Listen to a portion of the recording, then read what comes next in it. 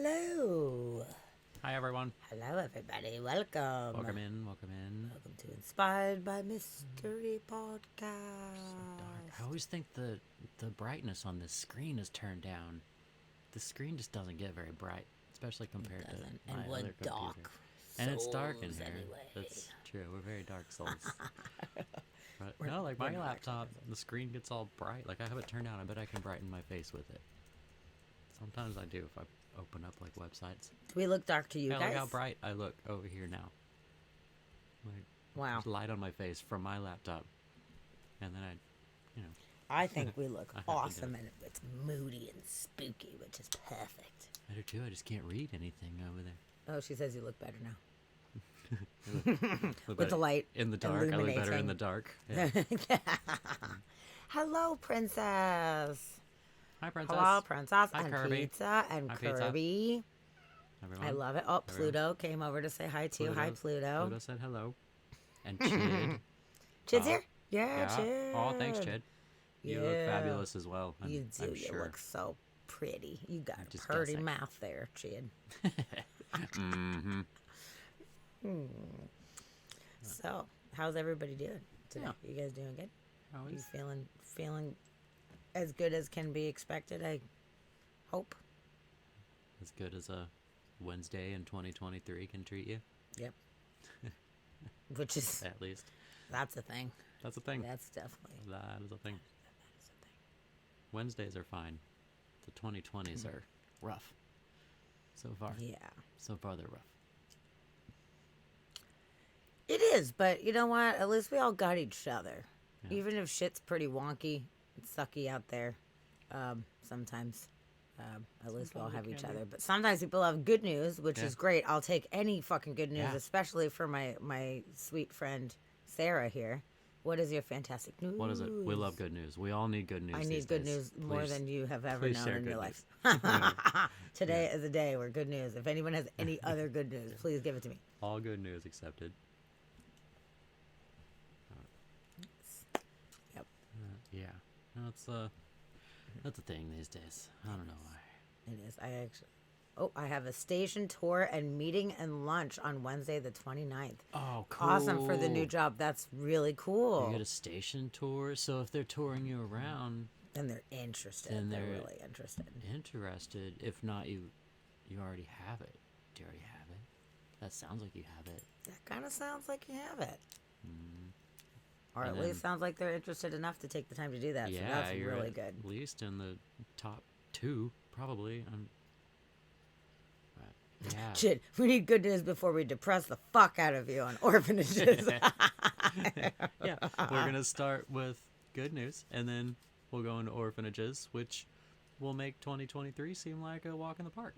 Yeah, Well, yeah, yeah. it's all about perspective. Yeah, perspective. Perspective is wise, things are better than they were in the Victorian era for a lot of reasons. You know, It's true. we At have least. like water and lights, and we don't have to wear corsets Mm-hmm.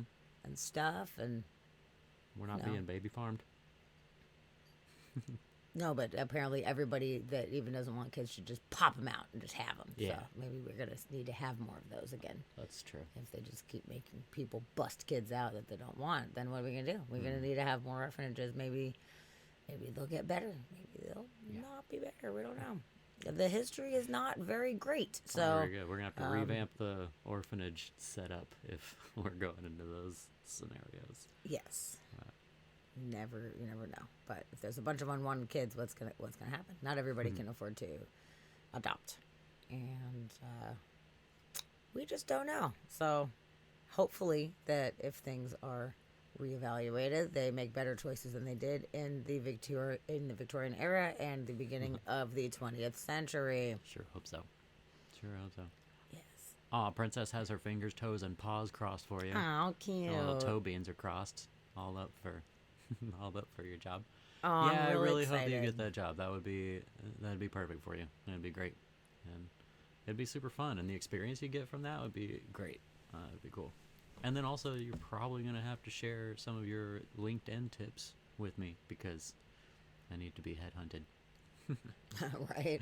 Yeah, but that's awesome. We're No, stoked that's for you. really, really Really cool. hope you get it. I'm very happy that at least things are moving forward. That's great. Yeah, So, super cool. that's awesome. Love Good it. news. Love it. Good news. We love good news. Yeah. So the tour is on what day? Wednesday the 29th. Ooh, that's coming up. Okay. Yeah. Good. That's That'll so be cool. super fun. Did they make the tour at like early in the morning? Is it like a 10 a.m. tour Like or a something? test to see if you can make it there Yeah. on time. Can you be Or what here you're at like in 9 the morning. o'clock on the dot? No, I can't. I've tried. It's very difficult for Oh, me it's to at do that. noon. Great. Okay. Oh, noon's great. Okay. Good. Okay. Yeah, sweet. Good. I can be there. Noon 05 at least. That is fantastic. Good. Okay. Well, we will all be rooting for you and keep us all in the loop here in the chat. Because we're Sarah. stoked. Yeah. Yeah. You're pretty cute. Cheering you on.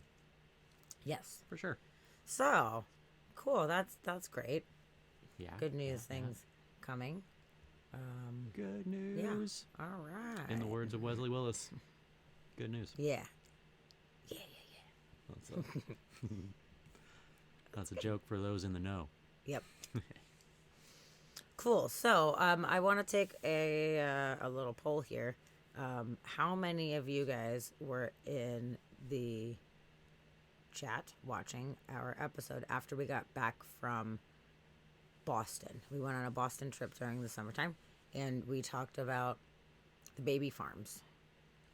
I was curious if you guys were all there, if you remember Yeah. or not.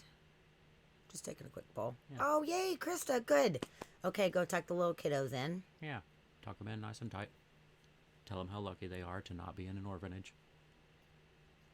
Yeah. Totally. Okay, good. Because, there's going to be a little bit repeated information, but we'll go into a little bit more depth about it, I guess. Like they got freaked out and bailed. Oh, Chid, that might be right. you're You so could- sensitive. Why you gotta toughen up, dude. Seriously. You're an Inspired by Mystery podcast mod. You're a mod. Like, you gotta just get your shit together and get in on the fucking dark shit with us. I feel like that's kind of our responsibility is like toughening up Chid. That's kind of our that's our MO here.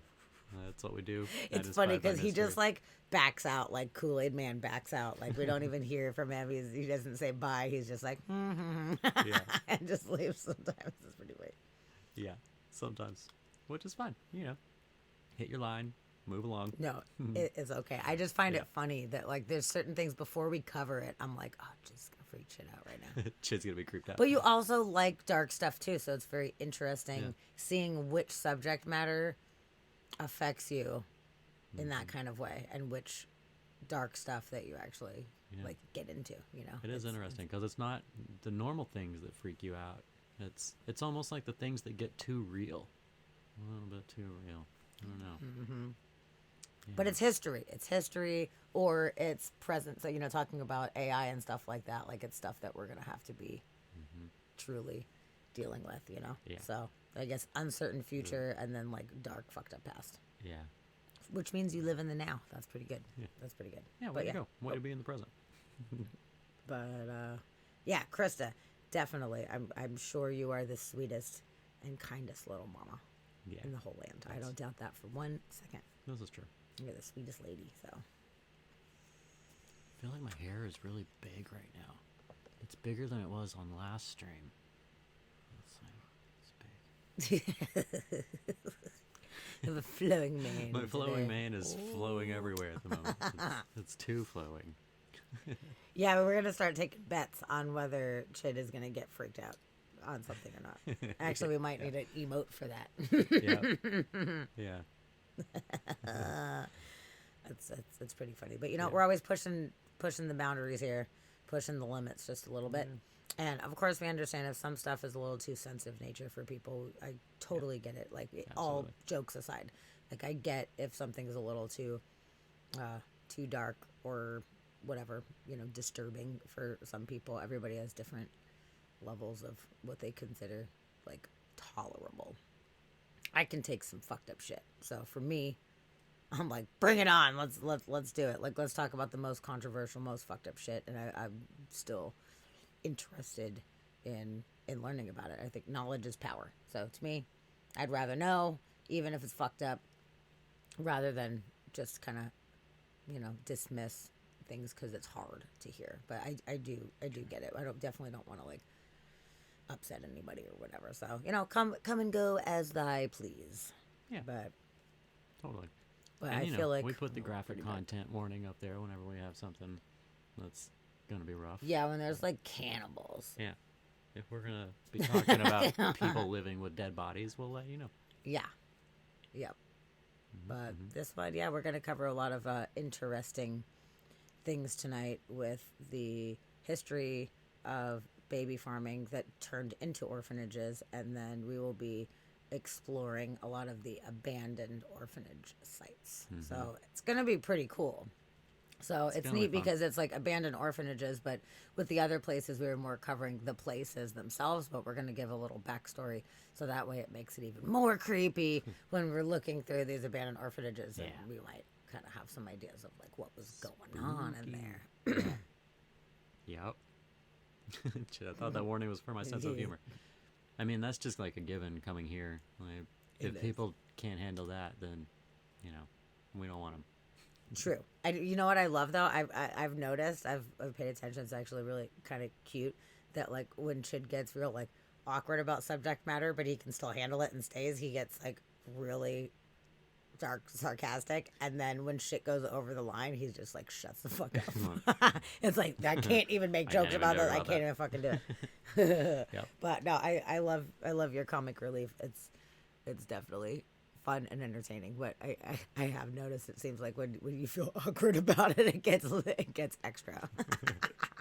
They're like, oh, we're freaking shit out. But yeah, then there's some things where you can't cross that line. It's like I can't even joke about this subject matter, which Yeah, might be good. it's true. Princess, if I use a deep conditioner, it'll make it less fluffy? I thought that'd be more fluffy. No, I think it'll make it more like silkier, so it will lay maybe a little more bit more. hangy. Yeah. I don't know. I try to condition as deeply as I can. You need VO5 hot oil treatment. Yeah, now we're talking. I Damn. wonder if they even still make that. I think they do actually. Do they? Yeah. Nice. Yeah. Okay, some things never change. Something never changed. They take away probably the same fucking logo and everything. Fruitopia, but they keep the fucking VO5. Mm-hmm. Shit. Damn, no Fruitopia. I know. Why bring back Fruitopia? Yeah. Like, bring back Fruitopia. Bring back Fruitopia. I'm just Yeah. saying. Yep. No, that's okay. You are entitled to your boundaries. It is totally okay fair. and understandable for sure. We don't want to traumatize anybody too much on the Not show. too much.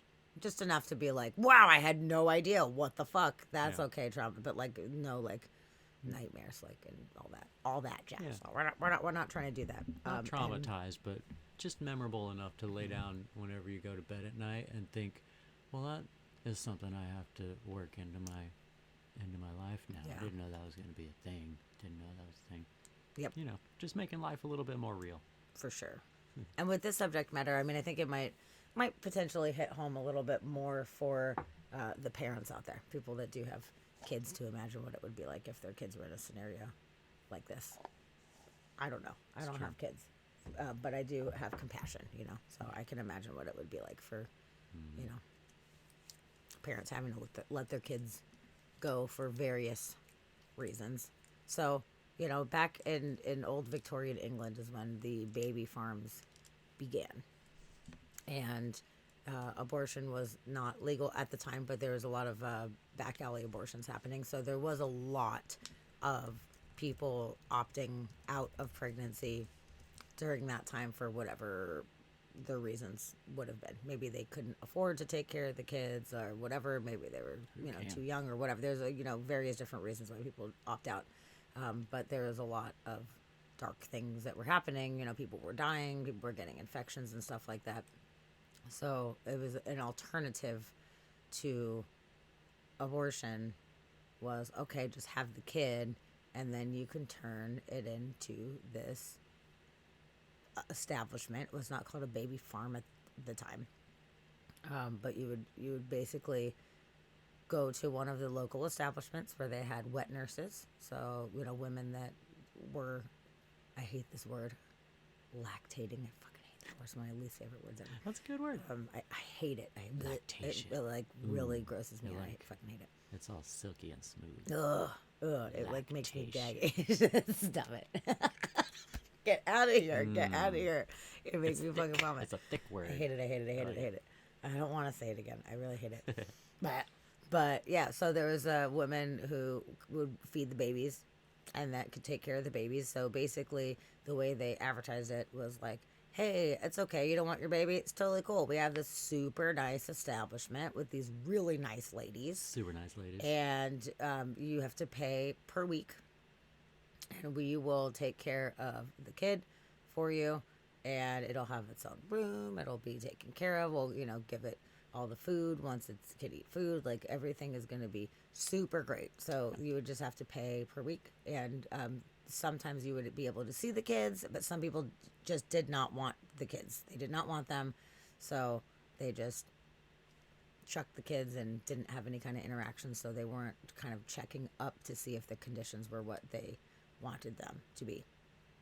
And as a result of this, there was a lot of corruption and a lot of really fucked up shit happening with these establishments where they were taking way more babies than they could even handle because it was just more money. It was, whatever, $2 a month or something like that, which was a lot, per baby. So they were just like loading up on the fucking babies and mistreating the babies.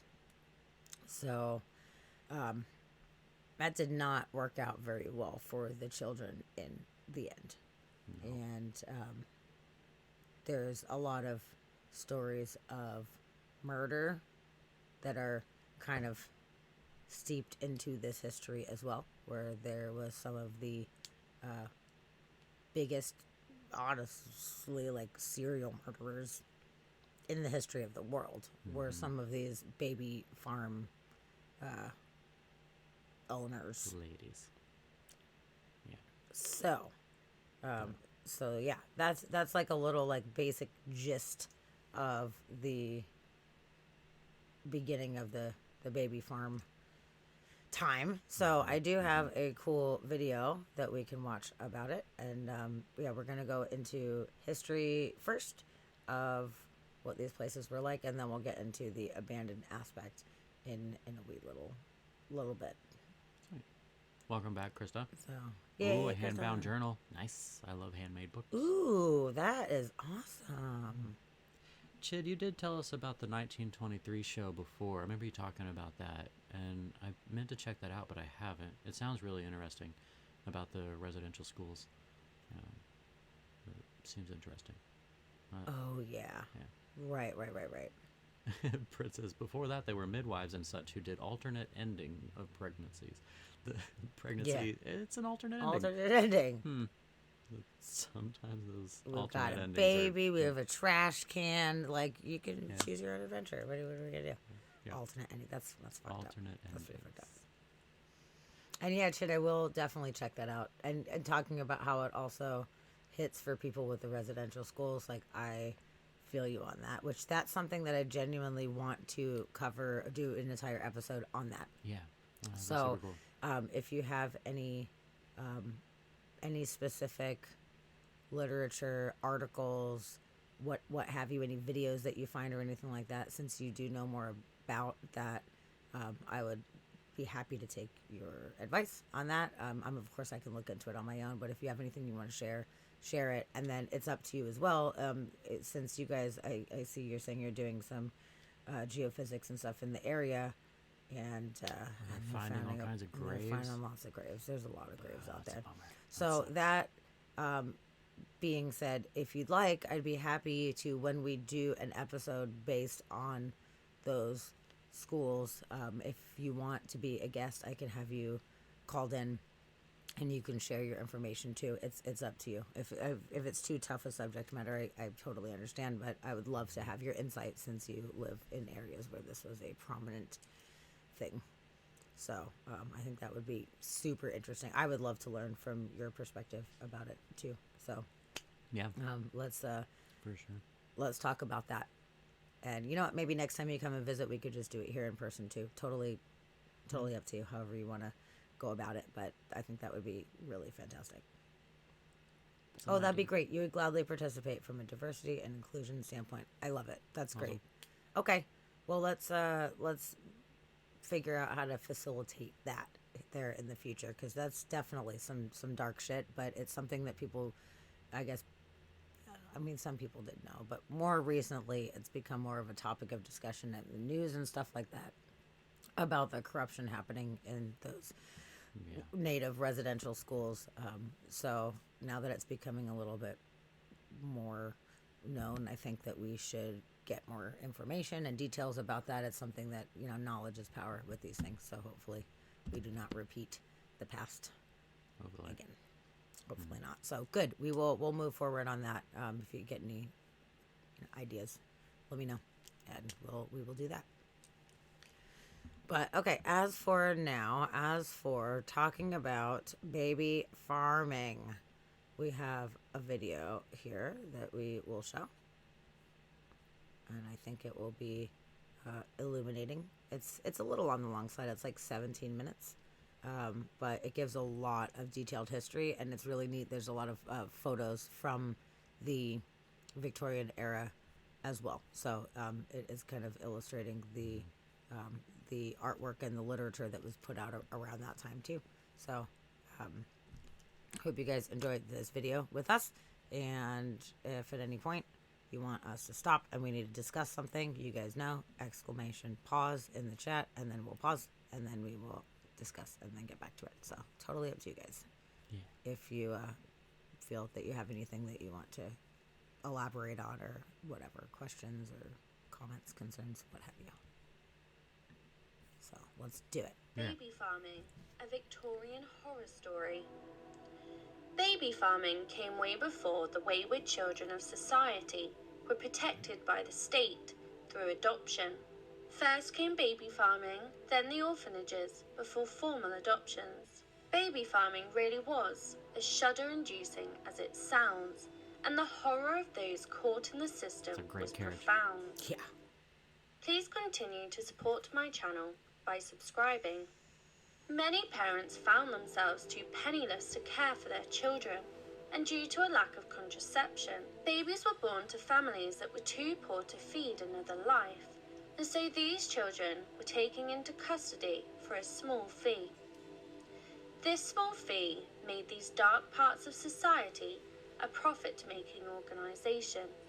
It was the most prevalent during the late Victorian era in England, but the practice was seen much further away in North America also. The number of abortions performed was high, despite it being unlawful. It was often the cheapest option for a working-class Victorian family, but it did bring many risks, such as infection and death to the mother. This is why the popularity of another alternative to abortion increased, because it was less dangerous for a woman, but it did come at a price. The families or single women would surrender their newborn to a baby farm for a weekly fee, and that the children would receive amazing care. They imagined one-on-one wet nurses, 24-hour attention, their own room and food, but this was sadly not the case. As it was common knowledge that wealthy women also placed their children with wet nurses, who would look after the babies and even breastfeed them in the absence of their biological mothers. It was assumed that the working-class women's children would have the same great experience. In 1834, the Poor Law Amendment Act was introduced, and the aim was to allow poor and unwed mothers to be given food, money or clothing from the parish. But these privileges were in return for their time working in the workhouse. The workhouses were in grim conditions, and therefore many women refused to work there, instead opting to work elsewhere. One of the best paid professions at the time was in domestic service as servants for the wealthy, but this involved living in the wealthy person's home. This job was not suitable for a woman that had children, But because the pay was good, women with children would still do the role, but would then send their money back to the other women that were paid to raise their infants. This was the community's answer to working mothers during the Victorian era. The theory behind these systems would work well. The children would gain access to 24-hour care while the mother was able to work, and the babies would be kept not far from their mother's work. The reality, however, was very different to what mothers assumed their children would be subjected to. Due to the neglect of these farms, the children would struggle to make it past infancy. And due to the profit-making nature of the business, it allowed people to become greedy. The women and nurses took on more and more children, and the ratios became unsafe as the money rolled in. The women could no longer realistically care for all of these babies in the way the working mothers had envisioned. As is often the case nowadays, profit came first. Take more children in and cut the cost of essentials to care for them. This would result in more money. The Victorians were feeling the squeeze, and during the peak Hello, of the Lone Rose. industrialisation Hi, Lone and Rose. urbanisation, Hi. Thanks for alongside popping in. frozen wages, the baby farms would advertise, seeking for more unwanted children that they could foster or adopt. Baby farms were located in city centres where the demand for them was higher. They allowed their parents to work, but they were notoriously unhealthy and unsafe places for children. The children sent there would die quickly from illness, malnutrition, neglect, and abuse. Even those that worked there that had good intentions to care for these children often fell short, and the chance of surviving to adulthood was poor. As soon as mothers could leave their bed after birth, the babies were shipped off to these farms, where the breast milk they had grown accustomed to stopped, and instead they were given non-nutritious substitutes. Those that paid weekly Only had a Coca-Cola, better huh? chance of their child surviving, as there was an incentive to keep that child alive. However, those that paid up front for their place were neglected more. If the child died quickly, then they had already gained their fee and could go to the next family for their fee too, leaving room to house more vulnerable children and bringing in a constant supply of cash. It was the desperation of these families that led them to continue to leave their children in these dire situations, despite the dangers being obvious. This practice eventually led to one of the darkest pages in recent history. One of the most prolific serial killers in the world was a baby farmer, Amelia Dyer. She was a widow and a She trained does look like a nurse, bitch. and initially she cared for Her the last name is children Dyer, legitimately, that's but over fitting. years, in her profession, her motive became fueled by money, and the killing of innocent children allowed her to live comfortably. It's estimated that she took 400 lives in her baby farming business. Wow. She strangled many of them and disposed of the bodies. Yeet. One of the babies Baby was yeet. discovered in the Baby River yeet. Thames. Into a Amelia was fucking born in alligator mouth. 1837 to a shoemaker in a small village in Bristol. At least it's quick. Dyer had suffered a hard upbringing, and one that potentially shaped the evil woman that she became. Her nursing profession was formed out of her experience caring for her mentally ill mother, of whom she was the main caregiver for. Her skills of caring for people started off as a passion, but slowly became the opposite when she embarked on a disturbing, murderous trail of the most innocent in society. The demand for baby farms was high. The mothers had little options and were often forced into dangerous situations, such as prostitution or starvation. Baby farmers, including Amelia, would offer to take the children off their hands and offer it an alternative future, but this did not promise a happy future or even a future at all. Dyer advertised her services in newspapers, describing herself as highly respectable. Her advert stated, "Married couple with new family would adopt healthy child. Nice country home. Terms £10. Her home provided anything but a safe and loving home, and once the fee had been given by the mother, she would murder them. Her methods differed and alternated between starving them, drugging them with an opiate-laced cordial known as Mother's Friend, or Wow. by strangling them. Mother's friend. Wow. The term fostering or adopting at the time became a term that was used to describe the Abandoned. practice of slowly or quickly killing children, and the practice led to thousands of babies and children suffering or dying at the hands of those that were supposed to care for them. The high infant mortality rates meant that she was able to mask the murder that she was committing, instead blaming the poor and grim reality of living throughout the Victorian era, and the authorities were none the wiser. Dyer eating travelled all over England to collect children, whom she charged a fee up front to care for them. Prices range from £10 to £80, which is A lot. equivalent to about £1,000 to £8,000 today for her services. The mothers were desperate to work to provide for themselves and their families. They thought they would be well cared for, but instead, their babies were murdered over a number of days or hours. What? Eventually, the truth caught up with her in 1879, Hours? when doctors Hours. became suspicious over the number of deaths she had certified in her care, and a package was found in the Thames with the remains of Helena Fry, a child who had been tied to a brick and left in the river. Jeez. For her crimes, she was sentenced to 6 months hard labour for neglect. That's it. Upon her release, her You kill remorse did 400 not babies and you surface. get 6 months? She continued her They might have grisly not known business, at that just point. with a different modus operandi. Yeah. I don't know. Rather than register the deaths in her care, she decided to dispose of the bodies herself, so not to highlight her crimes again. She would throw the children into the River Thames, and this would bring her eventual downfall. When Helena Fry's body was fished from the water, a clue was spotted. The packaging bore a Midland Railway stamp, dated the 24th of October 1895, and was marked Bristol Temple Meads. Right, Lonrose? The name Fuck. and address Yeah. was also visible, Yeah, despite Krista, being that smudged, seems more and fitting. it was a Mrs. Thomas of 26 Pigots Road, She got what she Caversham. deserved at the end. Sure. This was Dyer's married name and former address. When the police arrived in her town to search for the murderer, the neighbours reported that she had left.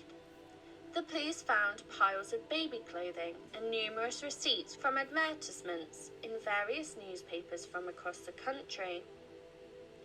They also found the tape that was used to strangle the child, and 4 days later Dyer was found and charged with killing a child.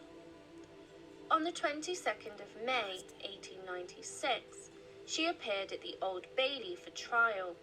She had attempted to scupper the jury with a plea of insanity, but the prosecutors were able to prove that her mental instability was merely a ploy to avoid repercussions for her crimes.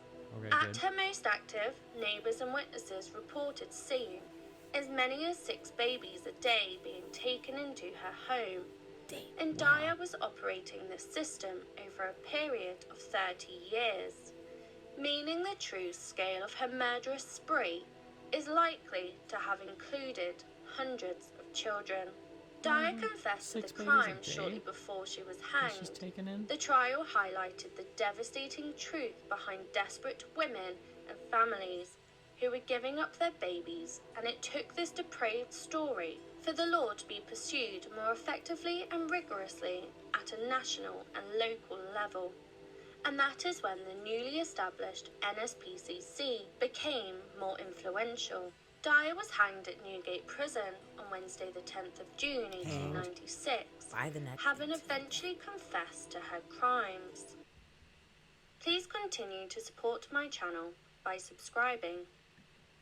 Please That's fucked up. That is pretty messed up. That's some fucked up Dude, shit. she was taking in 6 babies a day? Like, you gotta be killing a good number of babies because there's no space. If you're taking in 6 a day, you don't have room for that. Like, Nope. You gotta be killing them off. Like, Oh, yeah. that's crazy. And I guarantee you that she had them scheduled out so that the mothers weren't seeing.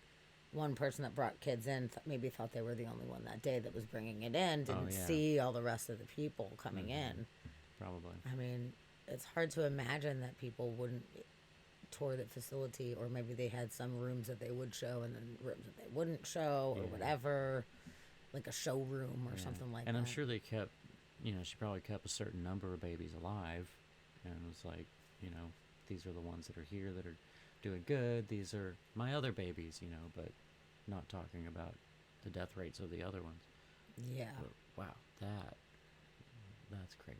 that was whacked out. Yeah. She got busted though. She got fucking Busted. busted. Yeah. I'm so glad. Oh, Chid went quiet. Yeah, I know. No jokes about that one. Yeah. Yeah. Oh yeah, and Krista's been a courtroom clerk for many years, so you have seen some shit. But that's like the next level. Like Yeah. 400 fucking babies. Like at first, they were like, "Oh, you're just neglecting," and she's like, "Phew, got away with that." And then they were like, "No, you're like a crazy serial murderer person," Yeah. and that is just And how interesting she hardcore. tried to plead insanity, and they were able to prove that she was not. So she actually got convicted, as the Yeah. same person, which that's good. Uh-huh. Because a lot of times the insanity plea will work, and especially for something like that, I mean, that's a But- pretty insane That's thing to pretty do, insane but thing. it just sounds evil and calculated. Like, well, nobody wants these kids. There's all these kids. Why, I may as well just chuck them in the river. Like, it's so messed up that yeah, she thought that that was a good idea yeah, to do that. But as far as a business making scheme, it's pretty solid. It worked for 30 years. yeah. For 30 years, she got away with it. Which doing something that long, I'm sure you get pretty confident in what you can get away with. Yep. Maybe get a little loose on it. Then you start chucking 6 babies a day into the fucking river Thames. Yeah, you then know? you just yeah. Like, you get to the point where you're like, oh, nobody's even noticing. Nobody and even then knows. you get busted. Yeah. Hi, Joey. Hi, Joey. How you doing? Hello.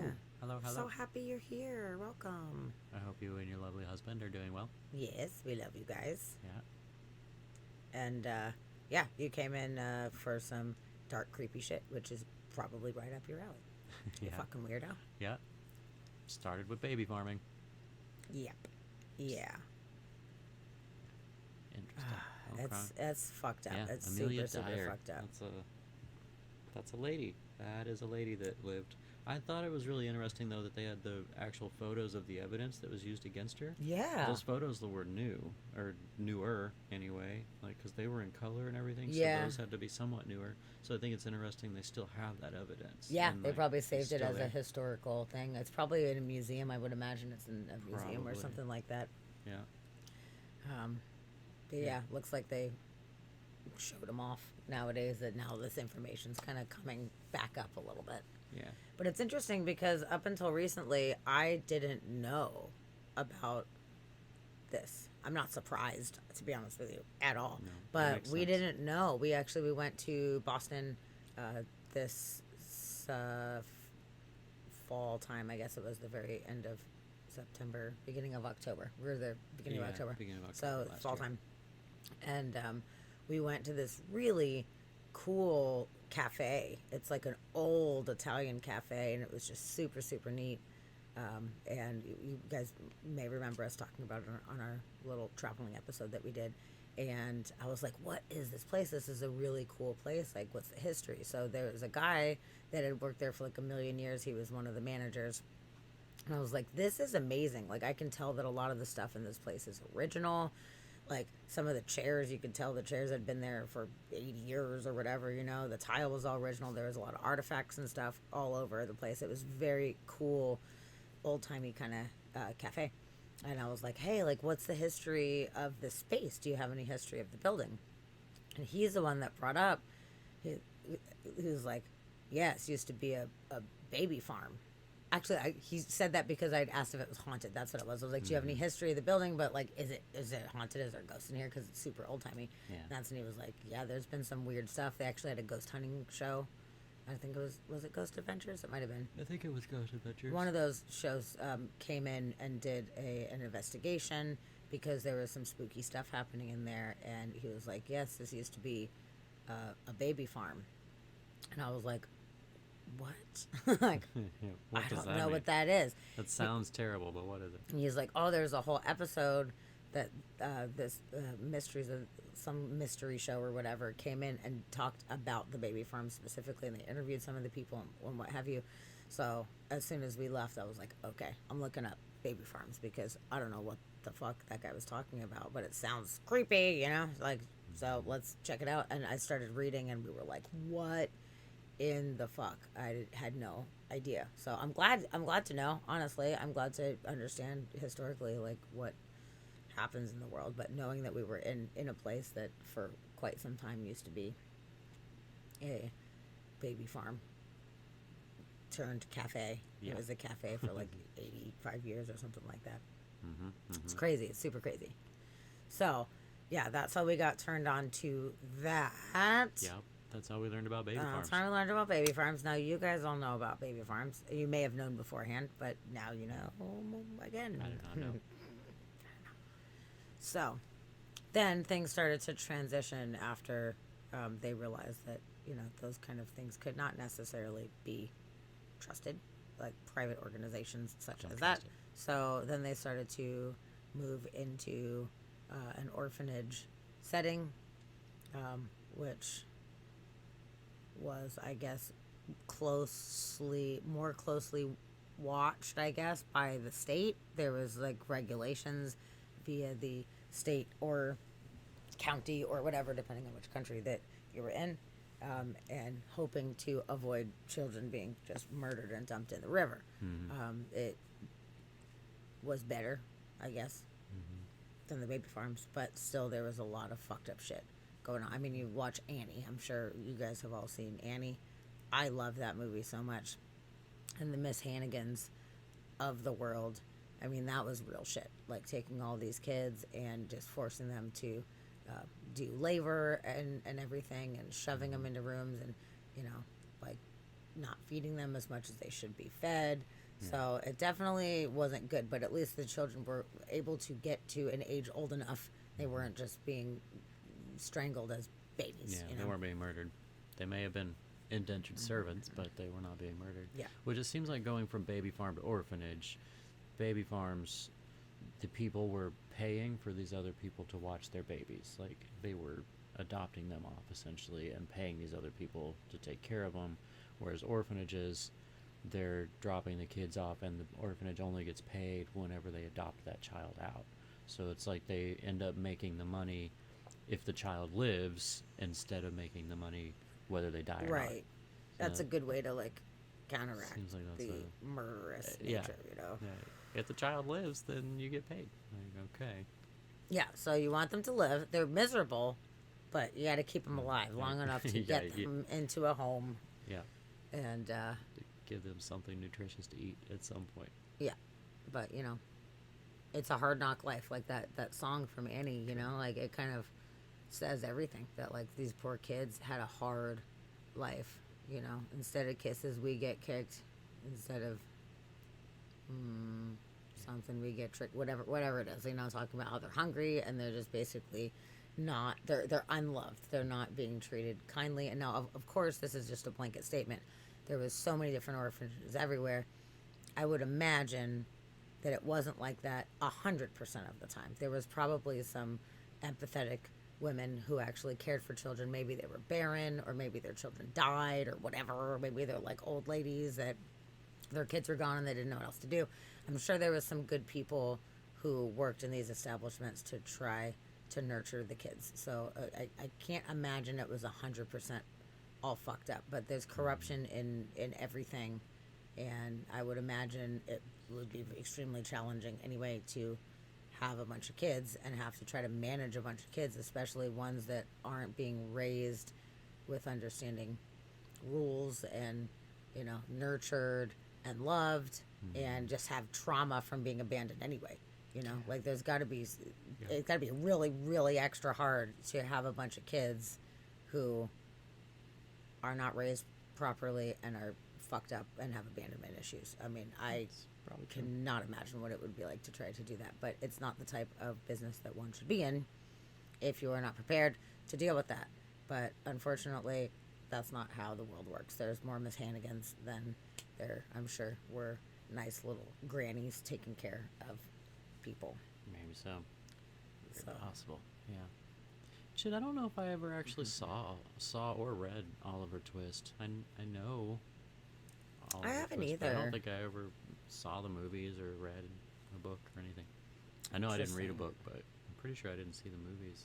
yeah, oh, that would be interesting to check that out and But kind of learn a little bit more what it was like. honestly, I just saw Annie for the first time in recent years. I never saw Annie growing up. Yeah, I think it was 2020 when we were like, okay, we're stuck in the house. I'm like, let's watch some movies that everybody should see, And we were chatting about Annie, and he had never seen it, and I was like, oh my god, I love that movie. It's a legit good movie. It's fantastic. Yeah. I'm not a big was good. musical person in general.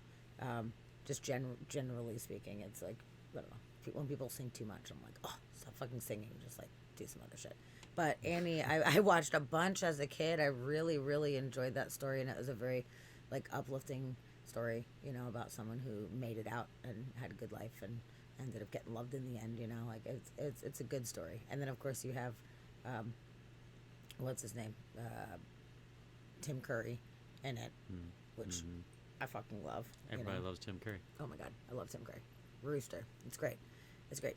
But it's really sad. It's sad to think about so many kids just being unwanted and unloved and in like shitty circumstances. Yeah, it was pretty real. Right? Like, I feel like it actually touched on subject matter, and like it kept the movie, like especially being a musical, the movie had a more whimsical mood to it than a lot of the subjects that they were touching on. Like it could have been a much darker situation. Honestly, I would love to see Guillermo del Toro remake Annie and Yeah. do it in a fucking dark way. I mean, it ends up good in the end, Yeah. but it was not a Let's good get- scene. Let's get Rob Zombie doing it. Yeah, it's Rob Zombie redoes Annie. that Let's would see be where awesome. that goes. That'd be so awesome. Oh, that's really cool. That Annie on Broadway. That would have been a really cool Broadway show to see. That would have been very, very Nice. neat. Yeah. Yeah, no, it's been on Broadway and like stage circuits for a long time. That one, always pops up. Yeah. Interesting. Yeah, so, this is not something nowadays that we really have to worry about as much. I mean, there's foster homes now, which you have to worry about foster parents being fucked up. So in any circumstance where there's unwanted children, shit is not good. And now, foster parents are keeping the kids alive because they make money off of having the kids, but a lot of people are taking on foster kids just for the paycheck and not treating them good. Mm-hmm. So there's no great answer for what to do with unwanted children. Nope. It's super sad. Just don't abort them. That's all we know.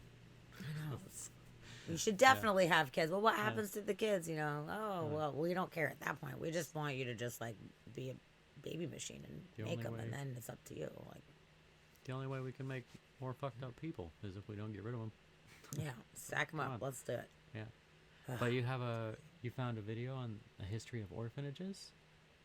I don't have a video necessarily on the history of orphanages, but I do have this is the 1946 film about adoption social workers in orphanages. So this is kind of like a promotional film about orphanages, being like, yay, Syndicates is Hooray, orphanages. orphanages. It's going to be Okay. super cool.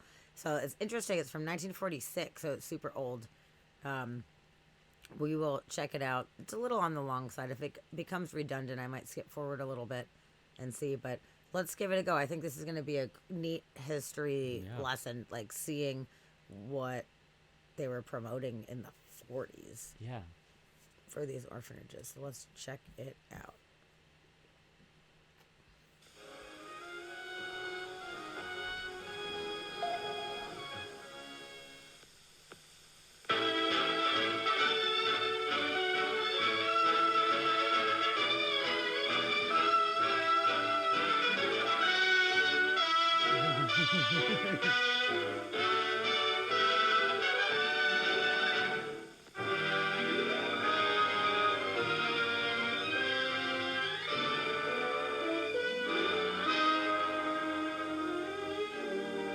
That's good to know, Of the population Kristen. of the United States, really happy with some 35 million, 1/4 of the nation, are children.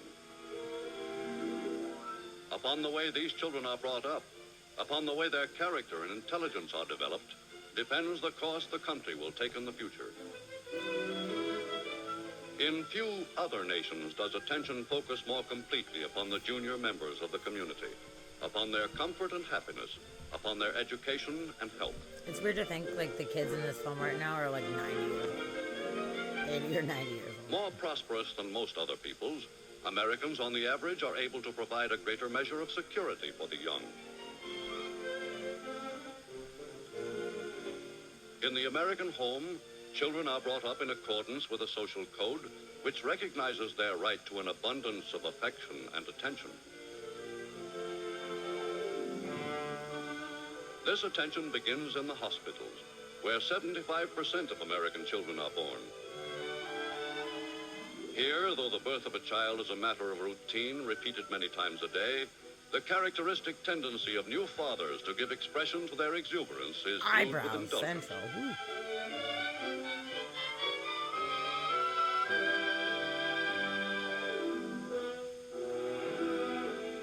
A matter of course with child-loving Americans is the ritual of attention, as elaborate as the family can afford, centering around the mother and her newborn baby.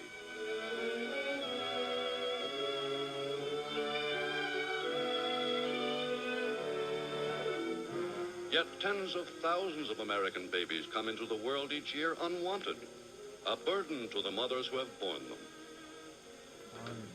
I just don't see how I can earn enough to take care of him. Well, a father has to support his child, you know. You can get a lawyer and go to court, even though you're not. No thanks. He let me down. I wouldn't go to him if the baby and I were starving. The nation's children's homes and institutions are filled with unfortunate children, not only babies born out of wedlock, but those from broken homes or with no parents at all, most of whom face life without the love and security of an established home. Kid's got a fucking mohawk. Yet even these have a chance of sharing in the advantages available to more fortunate youngsters. For these babies, there exists a continuous demand among American couples who have been unable to have children of their own. You know, dear, I've been thinking lately. We've gotten pretty much everything we set out to get. Everything except... George, why don't we adopt a child? Because we're old. For couples such We as smoke this, pipes in the house. there are scores of social agencies which handle adoption procedure in accordance with varying state laws. The aim of these agencies is to select, from among the many applicants for children, those couples who measure up to their standards. Tactful social workers determine whether the applicants will make suitable parents. But wouldn't it spoil the peace you've worked all your lives for, having a rough and tumble youngster about the house? Yes. And if you adopted a baby now, why, by the time he's ready for college, We'd be dead. let's face it, you and your wife would be 70 years old. No one lived that long back there. More important than the financial standing of the prospective parents is their motive for adoption, whether they want a child for its own sake or for selfish reasons in order to gratify their egos or in a desperate effort to patch up their marital troubles. Sometimes Tax I think breaks. we wouldn't always be getting on each other's nerves like this. We could only have had a child. Fuck your bitch. Why not adopt one? In evaluating such people, the social worker is constantly on the alert for signs of emotional It's a crazy instability. and that fur. For men and women whose temperaments indicate that they would make poor parents must be carefully eliminated. Every place I go, all the girls are talking about formulas and baby clothes and nursery schools and Oedipus complexes, and what can I say? So I told Frank, we just can't let the rest of our crowd get ahead of us like that. I've got to have one too. So here we are. But Yeah, among no, America's married denied. couples, of I've whom just one got in to every have the 7 latest is version childless, of Baby. there are many well-adjusted husbands and wives with secure incomes and stable temperaments who feel keenly their lack of children. But we both want one so much, Doctor. Yeah, Isn't there any eliminate. way? Eliminator. Have you ever thought of adopting a baby? Well, Obtaining a child through a social agency No, is that where we involves are? a process of careful investigation, Now, before this agency can go any further in arranging an adoption for you, I'd like to talk with you at your home. Could you give me an appointment for, say, next Saturday afternoon? Following the interview at the agency, the home environment of the applying couple is thoroughly checked by the social worker.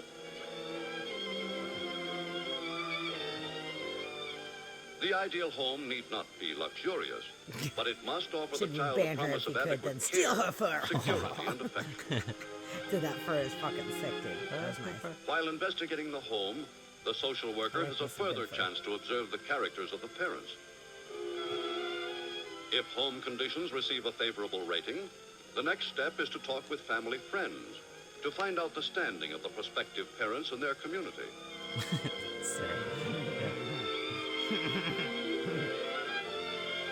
Okay, this is good. So it's talking about how they did checks. From the and husband's made sure. employer and business associates, the social worker gains more knowledge as to his financial responsibility and his reputation among those with whom he works. Thus, bit by bit, is assembled a composite picture of the prospective parents.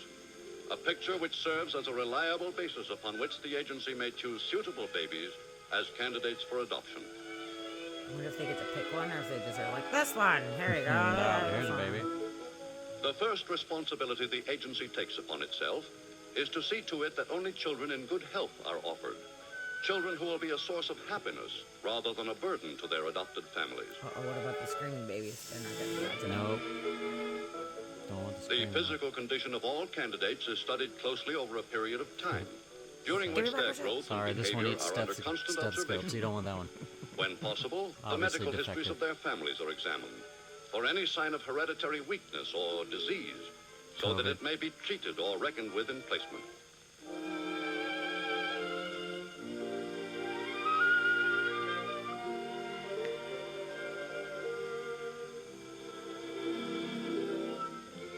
Not only must the child be sound in body, but he must meet mental standards appropriate to the home he is expected to enter. You can hear. Okay. Yeah. Yeah. Okay, yeah. This one likes By bells. exhaustive tests of the child's intelligence Perfect. and We have a behavior, home where I they play the collect, with the agency can fifth. select the brighter I play with children or parents of superior mental level, we have parents while who collect average bells. children We'll go give to this baby families to of those. average capacities.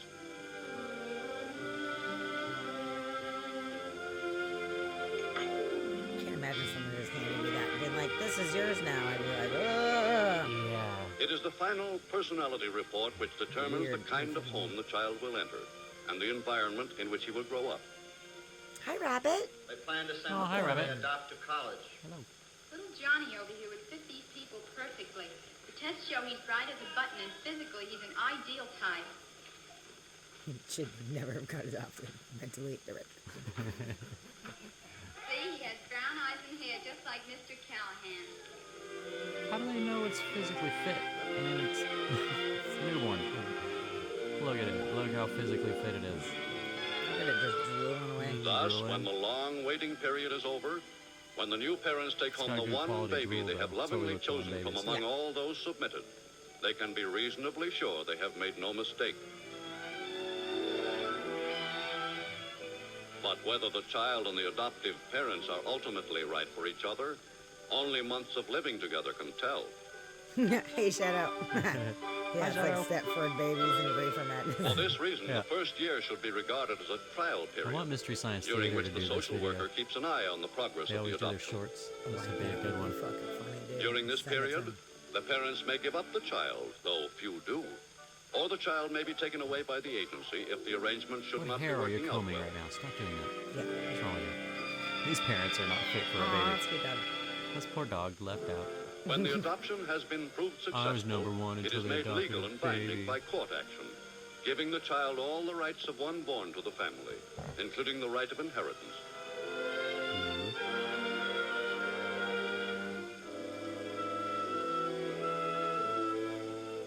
But social agencies find that many couples resent the safeguards devised for their own protection.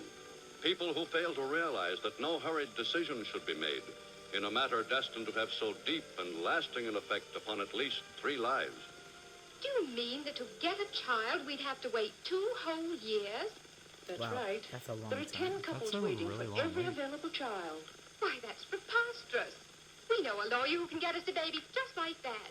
Come along, darling. We're wasting our time here.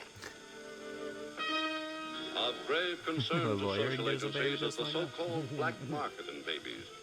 Actually, Hey, a you want a legally baby? permissible procedure 2 years is whereby a really long unqualified persons procure long time. children for adoptive parents, too often without any sense of the tremendous obligations to both parent and child which such service entails.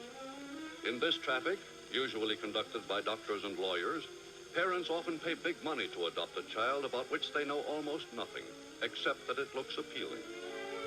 Looks like a baby. I don't know. $1,500 for a little shit machine. Sounds like a plan.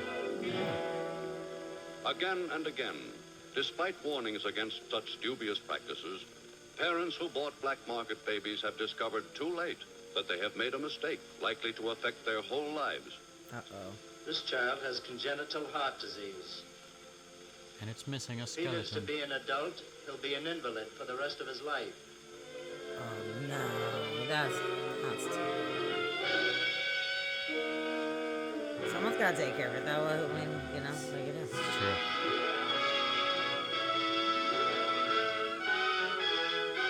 Professionally concerned.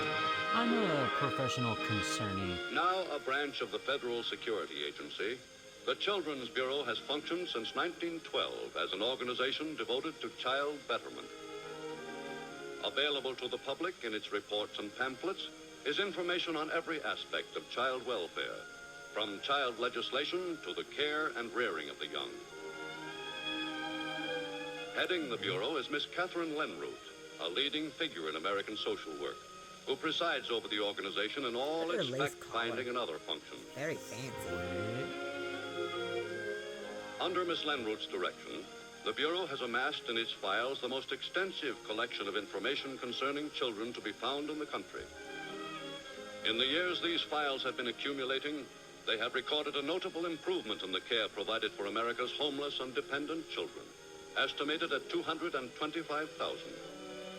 Of them, over 100,000 are in children's institutions, which bear little resemblance today to the grim orphanages of yesterday, Sarah, in which she kind of children did. were herded about in That's scary. uniform and treated almost like prisoners.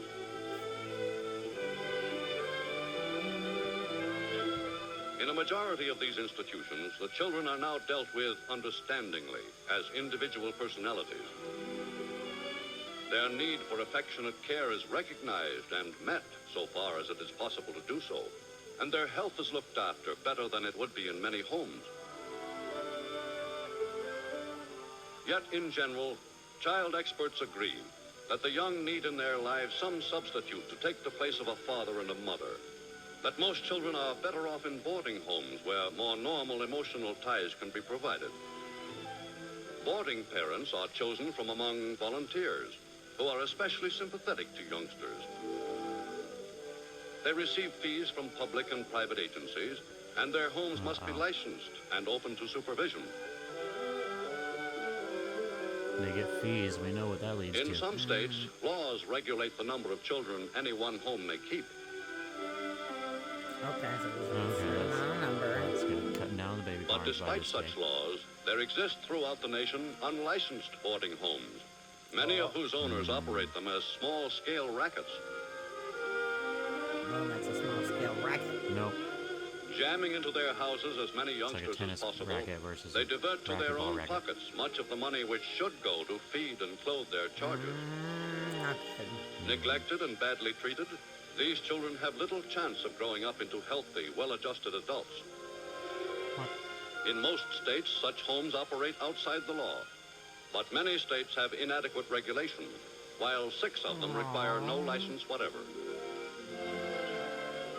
These and the other problems of needy and dependent youngsters of all ages are the concern of Miss Buttery. Lenroot Hi, and the Buttery. Children's Welcome Bureau. in. Today, some social agencies handling adoption problems report that they can satisfy only about 1/10 of the great demand for babies. This situation can be changed if we can persuade more people to adopt older children. People should understand that while there aren't enough babies to go around, Institutions all over the country are caring for attractive older children, many of whom are eligible for adoption. Among the many children in orphanages today are some older youngsters who, though their number is small, are in the especially if truest everybody's sense got to wait at nobody's least 2 children. years for them. Without relatives, in need of affection and security. Cut down that wait time. But most prospective parents are not interested in these older children, whose characters they feel have already been formed. Thanks, Buttery. Oh, thanks, Buttery. Oh, good, and you use the tombstone. That's my favorite tombstones. one. And no matter how worthy of adoption these awesome. older Thank you so orphans much. may be, And we got the cuttlefish most box. childless couples Yeah. prefer to adopt children still in their infancy. Children they can cherish and rear from babyhood as their own. I like that kid. Aww.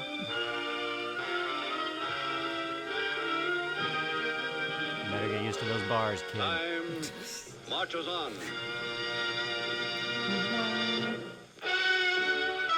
The end. Oh, that's a good font. I like that font. Yeah. That was a pretty neat video. Yeah, that was interesting. Okay. So that's what parents had to go through at that time to acquire a Yeah. child. It's a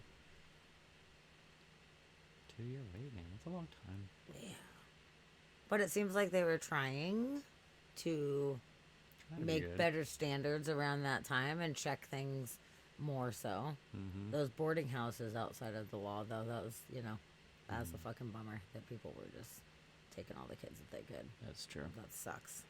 Oh, Aw, hooray! Shadow gifted a sub to Thanks, Lone shout Rose. out. Cool. That's and so Lone awesome. Rose got one. Now you are part of the family. Yeah. You got haunted, Lone Rose. Oh, you got haunted. Yay. That's so awesome. Appreciate Thanks, ya. Shadow. That's amazing. You're so cool. We appreciate you so Our much. chatters are so cool. I know you guys are so cool. So yeah, so that's interesting. Huh? A little peek into the So- lives of orphanages And cool hats and fur. cool hats. That was really neat seeing everybody's style in 1946. That Yeah. was very, very cool. I know. I wish we could have seen the colors. I always wonder what the colors are like.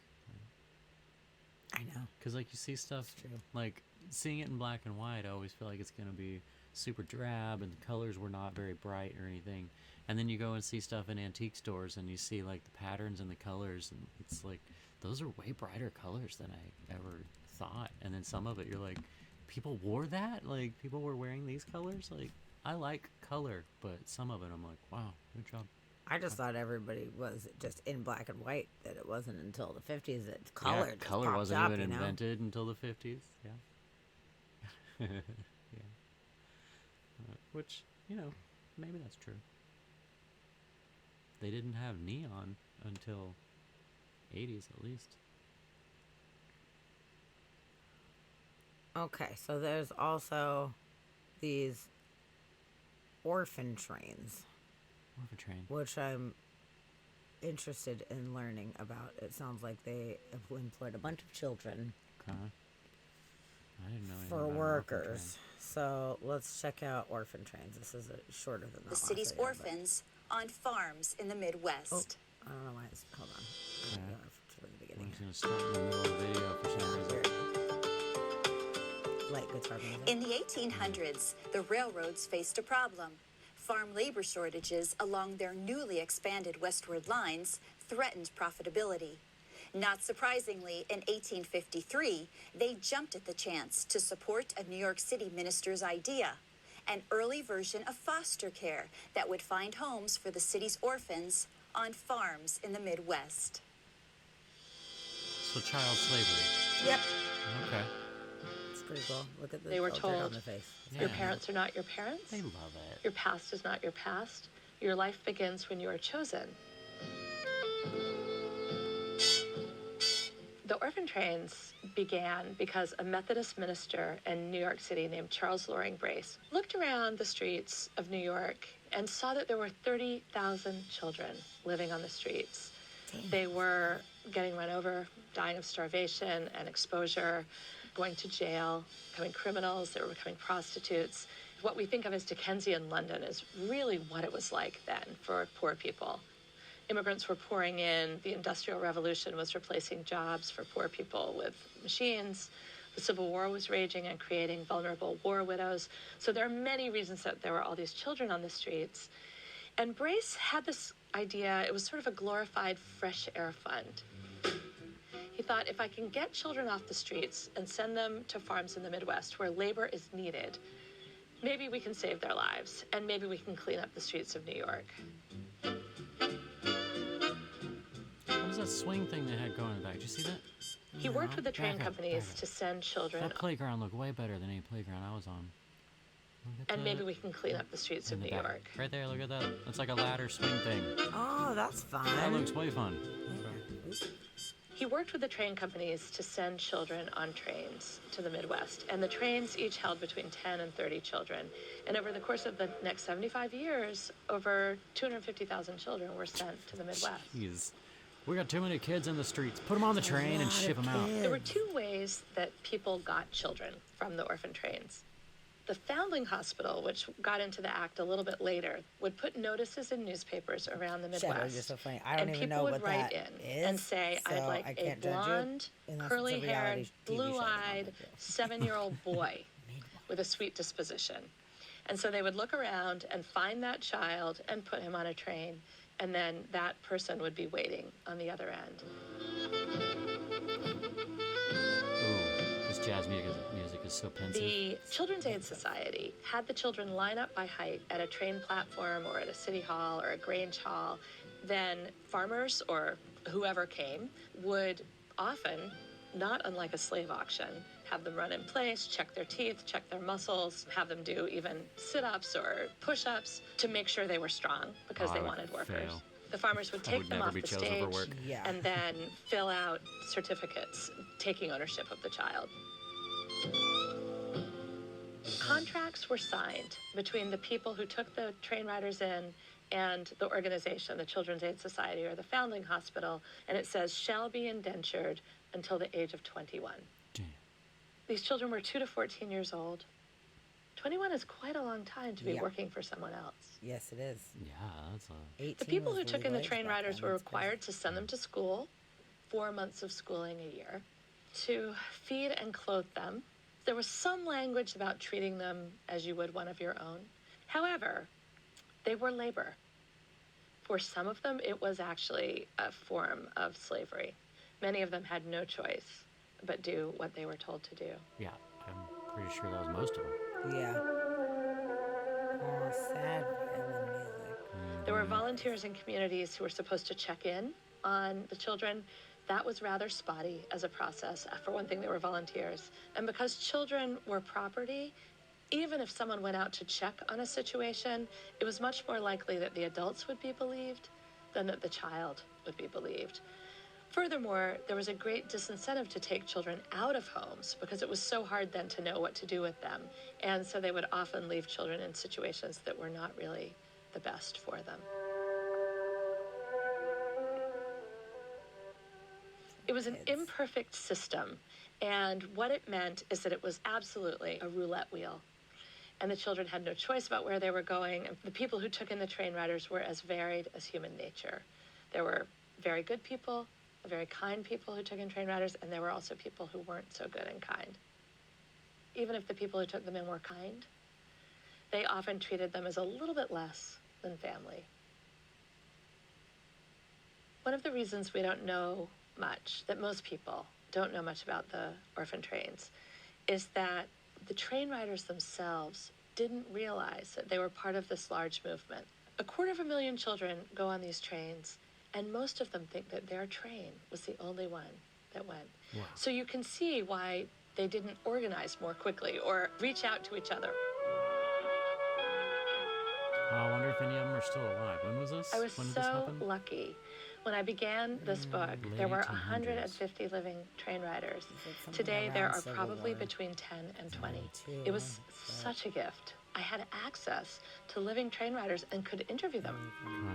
Cool. One of the most significant was a woman named Pat Thiessen. Even at the age of 93, she felt the loss and the sort of sorrow. She said, they were good people, but they were not my people. as one train rider said to me, you know, we had been through so much turmoil and so much trauma. Every child who rode the orphan train had been through something terrible. Otherwise, they wouldn't have been there because the trains were the last resort. Dude, that's intense. Prairie That's so an alternative to an orphanage situation. They just shipped him out and people picked him up, and I hope that it wasn't as horrible. I mean, she interviewed a bunch of them and wrote a book about it, so her saying that it didn't seem like it was like predominantly mistreating and slavery, that it, in some times that happened, but that it wasn't the main thing that they experienced, which is fantastic, because that makes me really sad to think if they just shipped a bunch of kid slaves out, but till 21. Yeah, that's a long time. It's a really long time. That is really. So I just looked up. intense. I guess one of the last living orphan train riders died in 2015. Alice Kearns Jeffrey Bernard. Alice Kearns Jeffrey Bernard. That's 4 names. She had 4 names. Apparently. Wow. But she died at 98 years old in 2015. But she was one of the last known living orphan train riders in Louisiana. So I don't know if that was like last ever, but she was one of the last few anyway. But that was 2015, which that's crazy. What a crazy life. Yeah. Like, being an orphan is one thing, but then to have been thrown on a plane, a train, and just like get off at the stop, and somebody will come and, you know, check you out and take you home. Like, okay, what a crazy, Yeah. especially at such a young age. I mean, for her to live until 2015, I'm sure she was super young when she went. And this lady was saying they were from like 2 to 14 years old.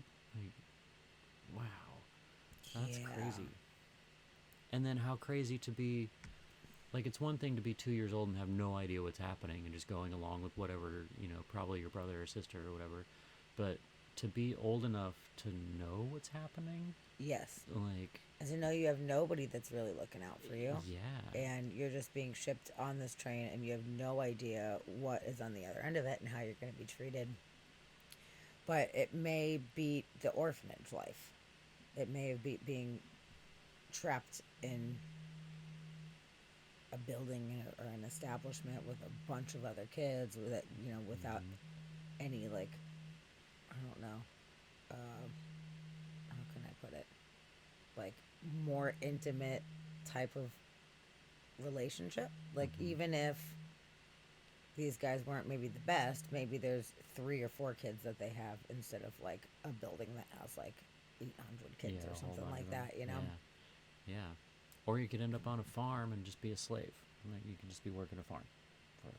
And like, Yeah. especially at that time, like, it could have straight up been slavery, essentially.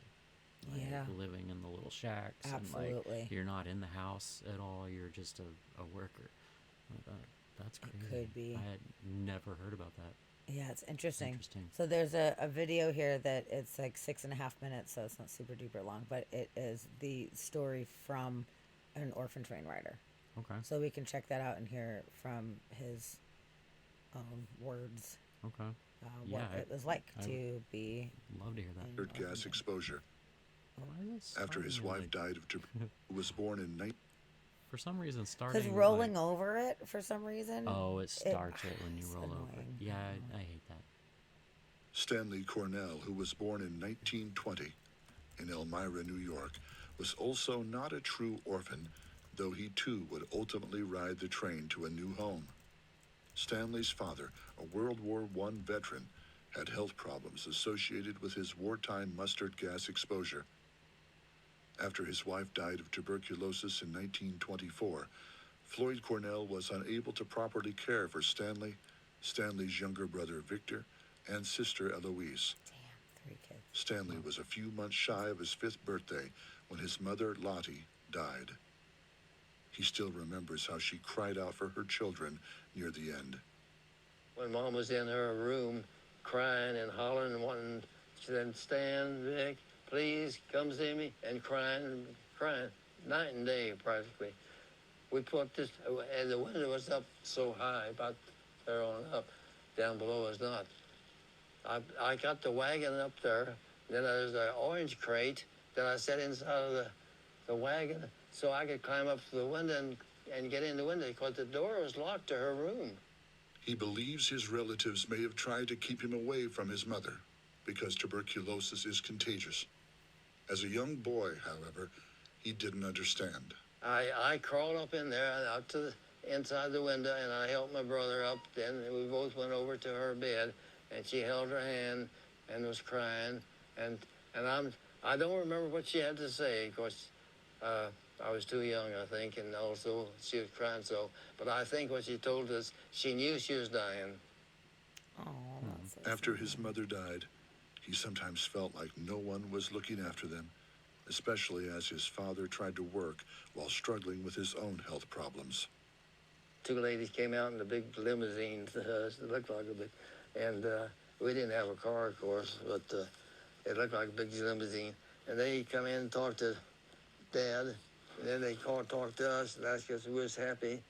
And I can remember saying, not really, no, not really. You know, I didn't want to complain, but that was true because we weren't too happy.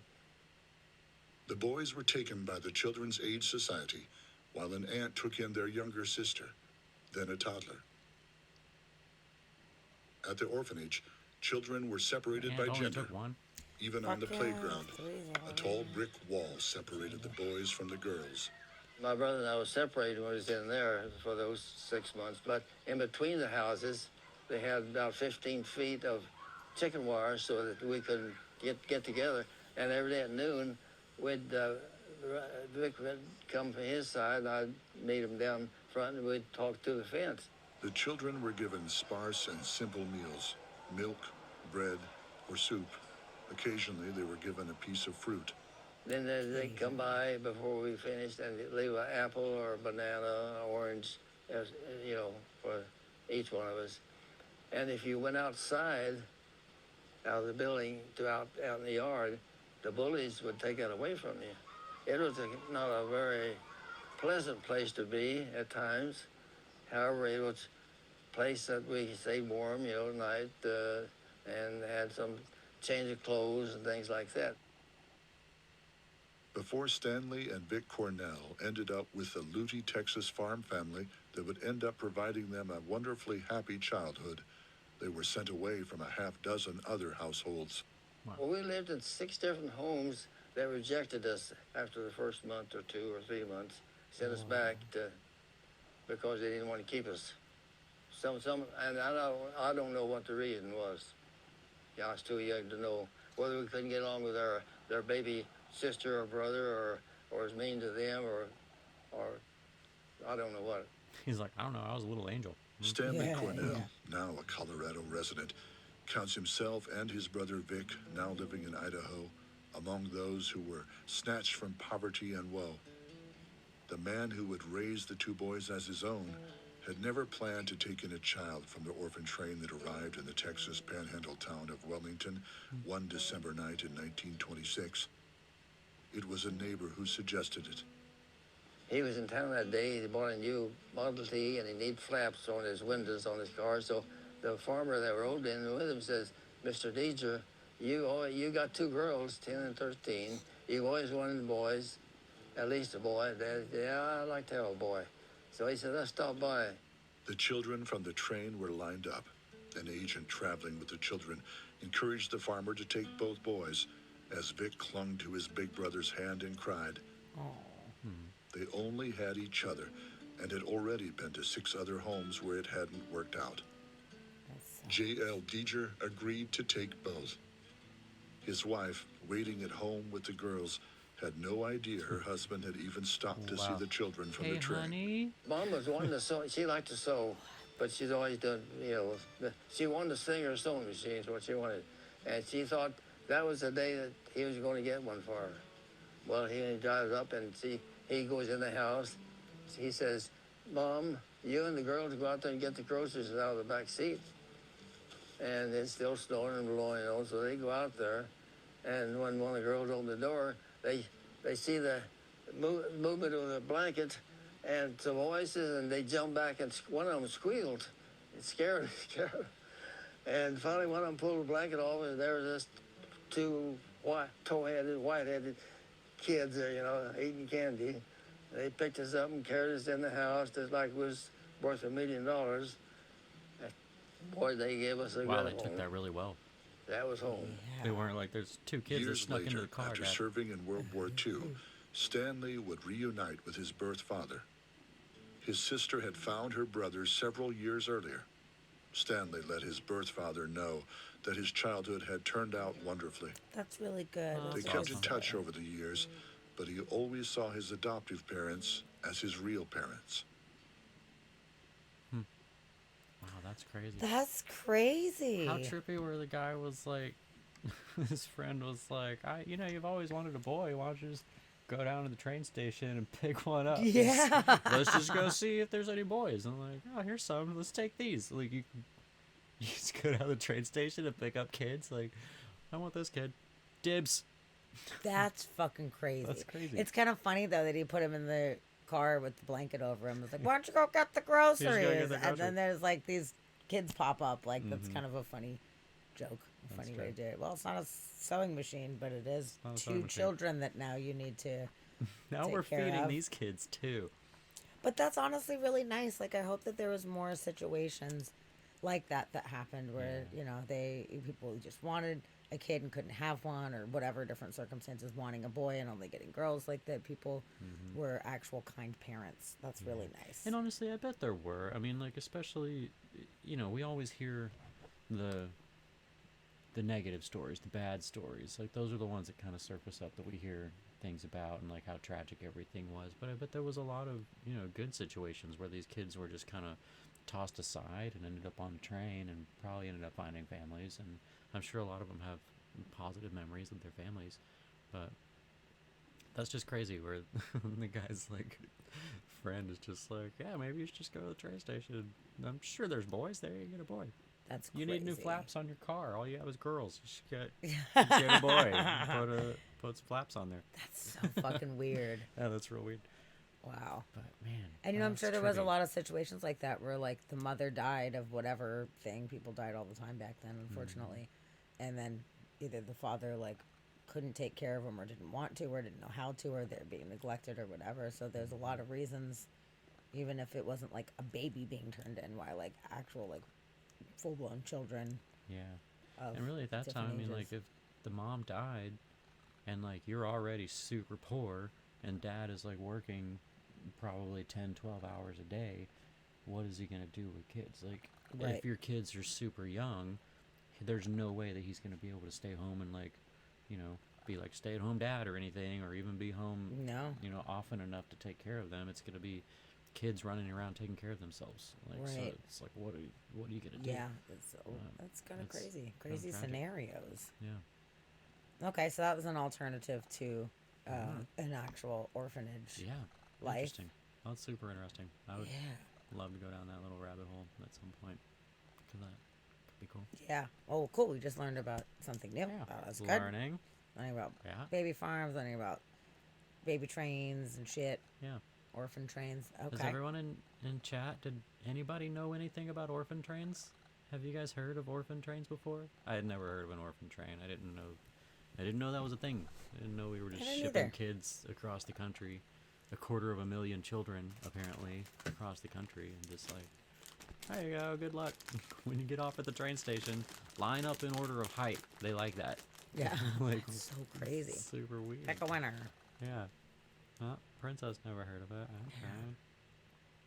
Yeah. Interesting. Shadow either. Yeah, it's weird, right? Like, I never run across that. So that was a good little sidetrack. Okay. It was. Are we ready? Sorry, to I'm having some snacks. I hope you guys don't mind. Mm. So let's talk about some of the orphanages. Orphanages. I found some orphanages. Abandoned orphanages. Yes. Let's see, I was trying to figure out where we should go first. If there's a... Let me see. Actually, we should do this one that's in your thing. So there's a top 10 video, and I noted that it gives some history up front, so we get to learn some history of these orphanages. You'll have to scroll way up. I didn't resend them. So just go way up. Oh, Lord.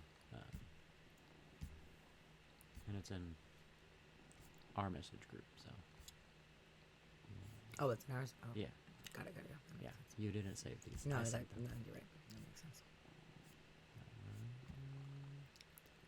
Keep going a little bit. Keep going. That one with the red circle on it. Okay. So yeah, this one I had noted that it gives some history of these orphanages up front, which is what I really liked. Like I wanted to make sure that we got some of the history about the orphanages before we went into it, and this one seemed to be doing that. This is the top 10 scary ones, right? I think so. Yeah. I mean, all of them are pretty creepy. I mean, there's like a couple top 10 lists of just like, abandoned orphanages, but most of the videos I found, like, they were all pretty shady. Like, I don't think I found a single video where it's like, this orphanage was awesome and it shut down for, non-nefarious reasons. I think pretty much all of them are like, there was corruption or there was shady things going on. Like, they're not happy. What we expected. Yeah. Okay, well, let's check this one out. Top 10 scary abandoned orphanages. Yeah. There's something really freaky about abandoned orphanages. Sure. I think horror movies are to blame. They make all orphanages seem like dark, haunted, and depressing places. And the fact that they were once home to creepy little children doesn't help its case. I've seen way too many movies about lonely orphan children haunting or seeking revenge on families. So for today's video, let's visit some of the scariest abandoned orphanages from around the world and see what darkness lies within the walls. Hey everyone, what's up? Welcome back to Most Amazing Top 10. I'm your host, Lindsay Ivan, and today I'm bringing you the top 10 scary abandoned orphanages. Starting off this countdown, we have St. Mary's Orphanage. Located in Galveston Island, Texas, St. Mary's Orphanage housed children until the 1900s. Sadly, that's when a massive hurricane threatened the orphanage. As a result of the hurricane, the orphanage began to flood. The sisters had to tie the children to themselves with ropes so that they weren't sucked under by the water. Sadly, the roof collapsed and trapped them inside.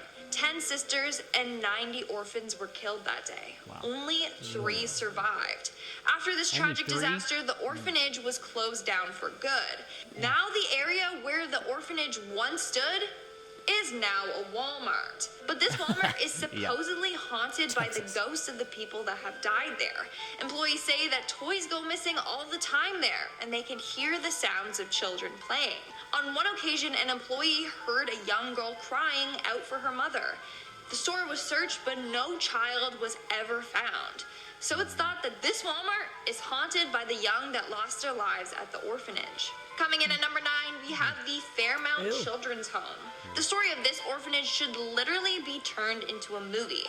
It's got an evil headmaster, suspicious fires, and revenge.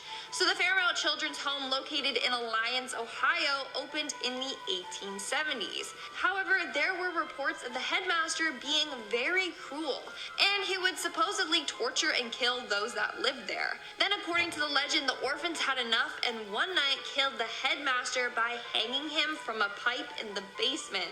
Those are some strong kids. The orphanage closed in the 1990s, and in 2002, it was mysteriously burned down. But before it burned down, some say that the headmaster haunted the orphanage. He would lurk over the children's bed while they slept, and sometimes was even caught in the back of class photos as a shadowy figure. In our 8th spot, we have the Holy Family Orphanage. Located in Michigan, the Holy Family Orphanage opened in 1915 and was meant to be a safe haven for orphans. But sadly, this wasn't the case. Apparently, they were treated very poorly. If they did something wrong, then they faced cruel punishments. It's said that a lot of people died within the walls there. The most famous story regarding this orphanage would have to be the one about the little girl in the snowstorm. So legend goes that one day an orphan went outside during a snowstorm, but the weather got so extreme that she got lost. One of the nuns rescued her, but the poor girl developed pneumonia and she passed away a few days later. But the nuns kept her dead body and actually put it on display in the lobby. What? This was meant to be a warning to show what would happen if you disobeyed the nuns. Jesus. Nowadays, people say that it is haunted by the souls who have died there, Holy which is crap. kind of ironic since the name of the orphanage is Holy Family. But this place is anything but holy. In our 7th spot, we have the Montana Children's Center. The Montana Children's Center, or the Twin Bridges Orphanage, was established in 1890. Some of the children were orphans, but most were children whose parents couldn't afford to care for them. Sadly, the conditions were not the best at this orphanage. You would get punished for the littlest things, like from wetting your bed. And punishments were severe, like being hung on coat hooks or getting locked in a dark room for hours. Sadly, over the years, many residents died from disease and their bodies were buried on the property.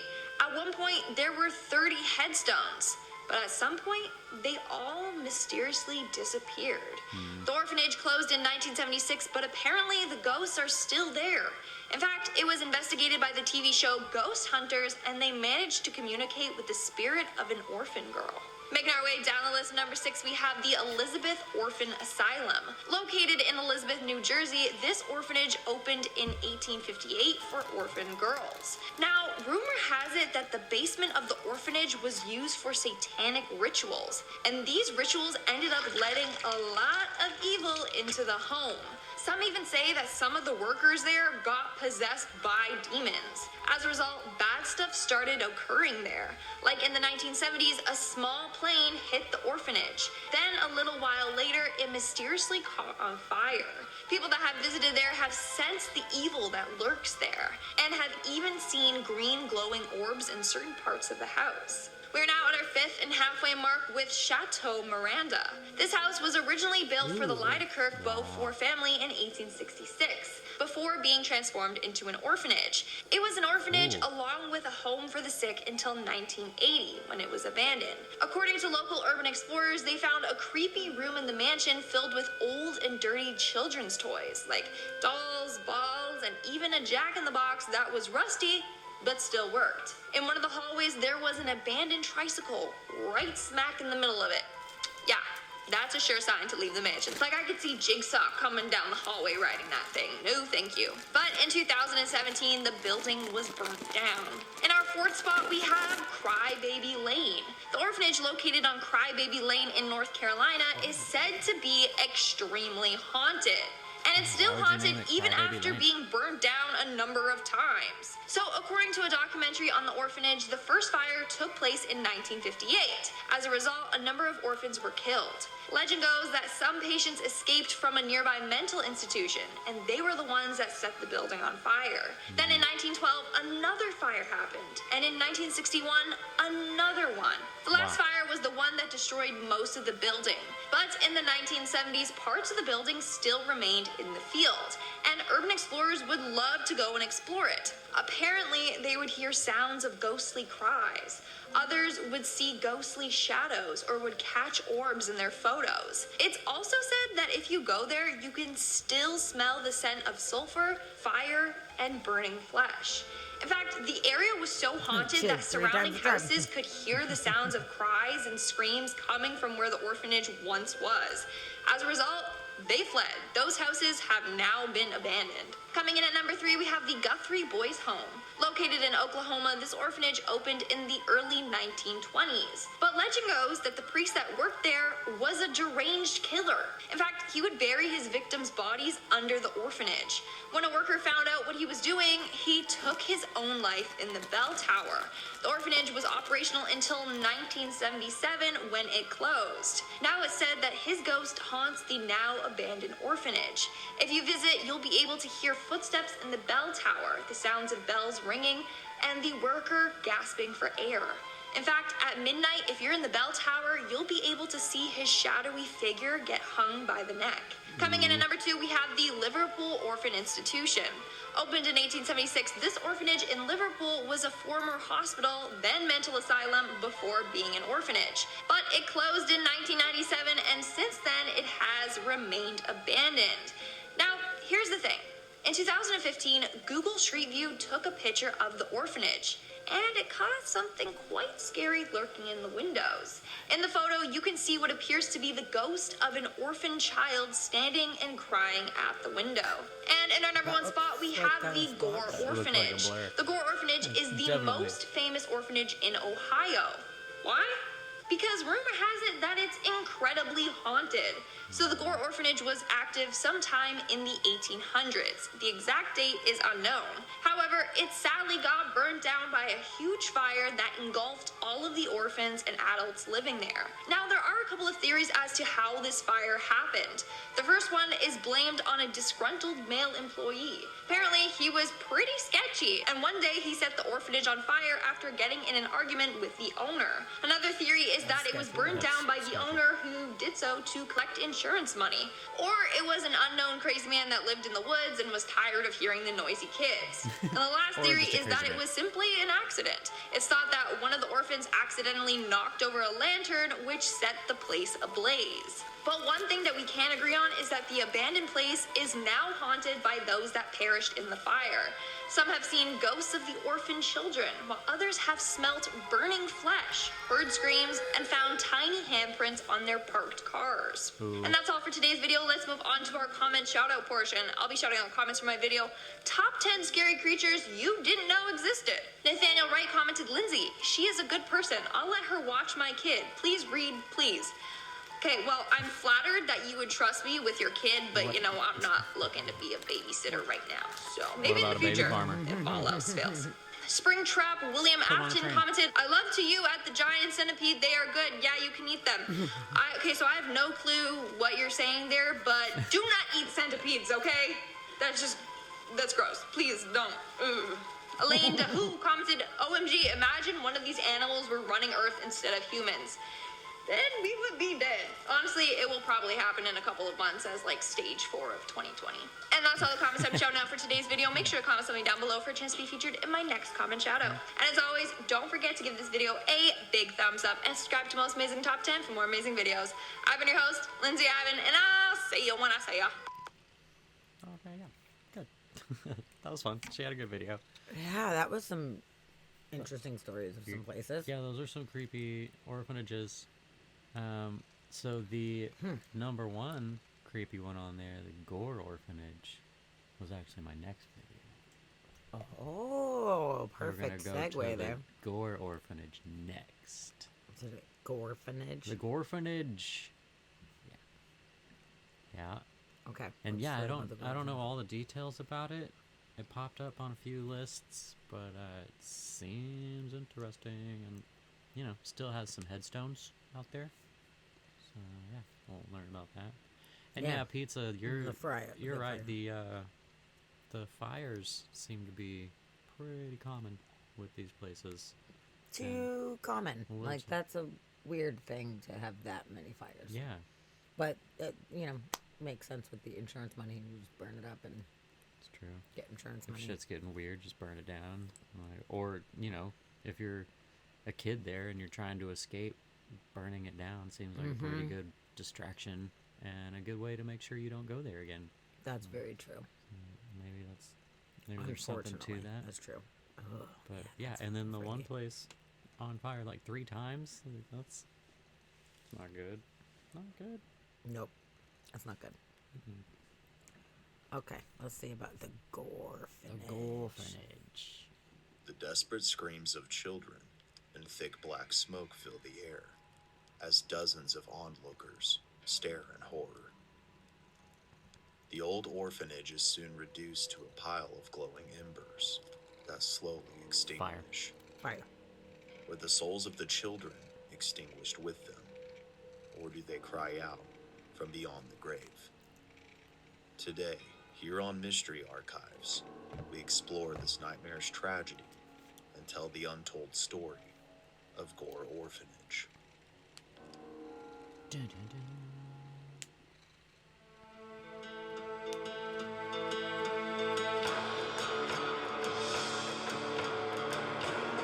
Oh, yeah, opening credits. Sweet.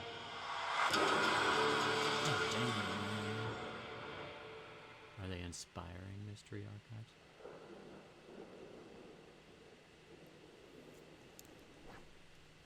year was 1902, and a religious zealot named Reverend Johann Sprunger decided to establish an orphanage on Gore Road in the Vermilion area. He and his wife Katharina had moved to Ohio after their prior orphanage had burned down in Bern, Indiana. Although it was located on Gore Road, the actual name of the orphanage was Light of Hope, although its name would not fit its future reputation. The new orphanage consisted of 4 sets of farm buildings, covering a total of 543 acres. Damn, that's big. Wow. A magnificent Greek-style mansion now sat abandoned on the property as well, and it too had a strange and tragic backstory. Originally built by a man named Joseph Swift in the 19th century, it housed elaborate furnishings, ornate woodwork, and marble columns. But happiness soon turned to tragedy when Swift's 5-year-old daughter Roxy suddenly Gun passed Project. away. Hi, Chris. And within a matter of months, That's his really 24-year-old sweet. son would But I also was pass. summoned back. Shortly after both of these terrible happenings, the Swift Well, family hold on, I'm gonna investments pause real began quick. to dry. I'm really glad you popped in, and that's really kind to hear something nice like that. Well, considering my my Tuesday job is going to be no more for a while, I should be back in on Tuesdays, yay! Because Hooray. the bar that I work at is closing officially after 33 years. So looks like I might have some extra Tuesday time on my hands coming up here shortly. So that's true. well, tell everybody that I love them in stream, and I miss everybody too. Which bar? The Yenmore. I just got the news yesterday that Yenmore is officially closing, so that's pretty sad. But Yeah, ye old Yenwa. yeah, I know it's super sad. This was kind of a product of during COVID. You know, they did the moratoriums where you didn't have to pay rent for a while, but everything had to be paid back later. And like, how are people supposed to do that?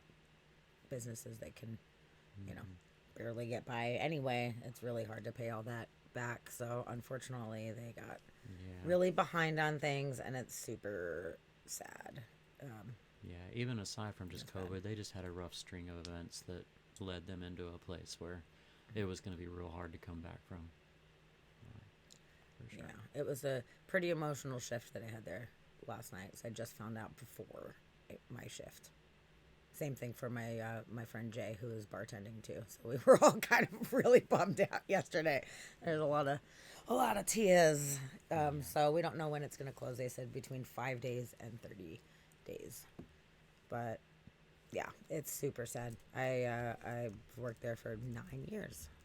It's a really long time. I got hired there 9 years ago, and I had off time during COVID time, of course. But I've been back. I was so happy to be back, and now it's going down again. But that will enable me more time to come and hang out on Roxygon Project stream. Which, by the way, if you guys are not following Roxygon Project, I think everybody in chat already is. But if for some reason you guys are not, please make sure to follow them.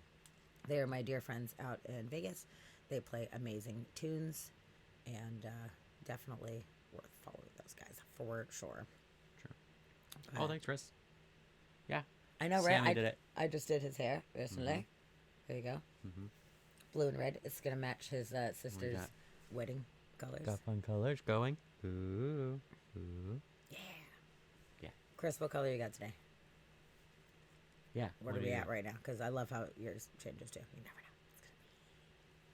It's gonna be. But yeah, I do really miss hanging out in the chat for sure. So, oh my God, Risky Biscuit covered Anchor Me. No way, really? That's awesome. And made it a billion times better. No shit. I love that song. That's too. cool. They covered it. Shadow, thank you so much for giving what? Roxy Gun Project a sub. That's so sweet. I really appreciate that. Sweet. Thanks, Shadow. Coming in with the gift subs today. That's awesome. Yeah. Oh, that's awesome. Thanks so much. Okay, you're purple. But wow, I really want to hear that Anchor Me cover. That's awesome that they did that. I love it. That's super cool. Awesome. Actually, can you put the Crimson Riot link in the chat real quick? So Roxy Gun Project here, they stream on Twitch and do cover songs. It's Chris and Roxy and RJ, who are also in Crimson Riot. So it is their original punk project. And they're awesome. And they're going on tour soon. Yeah. Fuck yeah. Well, not soon, but soon-ish, I Soonish. guess. So September, they're going to be Sooner than later. out here in Seattle. They're doing a whole, West Coast thing into Canada. Yeah. So it's going to be Going fucking all over awesome. Canada. There's so many dates in Canada. You guys are going to be gone for That's- like a minute. Yeah. For sure. Oh, that's super cool. Which is And so I heard you guys got new RV, new tour RV. Which is good. Dude, it looks nice. Yeah. I saw those photos. It is nice looking. That's so cool. Cool. I totally dig it. Yeah, 3 nights with Kids on Fire. Oh, sick. Good. It's gonna Those be guys are fucking awesome great. too. It's That'll gonna be super so fun. cool. Yeah. Oh, I am very excited for that, and I'm gonna come to all the shows in the Seattle area. I'm gonna see if I can make it down to Portland too. Yeah, that'd be and fun. maybe even to Canada. I don't know, but I'm definitely at least gonna hit all the shows around here for sure. So Yeah. we're Well, gonna as many party. as we can for sure. It's gonna be great. Yeah. I cannot wait. So yeah, I'm pumped. It's gonna be Chad, great. you might be on their stream. Oh, that would be That would be awesome. fun. Oh my Yeah. god. That'd be cool if you were on the stream. Yes, and we will find time to get tattooed because last time I didn't get to get tattooed with you guys. That was the plan, and then we had a tragic event happen, so that definitely took, precedence over it. But Cut into the time. it did. But I'm totally down. We're gonna get tattooed. It's gonna be super fun. Yeah, Chid. We're gonna get tattooed. Why don't you come down here and hang out with us while these guys are here? That would be fucking awesome. So we can all rock out together. I vote that. Raise your hand if you vote Chid comes here to Seattle for all the shows. I'll raise Yep, 2 hands. It's unanimous. No tattoos. 2 out of Fucking- 2 votes. What a pussy. I thought you were a tough guy. I am an island. You should get a tattoo of an island to let everybody know. Or just like the word tattoo with the circle and the line through it. Or no tattoo. Yeah, no tattoo. That'll be That'd good. be fucking great. That'd be great. Okay, see, everybody is putting their hands up. I'm just saying that, yep, peer pressure. Shadow, Mhm. you're right on. Peer pressure. Works every time. I'll get a matchy one with you. Ooh. Me and Roxy are supposed to get matching friendship tattoos. So I hope when she comes out that's what we'll end up getting. They're these little carrots that are friends that are hugging. It would be very cute. So yeah, friend carrots. I'll say, yep, friendship carrots. Important. Cool. I'm so glad that you popped in. Yeah.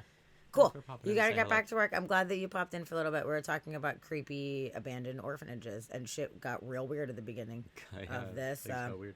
Talking about the baby farms and everything, and now we're just Orphanage learning about some of these trains. places. Did you know that there were orphan trains? Not orphanage, just orphan. It was just a bunch of orphans I that didn't they're know on a that. train. Oh, Chris says you and him need friendship tattoos. Oh yeah. That'd be so cute. Heck yeah. I love it. What would we get? Aw. I don't know what we get. We could figure that out. I love it. What a great idea. I really can't wait to see you guys. I love you guys. Probably so like very the much. heart, where when we put it together, it says like friends forever. Whatever, like the necklaces. BFF. BFF forever. Yeah. I could see you guys getting something absolutely ridiculous. Something on the That'd be neck fun. so we can put the necks together Oh and my it would God. make the full heart. That'd be No. good. Now you're No? getting crazy. No neck tattoo? No. No. Sorry, Chris. No Maybe neck on your tattoo. feet. So if you put your feet next to each other, it makes a fun thing. That could be That's cute. true. I don't know. Hmm. We'll see. Awesome. All right. It's totally going to happen. I'm excited. Figure that out. I'm happy to have you guys come out. So thank you for popping in for a little bit. Yeah. Get back to work. Do your editing. Yep. And Do your video editing. and we love you. Yay. For Cool. sure. Okay.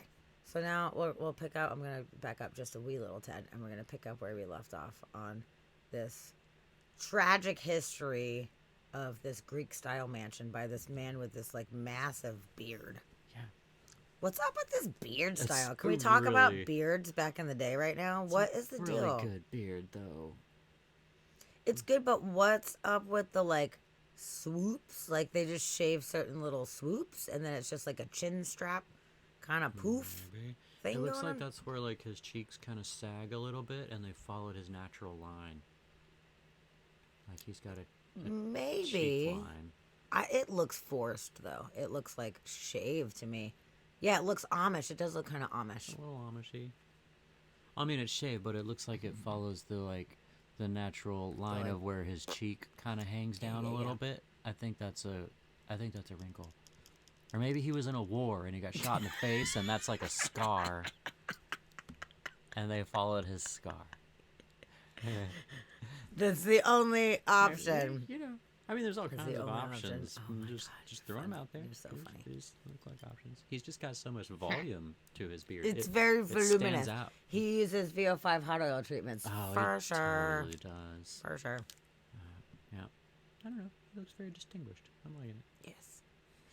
Okay, so let's learn more about Gore Orphanage. Yeah, most men had facial Most hair. men did. I just think that the shapes are just it's weird. It's weird. It's unique for Very sure. dense. Want to Photoshop a T-shirt on him that says "No mustaches allowed." No mustaches. That's pretty funny. I like it. Weird. Okay, let's do it.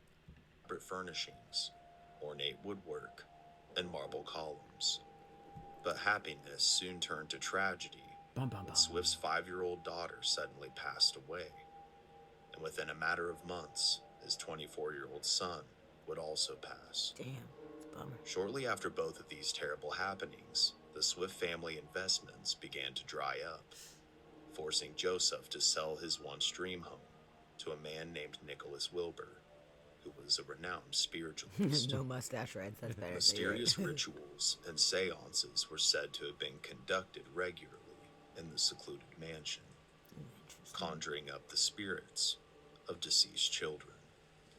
The spirits were said to inhabit a particular room within the mansion itself, and that Wilbur's own children were psychic and could communicate with them on a regular basis. Tragedy would also befall Wilbur as well. 4 of his grandchildren would die at the mansion during a diphtheria epidemic. The mansion was then abandoned in 1901, roughly 1 year prior to Sprunger purchasing the land. Sprunger did not, however, try to use this mansion as part of his orphanage. He decided to utilize it as part of a self-sustaining religious community. Oh, let's put a instead. cult in that fucking haunted, It housed creepy a small house. chapel and a printing press, proudly stamping Bibles and other religious texts printed there with Light of Hope. The orphanage grew to be quite large population-wise. It housed over 100 children at any given time. Boys lived at a farm called the Hughes Farm, while the girls lived at the Howard Farm. But rumors of darkness and despair would begin to plague Light of Hope. Orphans frequently ran away from the home, often wading through the Vermilion River to escape. Damn, that sucks. Many children soon told horrific stories of abuse, neglect, and slave labor. They described their diet consisting of calves' lungs, hog heads, and sick cattle, Ew. if they were fed at all. Oh, Their food was also often cooked in the same pots that were used for boiling undergarments. Oh, get out of here. And the allegations didn't stop here. They would go on to describe rat-infested quarters where the children lived, and how the rats would often bite children as they tried to sleep. Well, that's not very nice, friend. The Looks children like we're gonna also be only eating had rat. 1 tub per farm to bathe in, and they could only bathe every 2 weeks, and had to use the same water as the other children. Sprunger would also apparently is where the bring phrase, children "Don't throw the out to baby out with neighboring the bathwater," farms came from. as laborers for a price, and would beat the children with a thick leather strap if any of them dared to step out of line. Illness was apparently only treated via prayer. What's up, H And Money? the children didn't Hi, H receive a Money. proper Hey. education as they were meant to. We're glad you're here. In Better late than 1909, never. a formal investigation was conducted by the state of Ohio, but because there were no laws on the books at the time, they failed to be able to do anything about the situation. The Sprungers would ultimately admit to many of the allegations that were lobbied against them. Interesting. The fate of Light of Hope would soon come to fruition, however. Mr. Sprunger died just 2 years after the conclusion of the investigation, leading to the closure of the orphanage in 1916, after years of financial troubles. The children would be dispersed throughout the local community and or returned to any relatives that would take them. But unlike the infamous legend, there is actually no evidence of the orphanage burning down whatsoever. But there is an eerily similar event that happened about 40 miles away from where Light of Hope is located. Shortly before the orphanage investigation in 1908, a disaster took place in the town of Collinwood. Fire. The school mysteriously caught fire and caused the deaths of 176 students and 4 adults. No one run away? God. These poor souls either burned to death or were trampled in the ensuing chaos. Oh, they did run. They ran too fast. According to witnesses, the children attempted to exit the building through the main stairwell, but it was already blocked by flames. The majority then tried to make their way to the rear exit of the school, This looks like but there it was is fire unfortunately escape. locked. Mm-hmm. Crammed together with little to no room to move, the fire swept from hallway to hallway, consuming all in its path. Damn, that's fucked up. The cries of the children disturbed desperate parents and onlookers Probably, who yeah. could do nothing to save them. After the tragedy, the school's janitor would be accused of setting the blaze, but was later proven innocent. He himself lost 4 children in the fire and was terribly burned trying to rescue one. And for a time, he was detained by the police in protective custody to keep the residents from lynching him. Why did he have 4 This children terrible and in the very orphanage? real event is what more than likely inspired the tall tales of Gore This Orphanage. is, Perhaps the think this one was an details were orphanage. mixed This was up the school, or right? interwoven for one reason No, or it started another. as a boys' school. It could be that after the But fire, became an orphanage. many families from Collinwood moved away, many of them to Not where Gore, Light of this Hope was separate one. located at the time. that's a different The location. fire itself brought an end to the town of They were Collinwood, saying they think it inspired. leading to its annexation into Cleveland, Okay. just 2 years after missed the that. tragedy. Although Gore Orphanage, or Light of Hope, also shared a dark past, it would also experience a fire, but one much different than the legend. After its abandonment, it quickly became a dwelling ground for teenagers and troublemakers. Ooh. The Swift mansion soon became covered in graffiti and would be burned down in 1923, more than likely by the same culprits. This is what remains of the site today. Damn. And although there is no evidence of anyone passing away during the days of Light of Hope Orphanage, there certainly is a dark past and multiple deaths that have taken place upon the land. The dark rituals and seances conducted within the Swift Mansion in and of itself could have conjured something into this world that shouldn't be here. And since its abandonment, a lot of paranormal activity has been reported in or around the site. Apparitions, disembodied voices, balls of light, screams, and ghostly handprints are just some of the strange paranormal activity that has been reported on Gore Orphanage Road. And whatever the case may be, whether the stories are true or false, one can say with certainty that given the dark events of the land that we're aware of, it's not surprising that this legend continues to live on today, and that Gore Orphanage has earned its spot in history as Ohio's most haunted destination. Thank you so much for watching. If you enjoyed Alright. the video, please give it a like. Yeah. Yeah, they were saying that it was the school that they said that the tales of the fire were probably inspired by this other place that was close. What did it say, 40 miles or something like that from there. Gotcha. So that was kind of maybe like fusing the two stories together or something. I know the written Yeah, trans- that translation Well, was the the closed captions, they just kind of like, I think it's AI or whatever that tries to figure it out, and some of it was not right. Honestly, I'm not a fan of closed captioning. It distracts me from stuff. But I was like choosing to maybe leave them on, considering that helps people Yeah. that might not have their sound on or something like that. Like, I don't know. What do you guys think? Yeah. Do you guys have a vote? Let's take a vote. CC or no? Because I opt out of it, but I want to make it easier for you guys if that's helpful in any kind of way. So let me know. Yeah. Yes or no. Sí or no? Yeah, Gore Orphanage. That was interesting spot. Yeah. That it was like the two farms, the girls' farm and the boys' farm. Yeah. Let's see which one. Should go to next. I think. Turn it off. It's weeful. You probably meant awful. It's weeful. Yeah, I really am not into it. Personally. So we can do that. I'm thinking maybe this one. I think it's an exploration video. I don't know too much about this one though. Okay.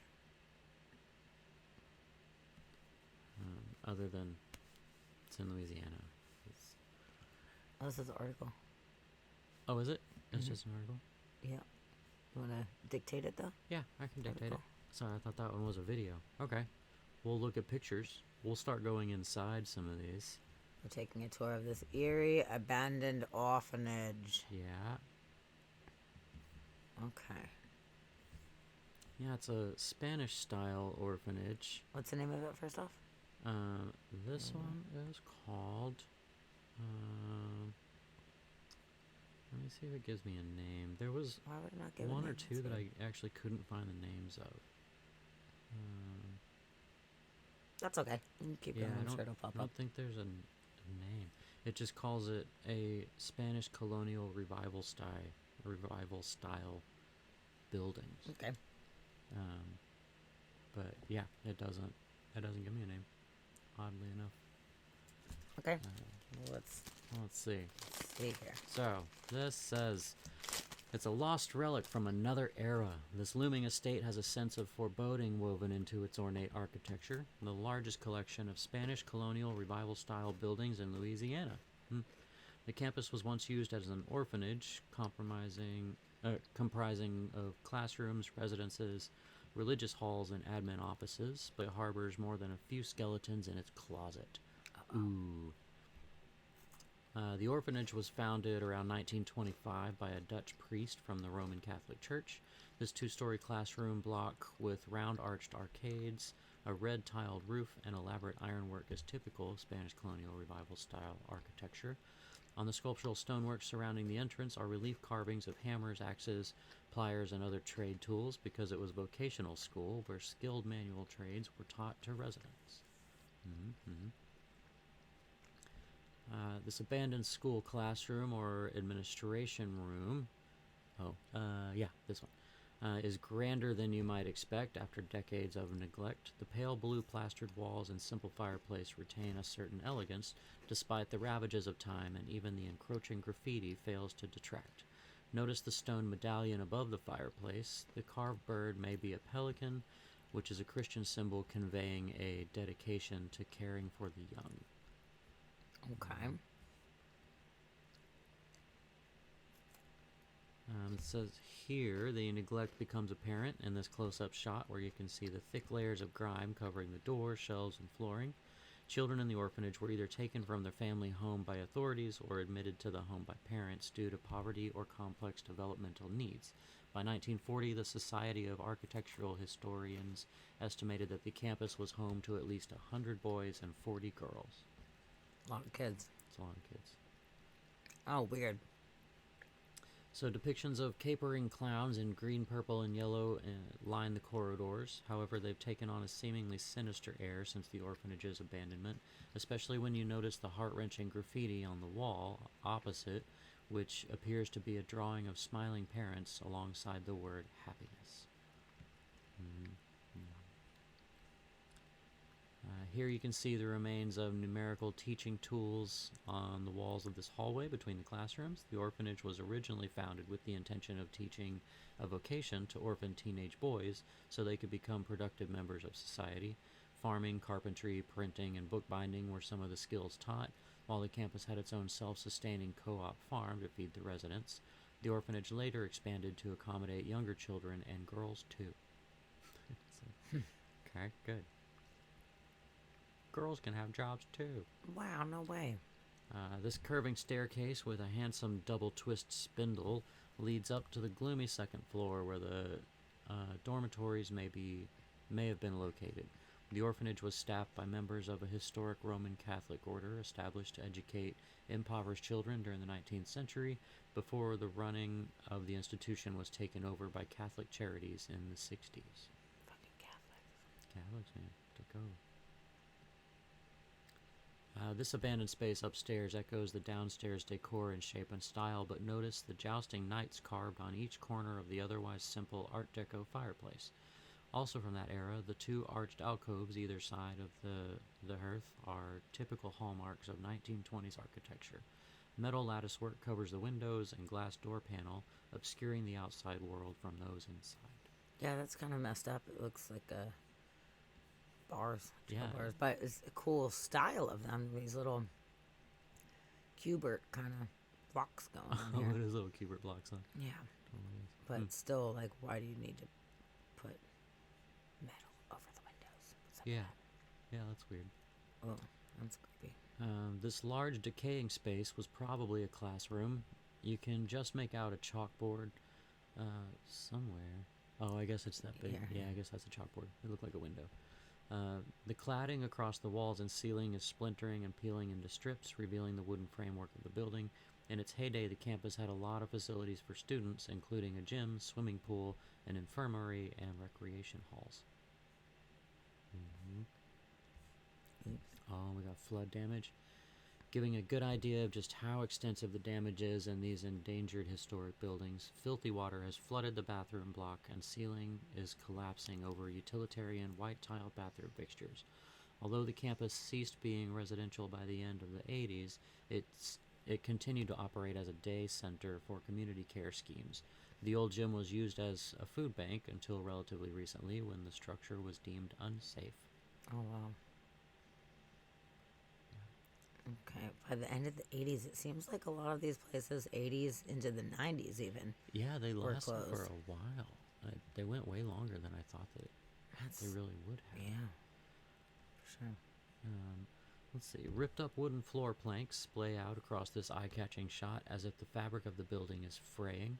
Yet some of the structures have undergone repairs over the years. On the east side of the campus, an abandoned chapel receiving funding for a revamp in 2014. Oh, it received funding for a revamp in 2014. Around $1.6 million was given to restore the structure so that a daycare facility for elderly people could be operated from the premises. Daycare really? for old people. In 2014? Wow, okay. Yeah, so I guess there's all these different buildings on this campus, so I guess they're redoing some of them and using them for things, which is nice. Let's see. Arched cloisters are typical of Spanish colonial revival architecture and evoke the religious designs of monasteries, which often have covered outdoor walkways. Until recently, the orphanage building designated for younger children was used as a cafe, where at-risk young adults would be taught all aspects of the restaurant business, giving them the practical skills to get a job elsewhere. The scheme has now moved premises, but continues to serve the community. Okay. Oh, we got some sculptural Ooh. stonework. There's a mosaic back there. That's a cool mosaic. Wow, that's really nice. This remarkably preserved mosaic exterior wall feature was likely a water fountain. The ornate stonework surrounding the mosaic is echoed on the entrance doorways of many of the campus buildings.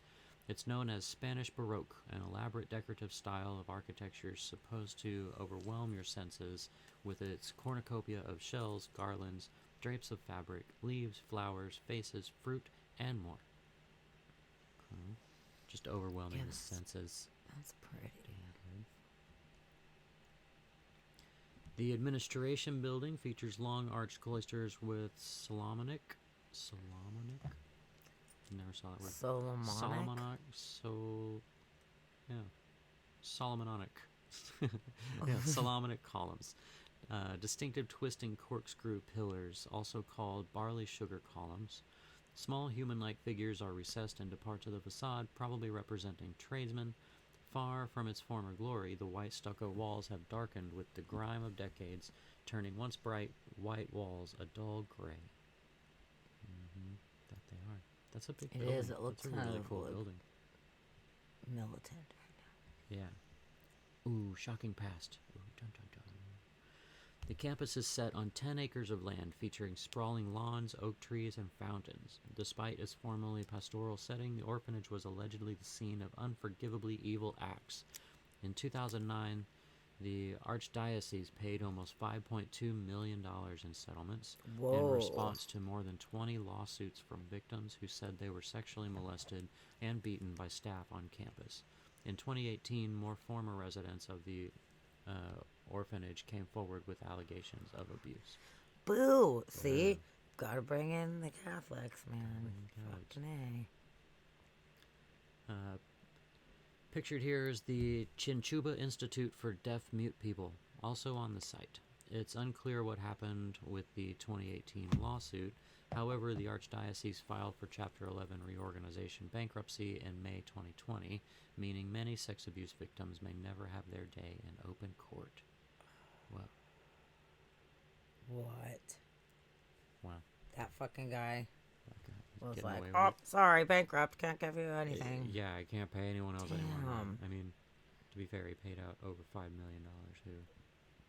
Who has that? The Catholic Church. Yeah, that's true.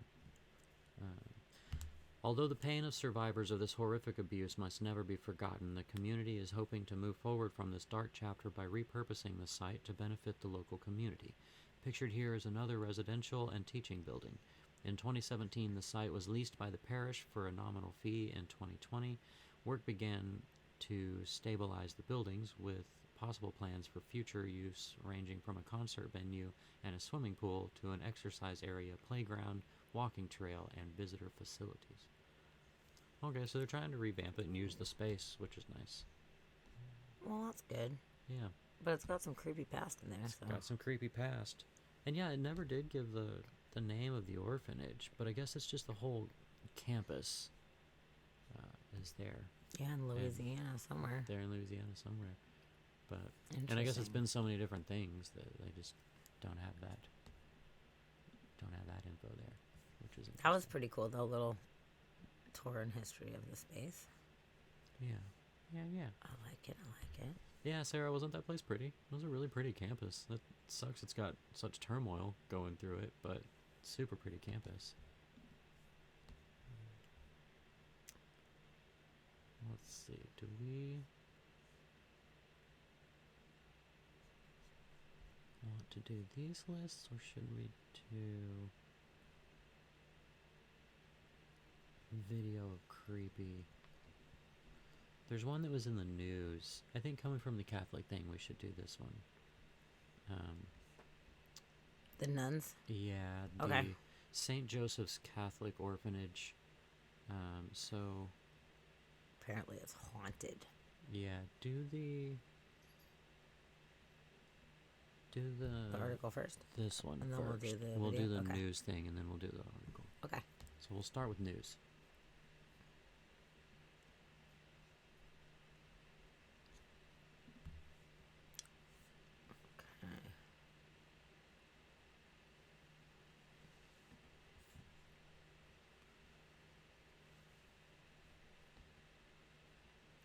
Oh, looks like there's a news video.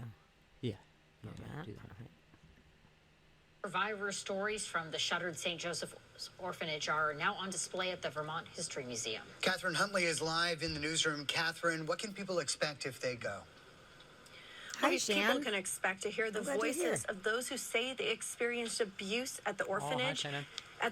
St. Joseph Orphanage in Burlington was open for 140 years and had thousands of children come through their doors.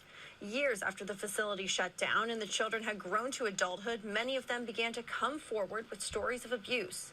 It was still many years later that an investigation run by the Vermont Attorney General's office validated the survivors' experiences of abuse spanning decades. Now there is a public exhibit for all citizens to hear their experiences.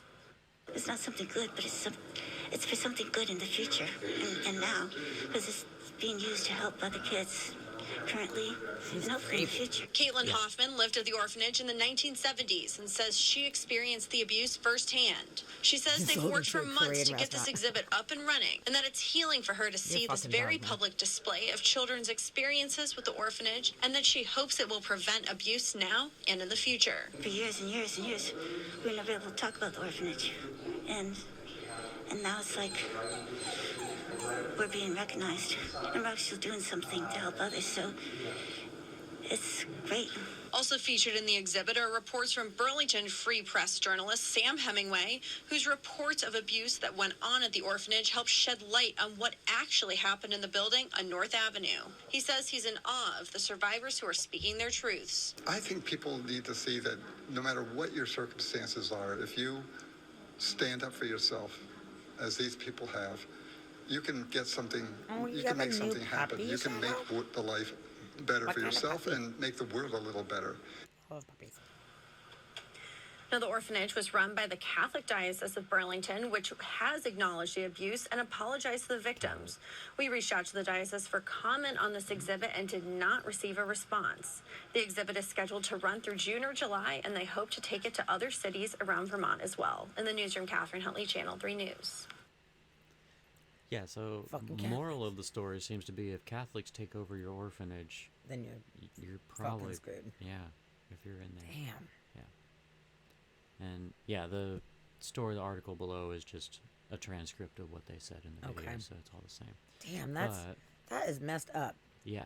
So we don't even have like the backstory on this place yet, but we know that it's fucked up. Mm-hmm. Yet again, another orphanage that mistreated people, but that sounds like extra bad. That sounds like shit, man. Not good. But we're about to learn some. Ooh, a lab and golden retriever mix. I bet that's Oh, a cute that's doggy. cute. Yeah, shit, and your dog ate your nuggets.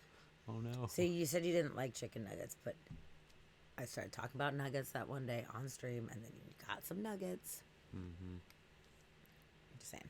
I don't know, knowing Shannon, they could have been fancy nuggets. Oh, I guess it was the boneless wings. It was, I don't like boneless wings. I was like, they're just fucking nuggets. Oh, yeah. And then, now you like them. You're like, okay, I guess they're wings without the effort. I don't know. It's I don't not know a what's wing. wrong. It's just a nug. It's a yummy nug. But they're mine. Yeah. Like them or not, you can't have them because they're mine. You got to put them out of doggy reaching range. Yeah, that's true. Muzzle that bitch. Oh, strawberry frosted. Pop. I had some strawberry frosted Pop-Tarts last night. I'm not mad about it. It was great. Yep.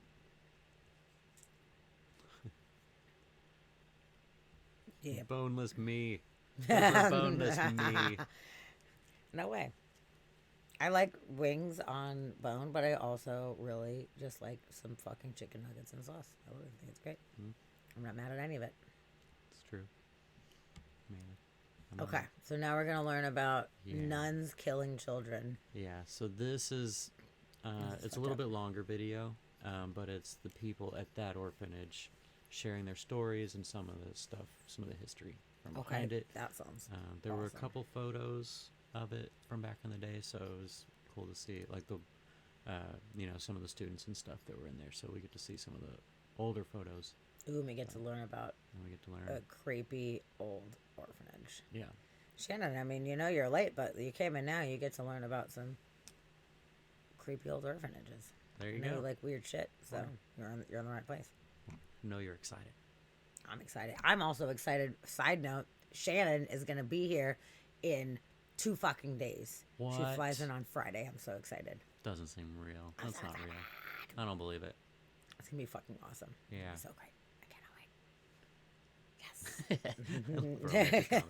Oh, yeah, it'll be comedy of terrors. Yes, it will. See what I did there? I'm really excited. So our next stream, which will probably be, I'm assuming it'll probably be Wednesday. I think we're going to skip Monday most likely, but Wednesday we'll have Shannon on. And it's good. By the way, Shannon, you have options. We're going to have you on the stream. We can do whatever we want. We can do whatever we want. So we can either cover another abandoned thing, or we can cover whatever topic that you want to cover. So I want you to think about it and see if there's some kind of interesting topic that you want to The whole get stream into. is going to be a debate between bone-on and boneless wings. There'll be a poll. The whole thing. We'll interview people. Yes. No, it'll be great. I'm really excited. Well, either way, it's going to be very entertaining because Shannon's funny as fuck. So you guys will get to see her face. She does have one. She has a face. She has a cute little serial killer hamster face. Yeah, that's true. So, cool. All right, let's check out this murderous nun video. All I really want is an honest apology and for them to come face to face with me. Tell me these things did happen. Honestly, tell me that they were sorry it happened and that would they please, if at all possible, never let it happen to children again.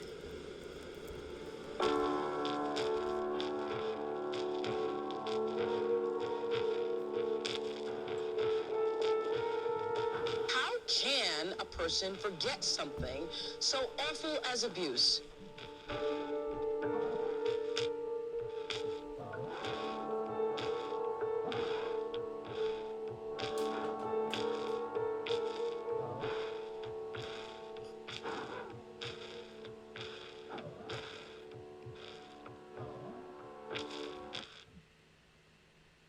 Governments in Germany, the UK, Canada, Ireland, and Australia have all uncovered horrific abuse at orphanages.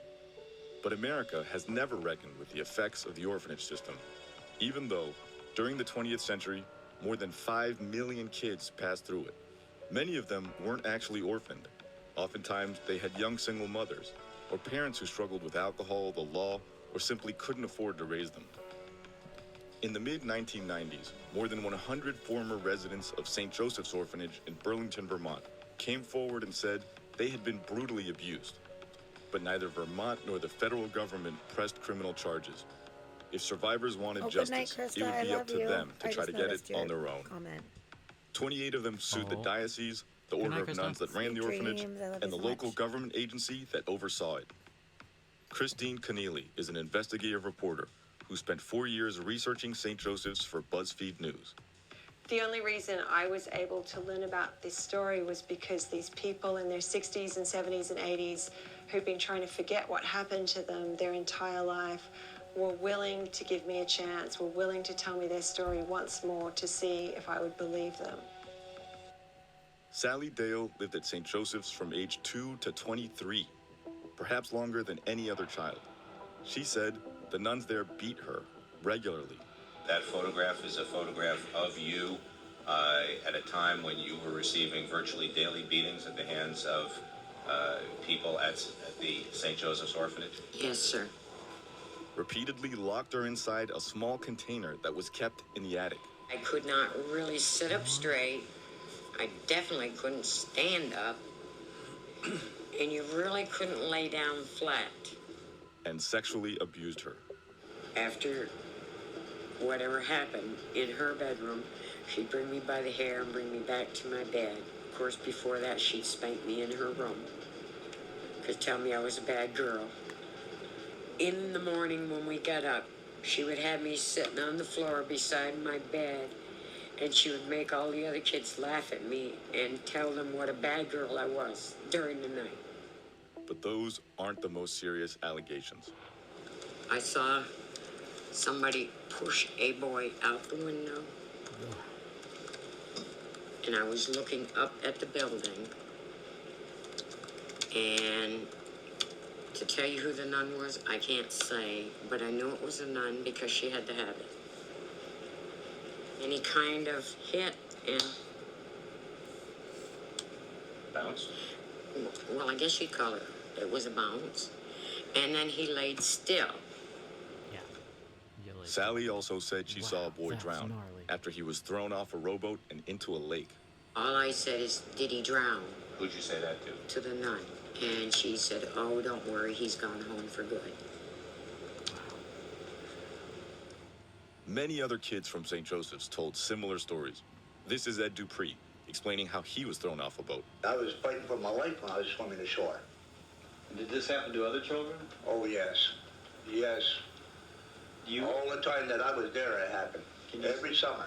Patty Zeno said a nun named Sister Priscilla tried to push her off a windowsill when she was standing on the outside washing the window. The windows were open, probably like this, so that they could hold you by your ankles. And she just went. Okay. And what happened?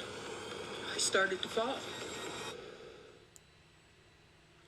The survivors who sued said that for decades they'd lost hold of their memories and only recently remembered the awful things that had happened. Sally said she recovered her memories of the abuse after attending a survivors reunion. The memories all flowed back to me, okay, in 1994 at that first reunion. The idea that childhood Shadow? abuse That's could be repressed scary. and then recovered at a later date was a relatively new and still very controversial concept. Many experts thought it was basically a fraud. The idea of having repressed memories is a theory which was developed and which has never been substantiated. The nun's lawyer, John Sartorp, an attorney known as Darth Vader by some of his colleagues, uncovered a number of inconsistencies in the former orphan's memories. For example, Patty said she first remembered the incident with Sister Priscilla when she read an article in the local paper about Sally's lawsuit. I went ballistic. In what sense? I literally flew out of the chair, started shaking, crying. Was that the first time? Absolutely, you H recall that Money. incident? Yes, sir. But Sally said she and Patty talked about it shortly after the reunion, 2 years prior.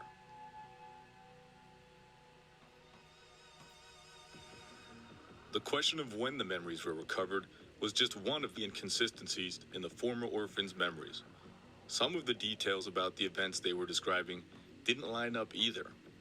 And these inconsistencies cast doubt on the basic credibility of their testimony, especially since, as defense attorneys kept pointing out, the events were so far in the past, there was almost no way to verify them. Did Sister Priscilla really try to push Patty out of a window? Is it plausible that Sally could have managed to haul her friend back in? In the course of trying to find out if the St. Joseph survivors were telling the truth, Christine Keneally tracked down Sister Priscilla. She hadn't been in the order for many years by the time I spoke to her. She was still very loyal to the order. She was proud of her life with the order. She was a proud Catholic and very committed to her religion and to her family. Towards the end of our first interview together, I told Sister Priscilla that I'd heard a story about a nun pushing a girl out of a second-story window at St. Joseph's. And she said, yes, that was me. And then she told me that what she remembered of that day was that the girl had stood in the windowsill cleaning the window, as Sally had said, but that she had fallen. And then when she'd fallen, Sister Priscilla screamed. Sally actually reached out and grabbed the girl. Sister Priscilla said she just stood there and screamed. She said there was another nun in the room and that she didn't know what to do about it. For a lot of the time that I'd spent looking into that story, I had the voices of the defense attorneys in my head the whole time, suggesting in many subtle ways that maybe the story actually wasn't true at all. Maybe it had been completely made up. To find Sister Priscilla herself and to have her validate that the incident had in fact happened was extraordinary. Sally's case was dismissed. A judge said she hadn't actually recovered the memories. She'd had them all along, so the statute of limitations had long since expired. Several other cases were dismissed too. Really? A few people got settlements. One said the amount was so small that when she saw it, all she could do was laugh. America still hasn't really confronted the damage done by the orphanages that housed millions of children. And as for St. Joseph's itself, it went out of commission in the 1970s and stood mostly empty for years. Recently, a developer bought it. It's been turned into condominiums. Sounds about right. Dang, that's some fucking brutal ass shit. Yeah, that's chucking crazy. people out windows left and right. Yeah, that's I didn't watch that whole video. Whenever I found it, I just kind of scanned through to see if it was actually giving us some story, but I did not hear the stories about people being thrown out windows and like off boats. No, that's messed yeah, up. and I mean the lady saying that you know, the nun was like, oh yeah, it was me, and like it was an accident, the kid fell, and like, you know, she didn't know what to do. Like, okay, it could have been. And then for a child outside watching, it could look like they were pushed. But then saying that the one kid drowned because he was thrown off a boat, one guy saying that he was thrown off a boat and had to swim back, and that there were multiple people every summer that were thrown off these boats. Like, I don't know. I tend to think that people were probably not just falling out of windows. Yeah.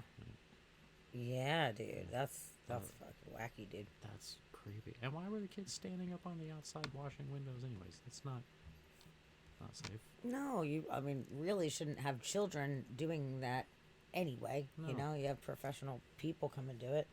Yeah. You make the children do the outside of the windows. Like, that's crazy. It's one thing to have chores, but come on, they're not Spider-Man window washers. Can't be doing that. Yeah, it's fucked up. That's gnarly. Not good. Wow.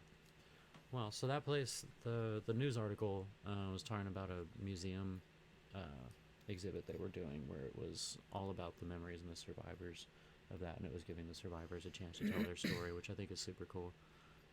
But I think it's already passed. It was a while back. It was an old article, but I'm glad they got to do that and actually get their stories out there. I hope it helped them. Be interesting to look up a follow-up to that. I didn't dig into it too much. Okay. But yeah, and H-Money, yeah, you're totally right. Focusing on details and trying to remember everything that's going on is not really your focus at the moment whenever you're just trying to live. So that's yeah, and people block shit out a lot. Yeah. People have a lot of blocked memories. Definitely. Okay. Well, what's next on the Let's see. agenda here? So next, let me see if these are the same ones.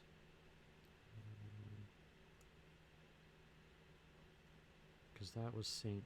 Joseph's. There's also a St. John's in Australia. We might be going to Australia. Possibly. Yeah, we might be doing that. Okay, St. John's. Let me see which one. Hold on. Just 1 second.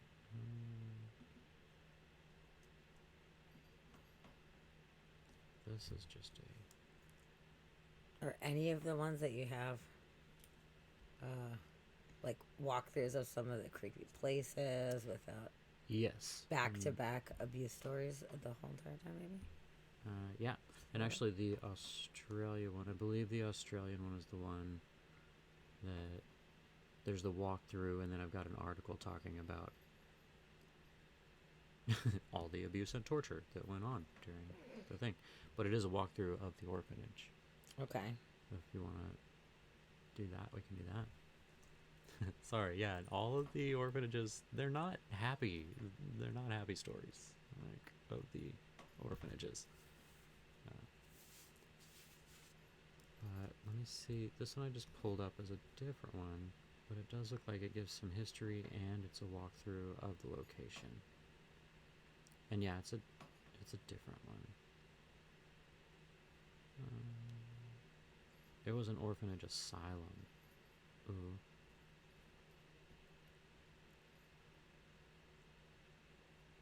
But yeah, it doesn't say which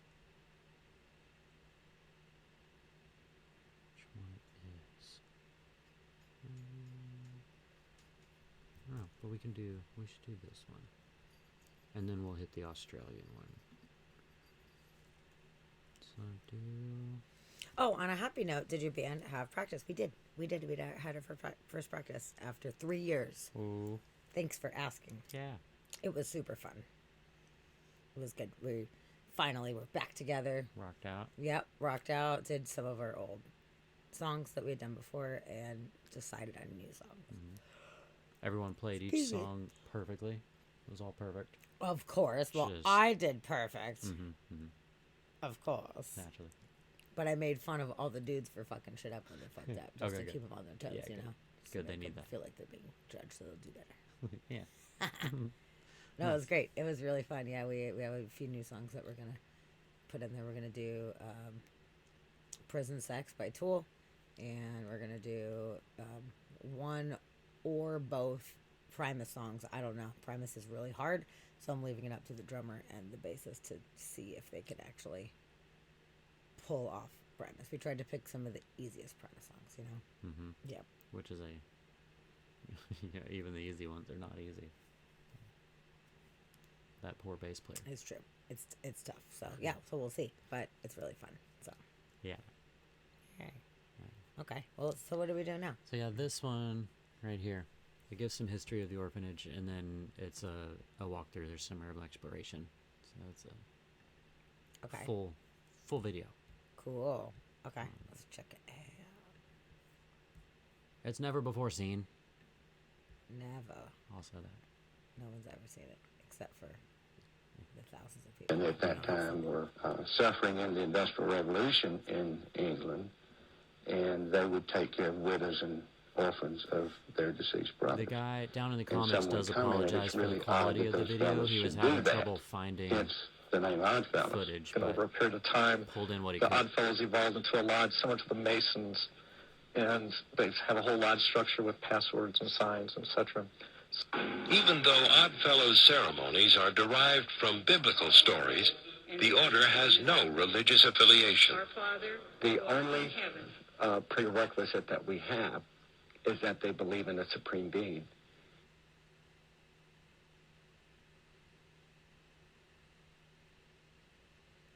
By the 1700s, there were numerous Oddfellow organizations in the UK. In 1810, a number of lodges in the Manchester area created the Independent Order of Oddfellows with the title Manchester Unity. With their improved system, they were able to persuade other Oddfellow organizations to join their unity. They also chartered the Independent Order of Oddfellows in America, founded on April 26, 1819, by Thomas Wildey and 4 other members of the fraternity from England. The American Order then established many branches around the world. On September 20th, 1851, the Oddfellows became the first fraternal organization to accept women when they adopted the Rebecca degree. It was also the first fraternal organization to establish homes for the elderly and for orphan children. Many lodges also built and managed cemeteries for a decent burial for the deceased. During the golden age of fraternalism, the Oddfellows were the largest fraternal organization in the world. The World Almanac showed that it had over 3.4 million members in 1915. Manchester Although United. non-political and non-sectarian, and contrary to the belief that it was just a working man's organization, it also claimed many notable members, which included 6 U.S. presidents such as Franklin Roosevelt and Warren G. Harding, as well as many senators, governors, and community leaders. Lucy Hobbs Taylor, the first female American dentist, was also a member of the order. Oh. Boo. That's unnerving. Because of it being an asylum.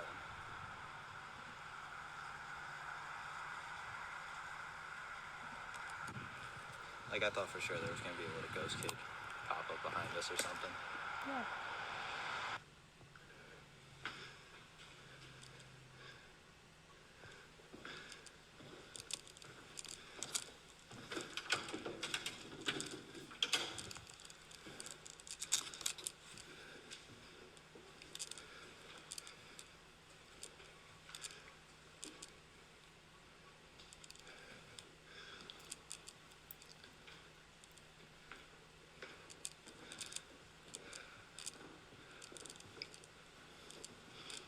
Oh, it's not very This place is like perfect. Yeah, it's perfect. Yeah, they said it was really well preserved. When was it abandoned? Abandoned.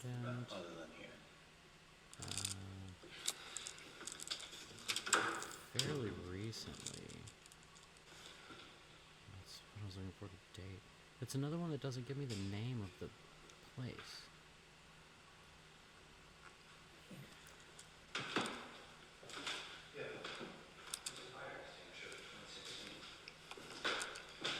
Weird, there's a comment.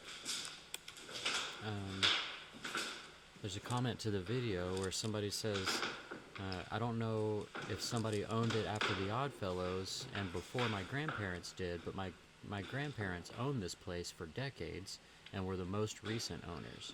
they ran a Bible college here. One of my aunts lived in one of the rooms after high school. My dad used to cook lunches for the students, and my mom has told me stories of weird paranormal activity, specifically in the chapel. My aunts were also there, and I will admit that building was creepy. That's new. In middle school, I remember the last time I was there, my grandmother gave me a tour of the whole place. They said around 2005-ish. And they said it's wild to see a video of it on YouTube. At the time this was filmed, my grandparents still owned it, and it looked so clean compared to other abandoned places because they had a groundskeeper, even though the Bible college was long closed by then. 21613. This place is like spotless. And of course, there was a story of a student who was ironing a piece of clothing in the chapel and nearly burnt the place down because they sat the iron on the carpeted stage.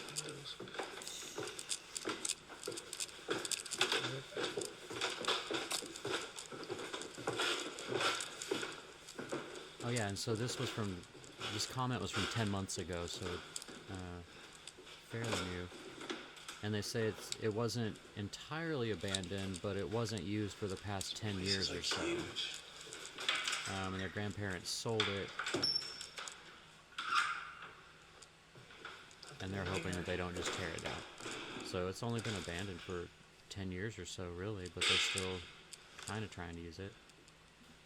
Interesting. Yeah. How crazy. She's like, why? Yeah. Yeah.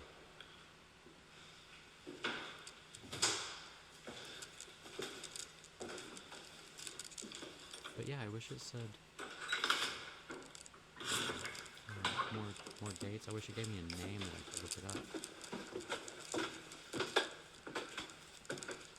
But being in a urban exploration thing, they might be trying to keep some of their sites secret, especially if it's not fully abandoned, like if somebody still owns it and they're here illegally. This is 40.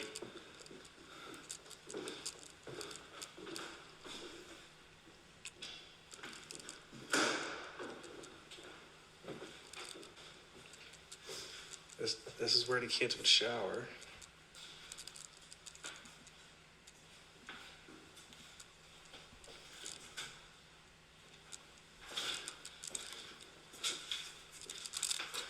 This looks like a locker room. Just back there, just like a changing thing. Yeah, I want to stay away from these windows.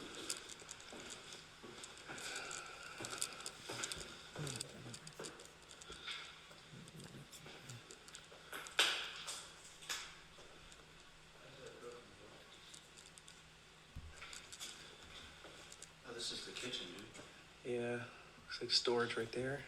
Yeah, the bathroom looks great. Yeah.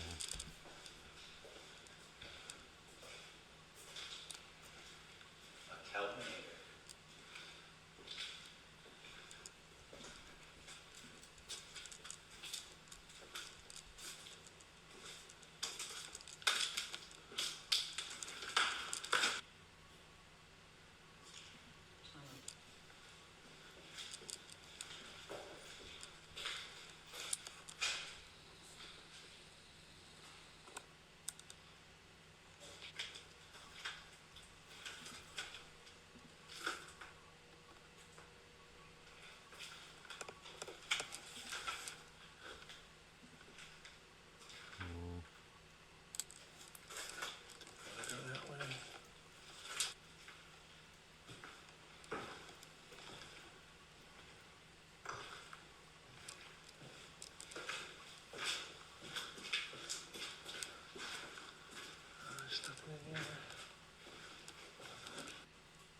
Looks like more storage. Storage.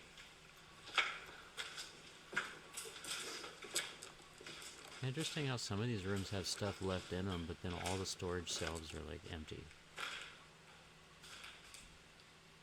Which I guess, like that's a lot of paint cans. Maybe they were doing restoration and they bailed. ran out of money or something. That's just creepy. Let's not do that. The help. Who painted help on the wall? Come on.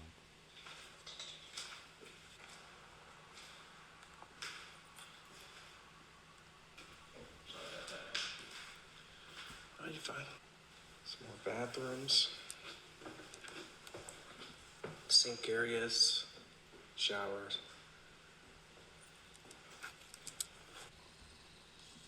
Dead bird. Dead bird. Little guy. And hospital. Oh, God. That was probably real creepy. Were you at night? Okay. Yeah, that wasn't super creepy. No. I mean, it's abandoned. It's not super creepy. What about this 1800s orphanage here? That sounds cool. Yeah. Check this out. This video is made possible by your generous support on Patreon. What is up, guys? It is John, and today I am at an epic location. Behind me is what is known as the Riverside Orphanage. Now, this place was originally built in the 1820s as a mansion, as a privately owned mansion at that time. Now, in the mid-1800s, this place was converted into an orphanage and stayed that way all the way until the mid-1900s. Now, at that point, it became a private residence again until the late 1980s when it was left abandoned. And today, we're going to explore this place from top to bottom. So, guys, follow us.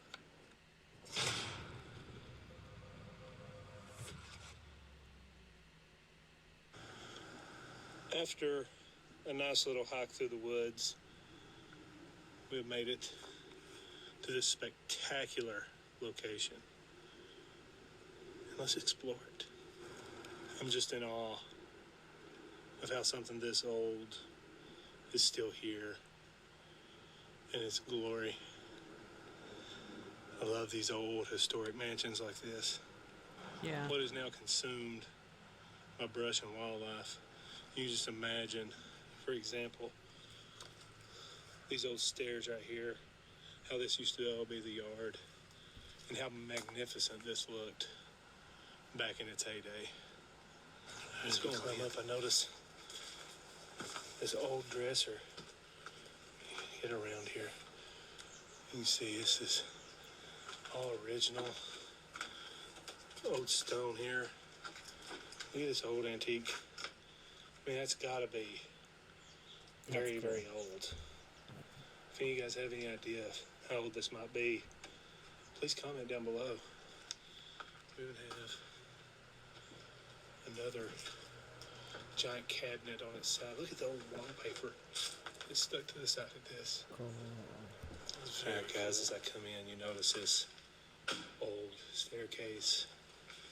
It's even got some ornate designs on it here. A lot of history in this old place. One of the first things I'm noticing, it's a good sign that the house was built way before electricity. This whole braided wiring that was obviously added in after. If you look here, it comes to these old switches. Continues on down to the floor. Man, that's wonderful.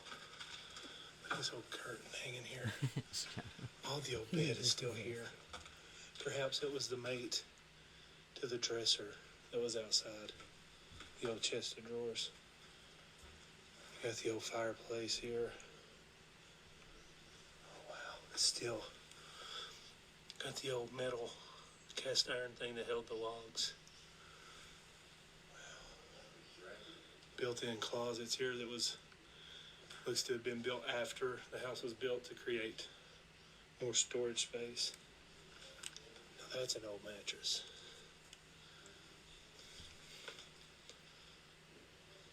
Now that's an old mattress. And they had built drop ceiling. This was common in these old houses to help keep it warmer in the winter because the heat would rise and the taller ceilings would take away all the heat. Got another newspaper here dating to November 22nd, 1987. And I'm noticing here, got this concrete pad. This used to be a fireplace. It's kind of a weird wall out here in the middle of the floor, and they sealed up at some point the fireplace that was here. There's a strange hole in the ground. It appears to, look at all that hair. It does look like human hair. It looks like a wig. Old human hair. And This human hair? That's old. used to be some kind of old furnace or something. It's kind of cool. It's pretty old. Look at this old door. This was Harry Potter's bedroom. It's a creepy old crutch here in the corner. It's old. This appears to be a leak coming through. You can see how much more deteriorated this wall is than the others. And if you look at the wallpaper that's coming down, I just love, I don't know when this was from. This is when I wish I had Heather. She would be able to tell me. That's super cool. I want to guess, maybe 20s? If y'all have any idea when this wallpaper, what era this might be from, please comment down below. Here's a bathroom that was most likely added at some point. Look at this old sink. Been something if water would have came out. This medicine cabinet. This is so cool. Yeah, that's pretty awesome. Hi. Wow, he's old. Well, that turlet has not been used in a good while. He See said some old turlet. plumbing He said turlet, sticking right? out through the floor. Probably, yeah. Turlet. Oh, wow, we got an old toothbrush. Yeah, as soon as he started talking, I was like, oh, we got some twang. There's a little What twang. was in that bottle? Turlet. That's a special kind of twang. The toilet paper's still here. What? Man, that's some old Special. toilet paper. It's very special. Look at the designs on that bed. It's pretty cool. Always that How do creepy you guys chair say in it the out middle of the there? room. Toilet. There's a little crutch in Commode. here. Commode. Well, That's here's like the the most kitchen. ancient shit of all time. That's ridiculous. No, People that's actually glory. said that back. Look where you're from. Yeah. It's actually They really There was did? some, spacious there was some kitchen commoders. for the time. Heard that in real life. Most likely when My this dad house would was say built, every it once had in a a while. detached kitchen. This is probably Not commonly, kind of but put in this he room would use it. as a kitchen. I love the old sink. I only heard that in old movies. First and house I like, ever lived in just with my movies. wife. We Like, had a I've sink never heard right it said seriously, like in modern times ever. Teacups are still here. How cool is that? That's super cool. I would take it. Yeah, you're taking that, right? I would definitely be taking those. Oh, yeah. Can't read anything on the bottom. That was kind of lame. It's just Some of old. these- What's the other one? The teacups are worth some money. Yeah. Abingdon. Abington Fine Porcelain China. Oh. Made in Japan. China made in Japan. Maybe that's worth something. I don't know. You guys let me know down below. I mean, it's probably not worth the most. It Look at might this be old sofa. $12 or something. Yeah. The arms are pretty cool. It's got to be 70s. I mean, that old material. Yeah. Yeah. It's pretty cool. Oh, the curtains are still hanging up. The blue, the original blue up there. I think they call it haint blue. Oh, look at that fixture. I just noticed that. That is cool. Oh, Sarah's not taking anything out of there. Definitely. That's amazing. Let's go upstairs. It's a good way to get haunted, I guess. I'm amazed at how solid I would totally take prizes. all this is. Yeah. That mug, I definitely would have taken it. A lot of times these old houses, you don't want to go upstairs. It seems this house is in surprisingly good shape.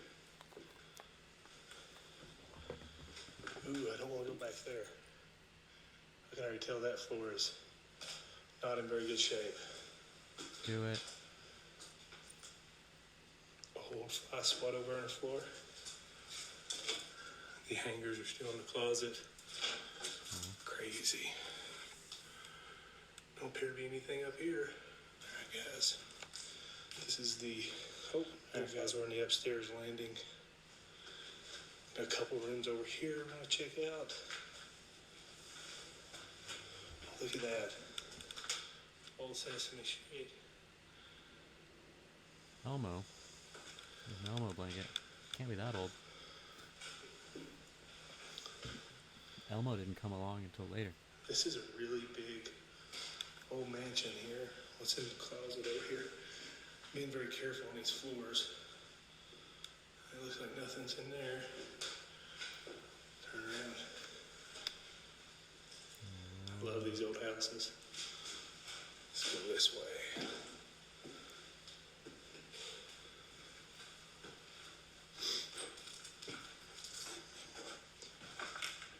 Oh, there's no mirror. Oh, and there's a fireplace in here too. A lot more wallpaper. Yeah, Princess. It's not really a mansion. That's so cool, guys. Yeah, Check that out. The it's a mantle's on the large floor. dwelling. Right here. It's got the old cast iron Cool. thing around it. I'm not sure exactly what you call that. Please let me know. And another empty Fire closet. hole. Fire hole. There's some more of that. Oh yeah, far hole. Fire hole. Those floorboards used to just be exposed like that. I wonder when the last time a cigarette was put out. Oh, good night, pizza. Thanks for hanging out with I'm us. fascinated Yeah, with this good night, pizza. wallpaper because I really It don't was know nice to much have you, of course, as about how old always. that is. Thanks for coming in. Thanks for being our So first that's viewer aged. of the night. Yeah, number one. You're number Yeah, one, number one. pizza. Huh. Somebody's You been win. doing the dirty. We'll see you up here. next week. All right, guys, I have found the entrance to the basement here. Oh shit, it's about to get Or weird. cellar entrance, if you will. People apparently were way shorter back then. Oh, wow. Oh, look at this wiring. Got these insulators here. It's definitely some old school stuff. Oh, look at this old door. And a hinge on it. That is cool. You can see the bottom of the fireplace there. Look at all these old bottles. He might think it's a man. He said turlet, so maybe he's from a little tiny. Oh, and that's it, furnace. He I don't did know. say turtle. That we saw from above. That is really cool. Pardon the sniffly nose, guys. It is a little bit cold outside. Some old shelving here. I'm curious to see this back wall. See a lot of old jars and stuff Oh, back what's here. in those jars? Make sure there's Old no stuff. animals in here. It's going to get me. Yeah. Old mansion. With old jars. Probably some old pickles. Man, these are old. What? Lots of old orange juice. Look at that orange juice. So old. And preserve jars. That is cool, guys. That's pretty cool. Really, really cool place. I really love how they ran this whole wiring through. It's got wheels on top. This is like some kind of old chair. Like old wheelchair, rolling chair. Electric Oh chair. no, that's pretty cool. Maybe It's a an old lounge electric chair of chair. some sort.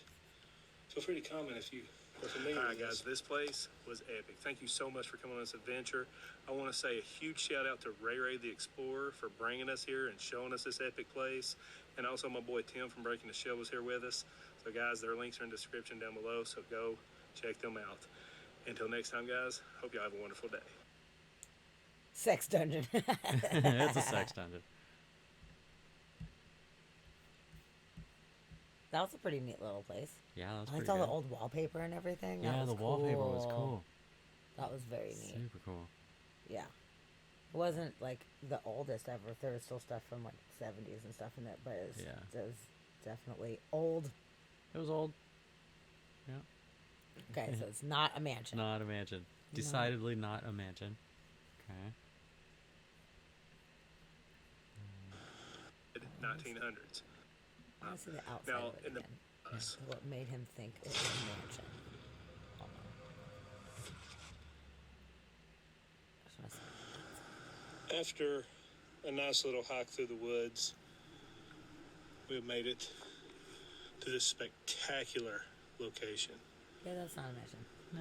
Let's explore it. Yeah. It's not even. But it's still a cool old house. What's it, like 1,500 square foot? Probably bigger than that. Maybe. Okay. Let's see. I think we should do this Australian one. Okay. Which one? The St. John's? Yeah. So do that one. So the way we're gonna do this is you're gonna mute this audio. Okay. Because it's just the guy walking around talking. But there's an article about it, that I am going to read. Okay. And you ready for it?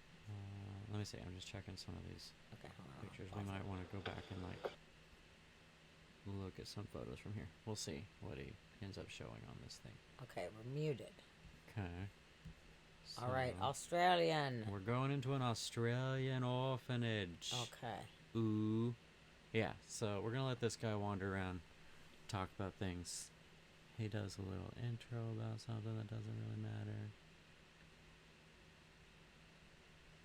Yeah. Trust me, don't go in here. So this is the St. John's Orphanage,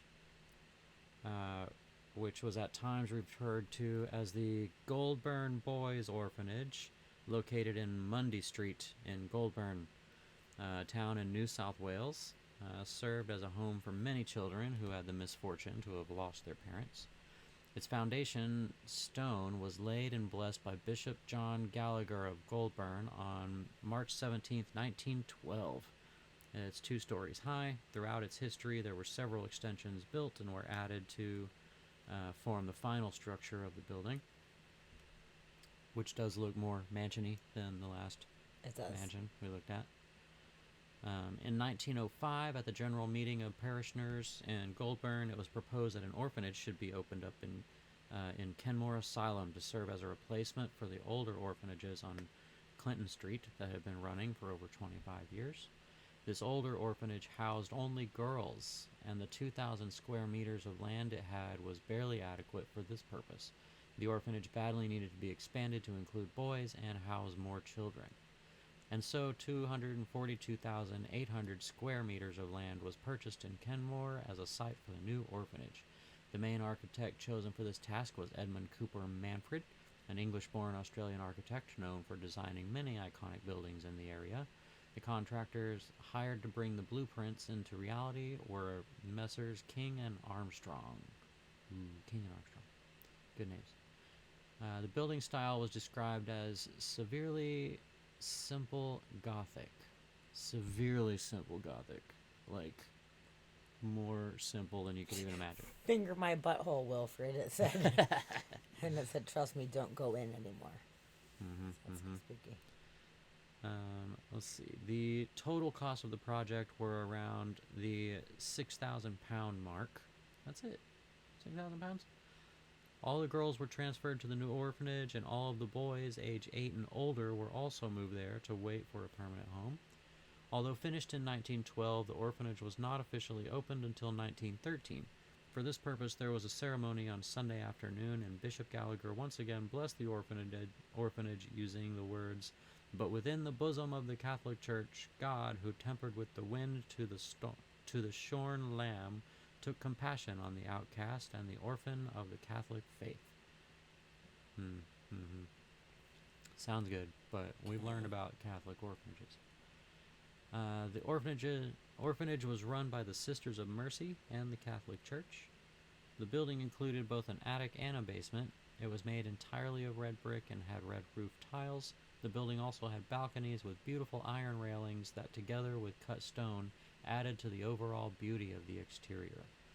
Once inside the building, one could easily locate the reception room on the right-hand side of the entrance hall. Among the other rooms, there were also the children's study room, the clothes room, the community room, kitchen, bathrooms, and laundry facilities.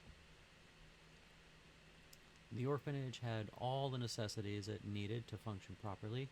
Unfortunately, after 66 long years of service, the orphanage was shut down in 1978.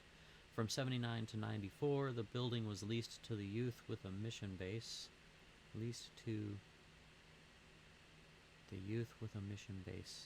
Okay.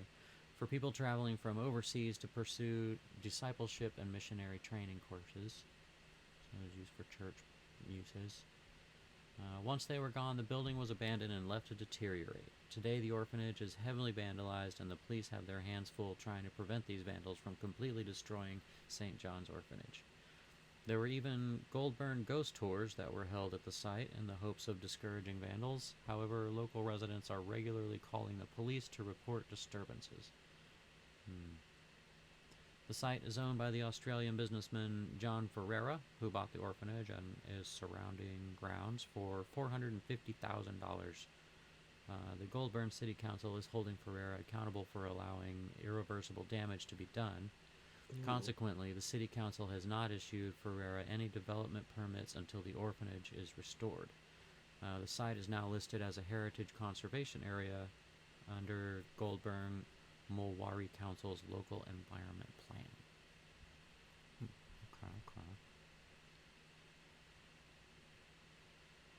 So you better restore it. Yeah, you gotta restore that. It's supposed to restore it. I mean, it's gonna take a lot of work. It's jacked up, dude. It is really jacked up. Yeah. Let me see if I can find anything else about this real quick. St. John's Orphanage.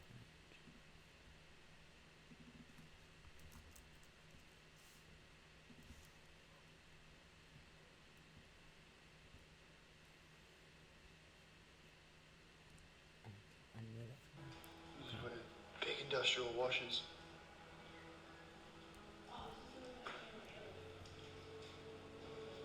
Yeah.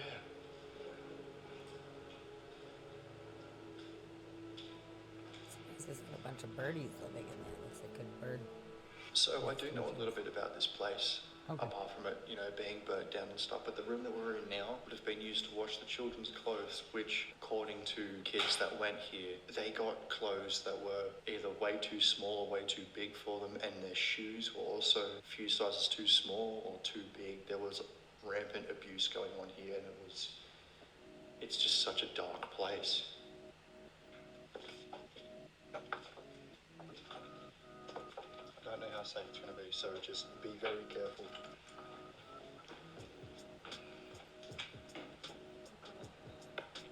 Wow! Wow! I know. Oh.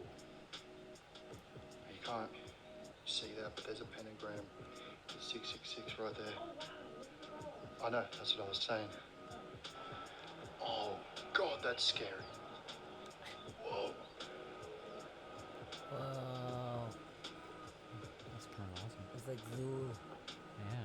Jesus saves. That's great.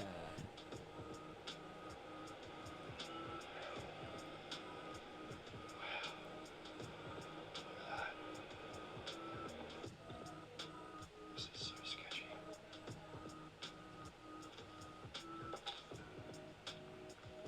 Wow. I really don't want to step anywhere because I don't know how it's going to turn out. This ground, like you can feel it squish underneath you. This is very dangerous. No, Henry would not be impressed. Oh, well, I don't This trust artwork. No. You're so right. With all that there, yeah, that's definitely not a good thing. I was just thinking, like, it's kind of lame as far as art goes. There was some cool art pieces, but most of it's pretty, like, Yeah. So as I've said throughout this video, this place has some incredibly dark history. There was rampant abuse going on here. All kinds of abuse. By the people who were supposed to be the protectors, the people that were supposed to be looking after you. There were multiple deaths here, including a kid who was pushed out of a window. Another one? This place has seen some bad things. The people that worked here were meant to be protectors. They were meant to be the ones who looked after you. Couldn't imagine having the people that were supposed to be the good guys abuse that power.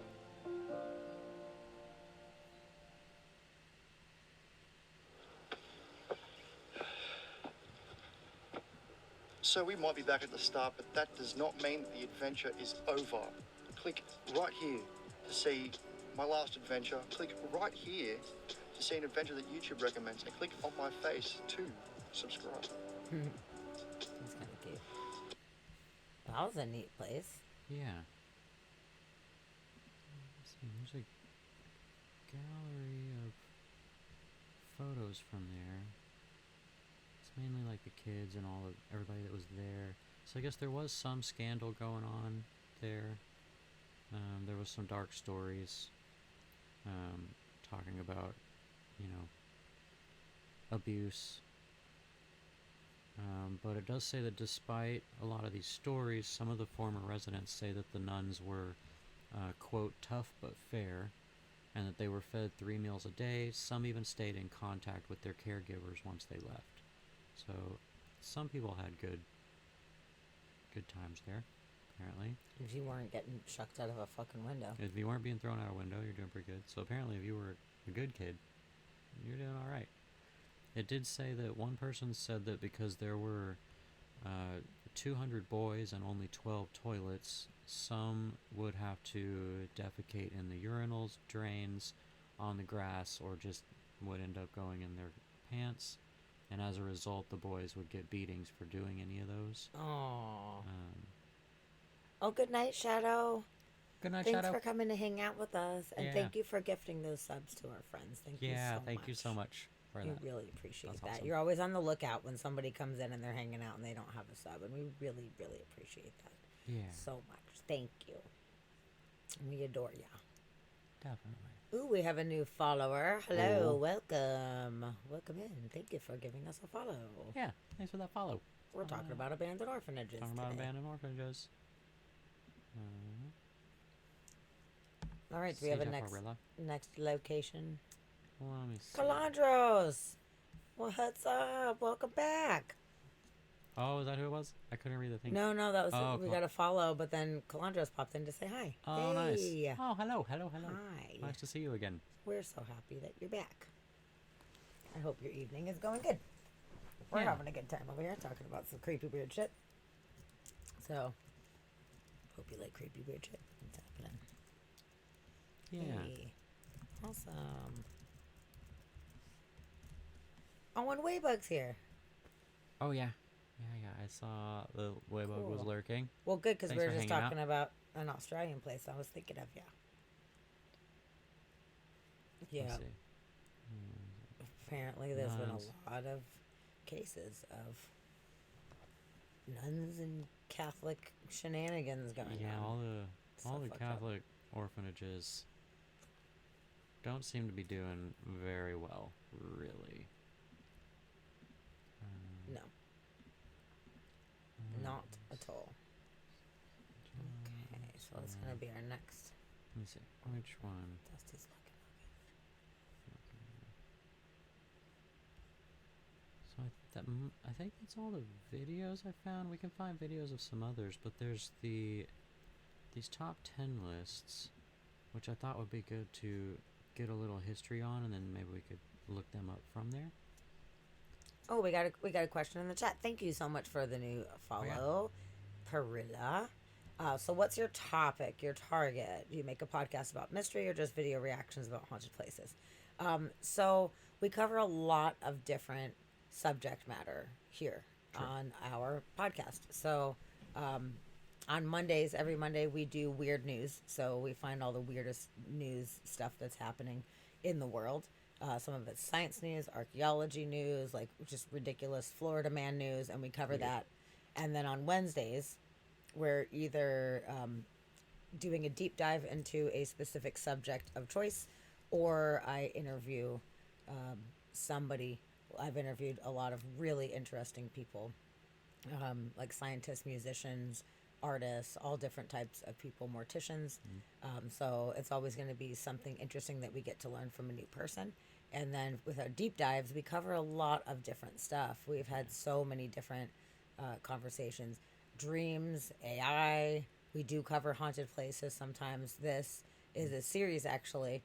This is the third in the series that we're doing right now, where we are talking about abandoned orphanages. The other two were, so the first abandoned one was abandoned amusement parks. And then last week was abandoned schools. And now we're doing orphanages. So we started with the history of baby farms and moving into orphanages. And now we're covering abandoned orphanages. Yeah. So a lot of history. We like to cover a lot of historical type of things. Learn about new stuff that we've never, some of us have known about, but we like to kind of share things with people that they might not know, or just kind of diving deeper into subjects that people are already interested in. So it's always kind of mysterious in some kind of way, at least to the effect of it's stuff that we're just going deeper in, getting more information on things. So it's always about learning something or other. So, Yeah. but yeah, it's definitely not reaction videos to haunted places. That's not what we're doing. Yeah, but no. we'll if we are showing any kind of like, spooky stuff like that, we are watching it and we have the chat kind of in on it with us too, which is really cool. But yeah, we're always covering a lot of different things. You never know what's going to happen. So Dusty put a link to the YouTube. We have a lot of our stuff cataloged on YouTube, so you could pop back and scroll through and see some of the subject matter that we have covered before. So it's always fun. Have you ever comment some videos in which something went wrong, like poltergeist and that kind of stuff? We do watch some kind of like spooky stuff like that sometimes, for sure. It's not like a main thing that we do all the time, but we definitely are very into the paranormal. So we have had some episodes where we would show some like Ghost Con on tape. We've done one or two of those episodes, or we've done like cryptids and stuff where we're like showing really weird shit. But I definitely believe in that kind of stuff, whether it be like poltergeist activity or ghosts, all that kind of stuff. Like, we definitely have a lot of interest in that, and we've experienced a lot of strange things on our own too. So it's always kind of fun seeing what kind of stuff that we find. So it usually goes down some kind of spooky hole one way or another. Yeah, we like the dark and the spooky, so we usually end up in those realms. But we, like you said, we kind of go everywhere. Aliens, we've gone into alien stuff. Whenever all the UFO talk was in Congress, we were following along with all of that, and we just, any kind of a mystery we love all of it. So, yeah, it's awesome. It's kind of fun digging into these topics too, because it's stuff that we're already interested in, and sometimes we'll go like extra down these rabbit holes where we learn even more. Like, we did Sunken Cities and the Search for Atlantis. We did a 3-part series on that one last month, and that was really, really cool. Like, exploring some of the most famous sunken cities, and then some of the lesser known cities that had flooded, and got some of the information on that, and then like the possible scenarios for where Atlantis might be. It's cool. It's really fun. So you never know what's gonna pop up on here. It's always something interesting. Yeah, and like she said, on Mondays we do weird news, and that's generally just us kind of, Sammy's sharing fun weird news stories, and I generally don't know what they are, so it's just me reacting to whatever weird things that she's found, and then hanging out with the chat and talking to all of our followers and friends. Yeah, we have a really fantastic chat. We got a good crew. We got a lot of that we really like hanging out with here. In here, so it's really nice to see kind of what everybody else has to say too. Yeah, we love all the sarcastic comments that come along with the weird news. There's weird stuff out there. Yeah, for sure. It is always it's something really entertaining on Mondays, for sure. But yeah, thanks for coming in. Thanks for checking us out. How did you find us? Did Twitch just serve us up to you, or did you get thrown in with a raid at some point and just check us out later? Yeah, I always love finding out how people find us. Sometimes it's just like suggested for you to watch, and then people come in, and sometimes people are recommended by other people. So yeah, because I don't really think of us as being like super prominent on the Twitch radar, so I'm always interested how'd you find us? How'd you end up in this weird corner of Twitch? I know, right? But yeah, we don't have the highest viewer count, but it's okay. Like, we usually are around 15, maybe 20 or so, but it's quality over quantity around these parts. Yeah. We'd rather have some good quality people in here than have hundreds of people watching where the chat's too hard to keep up with, or whatever, or there's trolls coming in. It's nice. We have a very nice little crew, for sure. Absolutely. We love all of our friends, all of our regulars. Yeah. So we're happy that you popped in and gave us a follow too. So I hope you enjoy the show. Yeah, definitely. Let's see. Going back to orphanages, I just sent you a video. It looks kind of long. Just scroll down. It looked kind of long, so we might want to just skip through it. I thought it was one that I had sent before, actually, but it's one in El Paso that they don't really know the history of it, but it's them kind of trying to figure out what they can about it. Okay. And it, you know, it's all tagged up, looks pretty old, and it looks like a complex. Looked like there's multiple buildings. Okay. But I don't know too much about it. It was one that I'd passed by before, and I thought I put it in here, but I didn't see it on the list, so found that again. That's one thing I was finding is a lot of the walkthrough videos of the orphanages are long. Like, they're all, like, 15 to 30 minutes long. Really? Like, these things. Yeah, so... and then they don't really seem to be doing, like, history or, like, talking about it. It's just them, like, walking around, which is cool, but for 30 minutes, like, I don't want to watch a half-hour... I don't want to watch a half-hour video of somebody walking around, you know, not really telling us anything. I like some kind of history, personally. Me too. Yeah, just walking. I mean, I guess there's only so much that you can say at a certain point. Yeah, that's true. But that's why, like, I wish that they would give me the names of all of them so I could look them up while you're walking around. If you're walking around for that long, at least let me look up the history of it, you know? Like, well, come on, people. But this one is in El Paso. Cool. And might be interesting. Yeah, let's check it out. Yeah. But it might not be what it seems. What? There's a lot more to this place than meets the eye. Another one that I don't This is the story. why it doesn't start at the beginning. I don't know why they don't start right. You'd be hard pressed to find any denizens of El Paso that haven't heard of the infamous abandoned orphanage. Just like the underground bus or the B-36 crash site, it's a location that cemented itself in El Paso's pop culture history. But it might not be what it seems. There's a lot more to this place than meets the eye. This is the story of El Paso's abandoned orphanage. All right.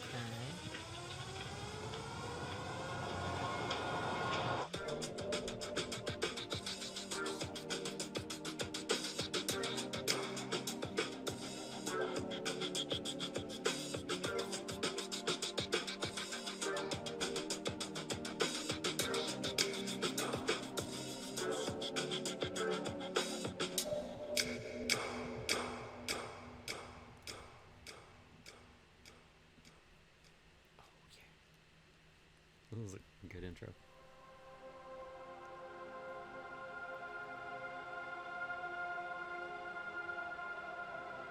Cool. Fun monster, eh? Yeah, the graffiti in this one looks really cool.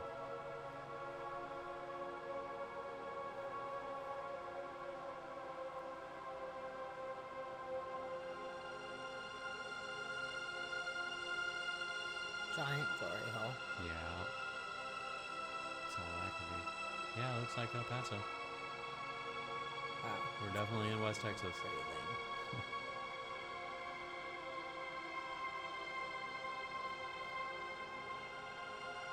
Somebody left a tripod just sitting there.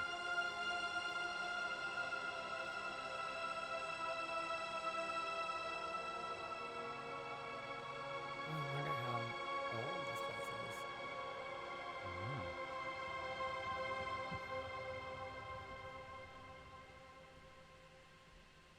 is. It was at midday, with the sun shining through the breaks in the clouds, that we arrived at the Sun City's infamous abandoned orphanage. Wow. The area was riddled with shells and brass and old fireworks from the night's previous Independence Day celebration. The guy that did the weather. I knew you were gonna say it. But what stood out among all That's else gotta be right. was the beautiful and colorful graffiti that covered the building.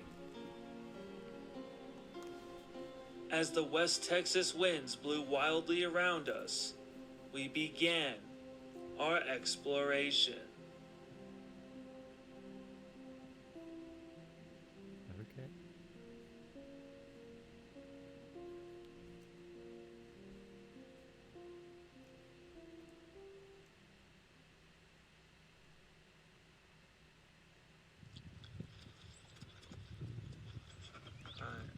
Gonna head inside. Those are gunshots, but this is Texas, so that's okay. Those are gunshots. That's fine.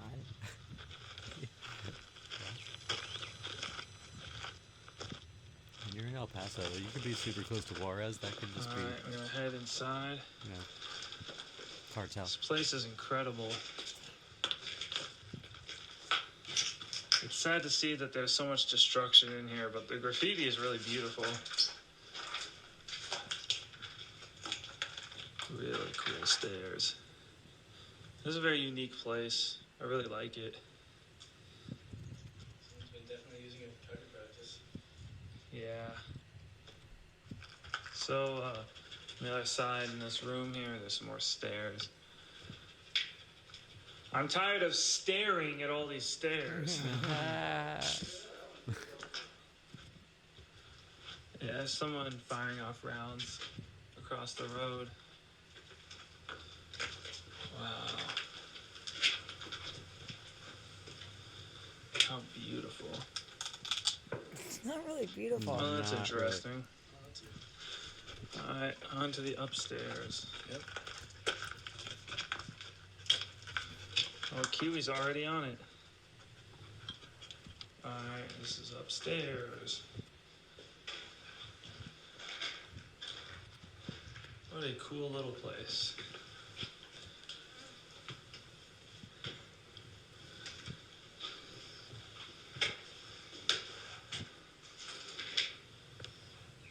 That is so cool.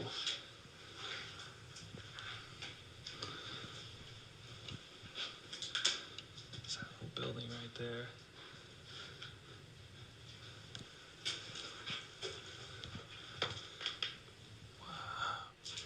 So this is on the other side. That's the other stairs we saw when we entered the building. That was a very loud gunshot. As you can see, the front's right Definitely here. in Texas. So there's a hole. Oh, come on, Sarah. My jokes are better than that, right? Really, really cool. What was the joke she was saying? Was a Dusty joke? Staring at the stairs. Oh. Poking out of the desert, just past any sign of civilization, is a strange relic, caked in mystery.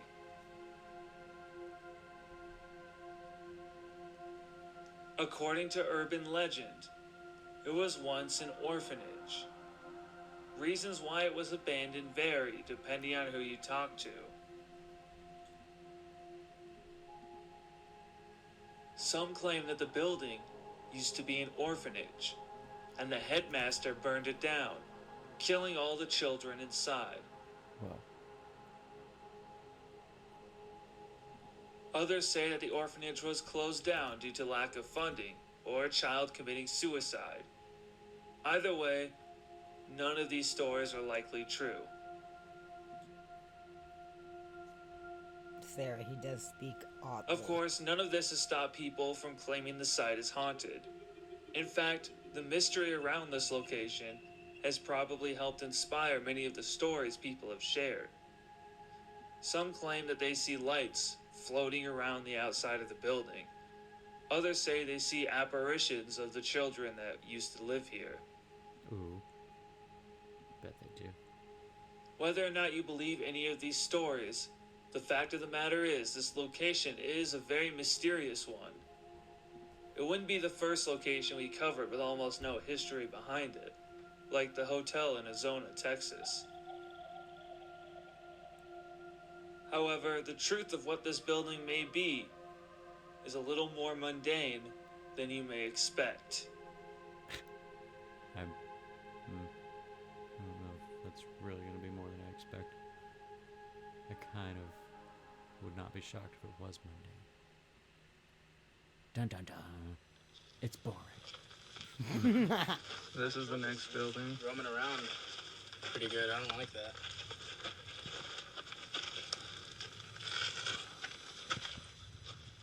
Yeah, I noticed that too. Hey, you see that big ass black beetle on that wall? Where? Somebody peed on the wall. Look, it's coming off that wall. Oh yeah. I think it's huge. What? Jesus. Look at that dude. Oh yeah. Big fucking bug. Forgot a bug. Yeah, it's just a little Texas bug. Big bug.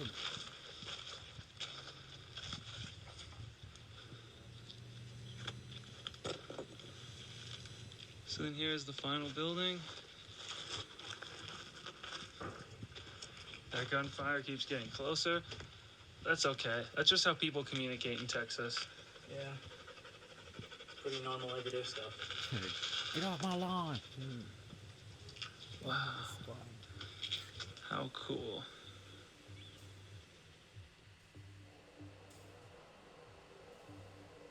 It is believed by most that this building was actually a duplex or some kind of condominium. So A duplex is essentially a house that's split into 2 apartments. Oh. A condominium can be a complex split into multiple apartments or houses. So they just call it an abandoned orphanage, but it's like nobody really knows, and everybody's like, yeah, it's probably just an apartment. This building does seem like the right size and architecture for a kind of duplex. Yeah. And the buildings surrounding it may support that. One of the buildings appears to have a space for laundry machines and a little common area. Oh, what? This is just like a burned out apartment building. The building directly behind the main one could have been garages. They don't know. It's just folklore. Others believe it may have been some kind of commercial space. So what you're telling me is it's not. Based on the architecture, we believe it may have been constructed sometime in the late 70s or early 80s. Yeah, so it's a building. Okay. El Paso was expanding during this time. However, it would not expand all the way out to where this was being constructed. Perhaps the company thought they were trying to get ahead of things, but in the end ended up abandoning the project before it was finished. Of course, this is just a guess based on the very limited evidence we have about what this building was meant to be. Okay, so we know nothing about this building, and it's probably not an orphanage. Okay, next. This video sucks. Let's do this other one. I just found another one. Let's do this one sucks. Okay. Whatever. Next. It was neat looking at some of the stuff That's inside of there, but that was cool abandoned not- like That's whatever where to be like, it thing. is an orphanage, maybe a regular building, maybe a duplex, maybe condos, Yeah. maybe a store. We don't really know. It's probably a building. Is all we know. Okay, but we're gonna do this one that was an orphanage, and it was Europe's largest wooden building. Okay. Let's see what they have to say about this one. Probably that it's actually. Yeah. So it was never completed and was abandoned, but might have been an orphanage or an apartment or a duplex or an office building. Yeah, by the way, do you guys know what a duplex is? I looked it up in the dictionary. You looked up and it was visited by people with spray cans. Yep. Yes, it people was. with spray cans visited this place. Let's see what this place is. Okay. Thanks for hanging in It with takes us an on that one, hour by boat from Istanbul to reach the largest of the Prince's Islands. On a hilltop is this huge historic building that's fallen into ruins. Cool. 20,000 square meters of wood abandoned to the elements. Errol is the caretaker of this former orphanage, which closed in 1964. He says it's on the verge of collapse, so it's been closed to try and save the building. Of course, my job as a caretaker has become much more difficult, because every day many people come. Everyone is curious. Why, for the dubbing, did they pick somebody with a lisp to dub over this guy? Like, that was your voice actor that you're getting, was somebody who speaks with a lisp is going to be your dubbing person? That's I mean, a good point. I don't mind that you have a lisp. Okay, that's what but- Kirby said too. Yeah, why? Yeah. Now I have to back it up because I didn't hear what he said because I was too busy going, what? Sarah's laughing. Okay. You're good. not allowed. Yeah, we're going back.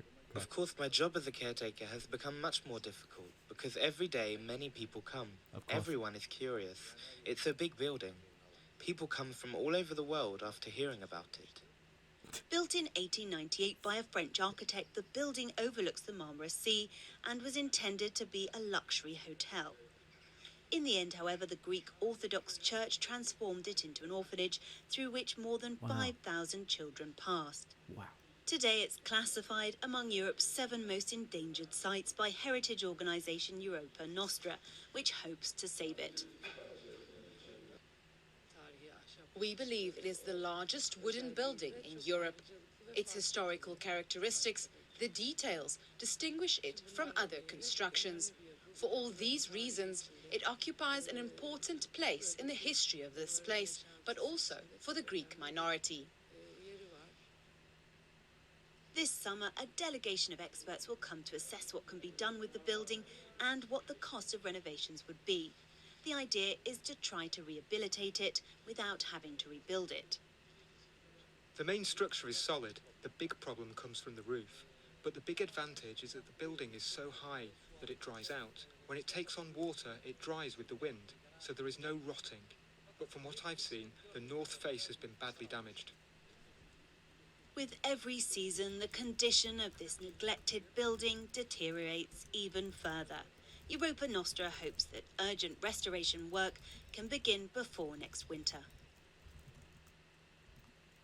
That was it. That was fast. That was fast. Okay. Okay, well that's neat since it's wood and the wind's blowing and stuff like that. Yeah, but they're trying to preserve it. Keeping it dry and that it is more preserved than others. That's kind of neat. Okay, I dig it.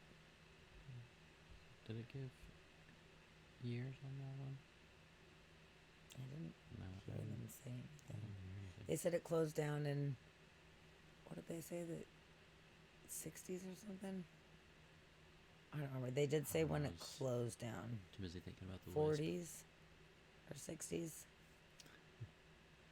Yeah, it's been closed for a while. It's been closed down for a long time, yeah. Yeah, that's neat. Europe's largest wooden building. Yeah, and they're trying to save it, which is good. 64. Thanks, Princess. 64. Thank you. Glad somebody was paying attention. I was too busy thinking about that guy's lisp. But then I found myself a little bit bummed that the other translators didn't have a lisp. I kind of wanted them all to have a lisp after that. It's like, well, now why do these not have a lisp? You know? Yeah. At first I thought it was weird, and then I was like, well, maybe it's, maybe it's a thing. And then they just abandoned it. But, so that's kind of all the videos that I found as far as orphanages go. There was some of the other like top 10 or whatever. There was some top 10 lists, but not a whole lot of information about them. I was trying to look up a few of the ones that they were pointing at that we can see if we can find. But there were some photos that we can look at.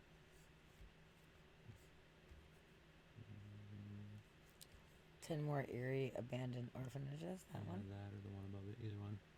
They're both the same website with different add-ons. Or I guess it was like a follow-up article. It doesn't They load put out. for some reason. That would be cool. Oh, there we go. Okay. Yeah. Okay.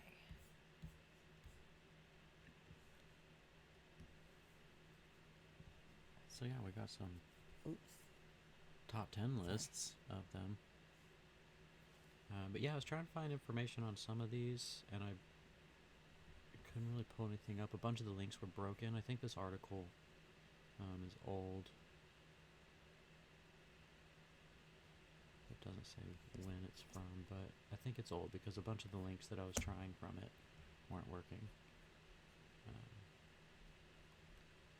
That's creepy. This Let's one's see the if there's now any. abandoned Bramham Children's Home in West Yorkshire, England. Does that link work? I can try these links as we go by them. Oh, this one worked. Okay. Just too bad all the photos on it have like watermarks on the link that opened up. But let's see if there's a little bit of history on the Bramham one. Built in 1806 as a family home. Was bought out by the Riding County Council Children's Department in 1947. It was converted for the purpose of creating a children's home in line with the upcoming 1948 Children's and Young Persons Act, and it was intended to be a home where families of children, both neglected and homeless, could be cared for and have a place they could call home. By 1970, the house consisted of 35 children being looked after by a significant amount of house staff. In charge of the site was the superintendent and 5 house parents, 3 non-stay house parents, and then the daily domestic staff. Blah, blah, blah, blah.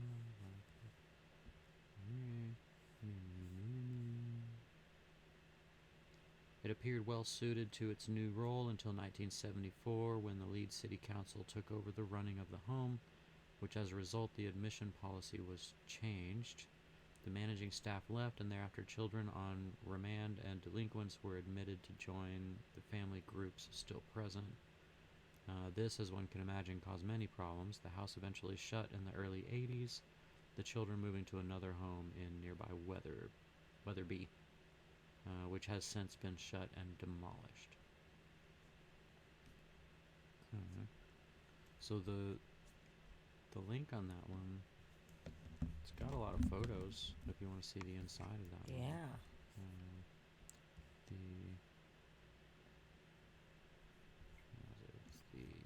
Oh, here it is. Right. Yeah. So yeah, if you scroll down, there's a lot of photos. They've got big watermarks on them, but you can see some of the stuff. Oh, that's cool looking. Yeah, it looked like a pretty cool building.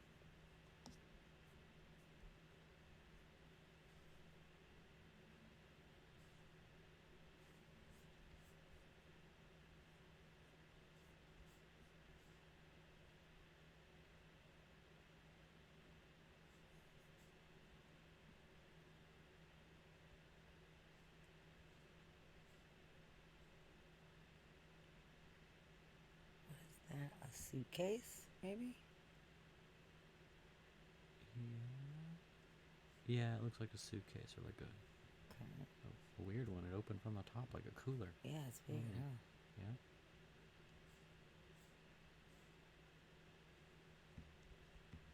Kind of falling apart. So yeah, I guess it closed in the early 80s, but they said it's still standing as of 2016. Anyway, it was still standing, so they haven't just torn it down. Which is pretty cool. Yeah. It's a terrible watermark on your photos there, person. It's one thing to watermark your photos, it's another thing to like cover up your photos with a watermark. Seriously. I mean, these are like the best photos ever, so I can't imagine people wanting to steal them. Yeah, who's stealing these? No one is stealing these photos.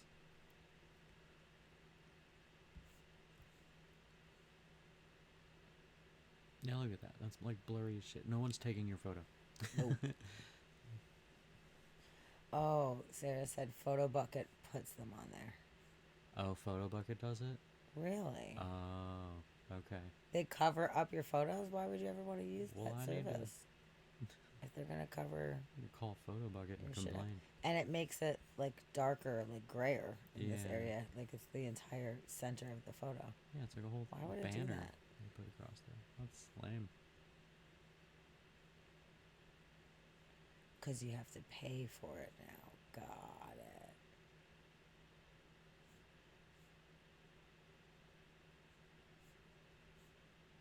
Oh, wow. Wow, that's cool. That's like the carvings on the top of the... It is that Roman temple yeah, that we that saw temple that in we Nîmes. looked at. Yeah, I was thinking the same thing. Yeah. Wow. Those are not anywhere near as ornate, but they're pretty.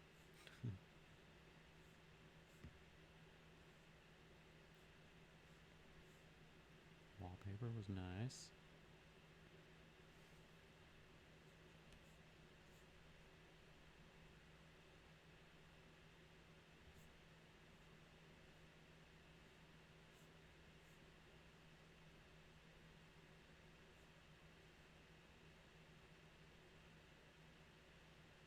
Look, there's a ghost face in the wallpaper.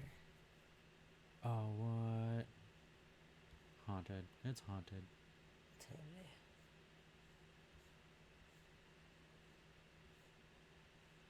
What is that? Telefono. That's a telephone? What is it, the Stone Ages? Nobody had phones like that. Never heard of it. Nope. Why are there no buttons? Why is it a weird dial thing? Okay. Okay. Well, that's cool. There's some photos of that place. That's a place. Right? Why didn't they take the ceiling? That ceiling was cool. That's a good point, Princess. It's fucking badass, dude. Yeah, that's, yep. But how do you take a ceiling, I guess? Very carefully. Very carefully. Okay, so this is the Freniers School. Freniers School. Castile de Veep. Yeah. Yeah, pretty sure that's exactly how it's pronounced. Now this is mansiony. That's a mansion. I'll call that a mansion. That's pretty mansiony. Yep. Let's see. So this one had a little write-up on it.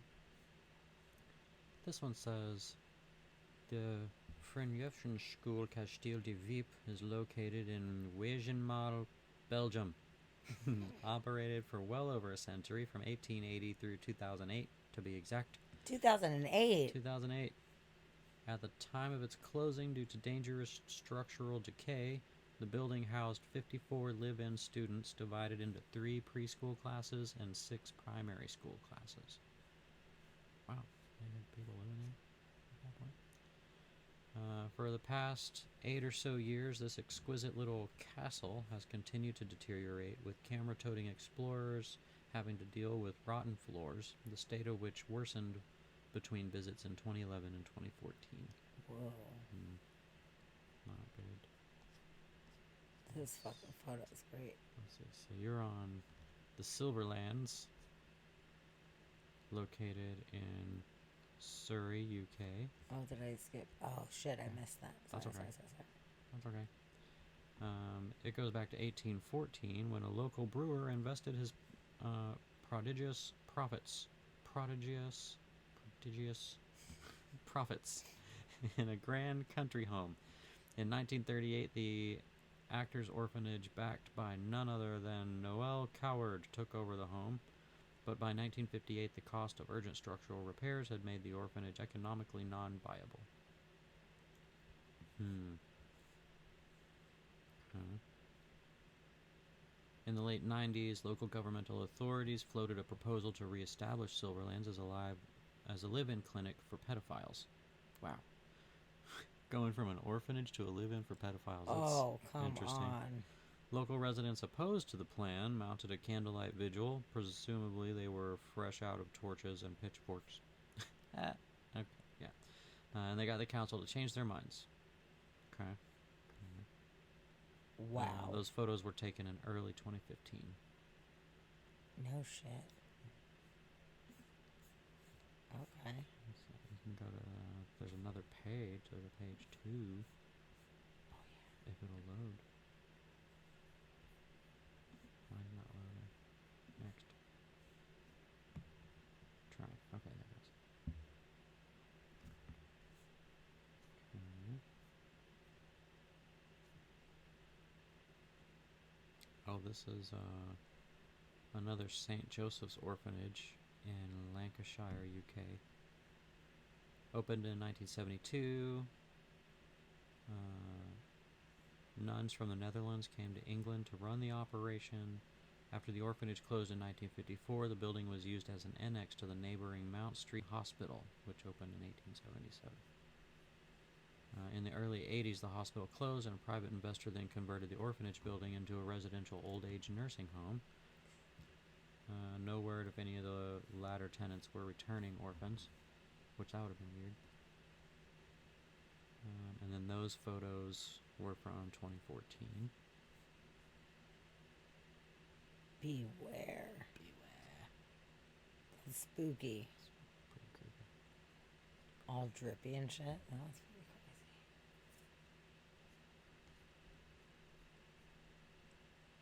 crazy. Okay. Cool. And this one is in Pamplemousses Meritus. Pamplemousses. Right? Pamplemousses. I love mousses. Especially ones with pompadours. Built in 1864 and 65. Well, it's Christy. Christy popped in. What? Oh my god, that is so awesome that you are here. She didn't even say hi. She just told me to slow my roll with the scrolling. Okay. Just slow your scroll roll. I didn't want to do it so long where it's like people are like, okay, next. You know, I was trying to keep it moving. But I am so happy to see you. It's so nice that you're around. Are the images too big? Can we shrink it maybe a little bit? I don't think it's too big. Personally. Maybe we can get full photos in there. It's so nice that you came in. It's been so long. I know, it's been forever. Where have you been? What have you been doing? Have you been we miss you. Been having a good 2023 so far? Moose with a pompadour. Moose with a pompadour. Yep. A pompamoose. Pompamoose. If you will. Sounds like a Wuzzles character or something like that. Oh, it totally does. Totally does. Oh, I hope you're doing good, Christy. I'm so happy to see you. Yeah. Okay, you ready, Papamooses? Yeah, ready for some papamooses. Wait, I lost it. I'm not ready. I thought I was ready. Okay, this one was built in 1864 and 65, and its basalt stone exterior, at least, has held up remarkably well over the years. Note the barred first floor windows meant to keep orphans from escaping their benevolent confinement. I got bars on windows. Whoa, this is creepy looking fucking room. Yeah. That's just the stairwell. What? That's creepy. Yeah, there's a weird bed at the bottom of that stairwell too that you're gonna get to. Just a creepy asylum-looking bed. Inside, wood flooring and staircases have succumbed to rot in the humid air of the Indian Ocean island nation. It says the photographer lived in Mauritius for over 20 years, and his lushly detailed images reflect the viewpoint of a long-term resident. It doesn't say when these photos are from, though. But that's a pretty cool building. There you go, this creepy bed. Ew. How creepy is that? Just a bed in the middle of the... What the hell? I don't like it. No? Seems weird. Oh, excuse me. Thank you. Yeah, that's spooky. Yeah. Oh, Christy. Been busy with the babe starting school and your new position at work. Good, good. Good. I hope that your new job is going good. Yeah, how's that going? New-ish, I guess. New, yeah. Probably not new anymore. Newish. That's so awesome. Yeah, are you still enjoying? Are you liking your position?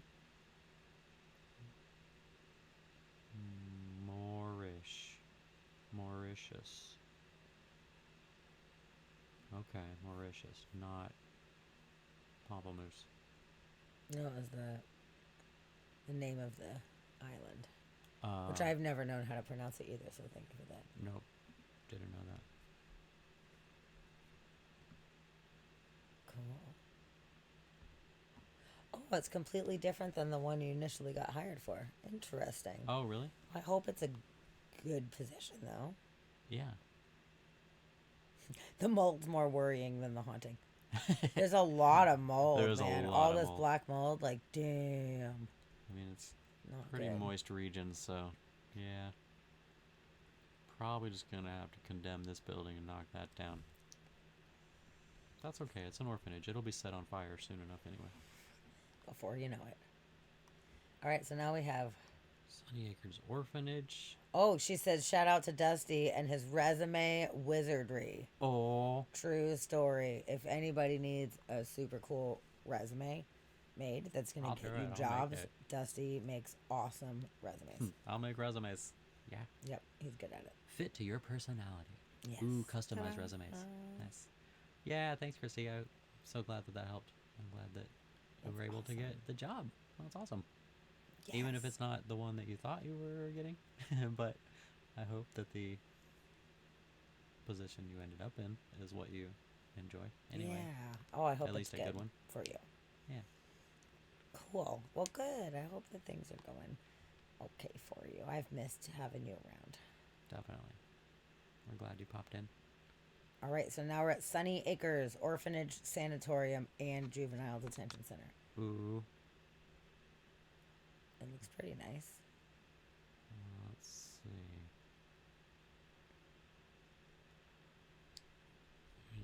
It's about the photographer. this. You should be able to make at least a part-time career out of that. He's trying. I would love to. He's totally trying. I would love to make at least a part-time job out of resumes. I actually have fun doing resumes. I think that's a cool thing. Taking all this information that people have about themselves and organizing it into something is, that's fits them personally is always fun for me as a designer. It's a fun design challenge. But I would love to make that a part-time job. You're really good at it. Thanks. That's great. Okay. Let's see. This one doesn't really have any. It doesn't have any history, but it says Sunny Acres sounds like a sleepy retirement community, but nuh-uh. Anyone unfortunate to have slept here undoubtedly experienced unimaginably terrifying nightmares, and then they had to wake up. That's all it really says. Damp fire, of course. Yep, fire. But I guess being a sanitarium and a juvenile detention center, it was probably rough. Just the reason, you had to be there in the first place was going to make it not good. Sarah says, I hate them. Resumes, I guess. Oh, yeah. Now, if you could also write cover letters. Oh, that's the worst part. I hate cover letters, too. I've recently started using the, the ChatGPT? Yeah. Yeah. The AI to write my cover letters, and I'll have it write a few different iterations of it and have it, put in different things, and then I'll take what it says and copy and paste in the things that I like and form my own cover letter out of what it writes, because I hate cover letters. What exactly is a cover letter? In my career, you don't have that, so I don't know exactly what the point is. You're basically telling them why you would be good for this position and why they want to hire you, but trying to put some of your personality into this letter, saying why you're interested in the position and what makes you stand out above everyone else, and what are the key areas that they need to know about, and trying to put your personality in there so they can get a little bit of a sample of who you are, and then you're also trying to make some kind of a personal connection with whoever is reading it so that they want to hire you based on this thing that you've written, but then you have to keep it short enough to where they're actually going to read it. Okay. Why is that the worst? I think I'd have fun doing that, actually. You should be a cover letter writer. I'll write cover letters. You'd probably get paid good money for that, because that's the worst part of every job. And it's the shitty thing is that you have to do, whereas a resume, you make one resume and you send it out to everyone.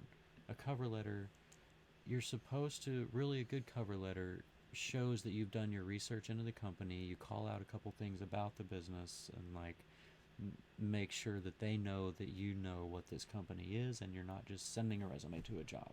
Okay. So you're researching every company, and it's personalized to that company. So every single time you send in a resume with a cover letter, it's a custom cover letter for that company. Okay. So when you're applying to jobs consistently, you're writing cover letters forever and deliberating on what it is that you need to say, and what about your skills are they actually going to enjoy, and it's just different every single time, and it just gets annoying having to write it over and over and over and try and say the same things in ways that are selling yourselves. Why don't you just use the template, delete certain parts, and put in little specific things about their company? It sounds. You can, but their company is going to want different traits about you that the last place did. So you're going to want to change up certain traits, because whereas this company is going to be looking for whatever infographics and, let's say, animated GIFs, this company over here is going to want me to be doing presentations, and can I actually present to clients, and they want a different set of skills. They're going to want a different voice that you're going to be talking to them in. So you're not just doing a template. You can do a template, but that's not a good cover letter that people are going to look at and use. A cover letter is supposed to be custom to the person that you're writing to. I don't think it sounds that bad. I think it would be kind of fun. And I want this job because I don't know, I like to sell myself. Mm-hmm. It's a challenge. I like selling myself. I like convincing people that I'm perfect for what it is that they want. So I think I would have fun doing it. Yeah. Put some powers of manifestation in there, It's fun the first half of a time of doing it, and then after that, I don't want to. It just gets super annoying, and it's extremely time consuming. Whereas I can send out, I could send out 40 resumes in a day. If I'm writing a cover letter for each of them, all of a sudden I'm sending out 4 resumes, because now I've got to research these companies and make sure that I'm calling back to certain things that they want, and like that I'm really looking at what it is they're asking of the job and putting those into this cover letter, and that they know that I looked at the application form and that I know what their company does. And it just gets annoying. Okay, I can see it getting annoying if you're putting out a lot of them. Mm-hmm. But oh, really, Sarah? You hate selling yourself and you hate to tell me about yourself? I think that would be the funnest part. too. It's like, hey, get to know me. You know, that'd be fun. I want to get to know you. You get to know me. Let me tell you who I am. And if you don't like it, then don't waste my time. To me, that's what an interview is for. Like, I have a resume and a portfolio for a reason. Here's what I can do. Here's where I've worked before. Look at these. Do I qualify for what it is that you're looking for? Cool. Call me in if you're interested. But I guess if they're getting, like all the stuff that I've looked at on LinkedIn, they've had like 200 plus applications in a couple days or less. So who's reading that? Are they actually reading these cover letters then? I don't think so. I really don't think so. But if you don't add a cover letter, then it shows that you're not putting effort into it, whether they read it or not. The people that put cover letters in there have taken that extra step, so they're going to bump those up probably. Yeah. I'm glad I don't have to do any of that kind of professional shit. It's pretty badass. Woo. Yeah. Yeah, Sorry Princess, for you guys. ideally multiple resumes would be good if you're looking into different industries and stuff, but for the most part, I mean, everybody's resume kind of covers the jobs that they're applying for, but there would be times where a customized resume to fit the job you're applying for could be helpful for sure. But I don't know. I operate under the guise that resumes should be as simple to go through as possible. All the excess fluff of everything, I take out all of that unless it's something that I really want this company to know about, or that somebody really needs to know about this position. But for the most part, a job title should lay out, for the most part, what your responsibilities were, and then in a cover letter you can touch on anything extra. But I try to simplify my resumes as much as possible, so that when they're getting 200 plus resumes, they don't have to sit and read and like look through each one, because you're only going to get 20 seconds of them looking at a resume before they go to the next one, so I try to simplify everything personally. But I don't know, I'm also the one who doesn't have a job right now, so So if anybody needs resumes, hit this guy up. Yeah. He'll even write cover letters for money right now. Maybe. Maybe. I'll even let ChatGPT write a cover letter for money. Sounds good. That's good. Okay. Well, we covered a lot of orphanages tonight. That was a lot of orphanages. That was pretty good. Yeah. I like the history of it. It was really interesting. I agree. I think that was actually really, really interesting. Yeah. That was the funnest part of the whole thing, was learning about the sick, fucked up history. It was good. Some messed up history. But we checked out some cool places and everything. We learned that they all catch on fire. Yeah, they all burned down.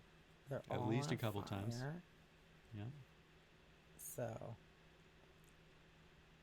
yeah. So that's, I guess, that's our show for the night. That's our show. RJ is streaming right now. Maybe we should raid RJ. Is he? RJ streaming? Yeah. Cool.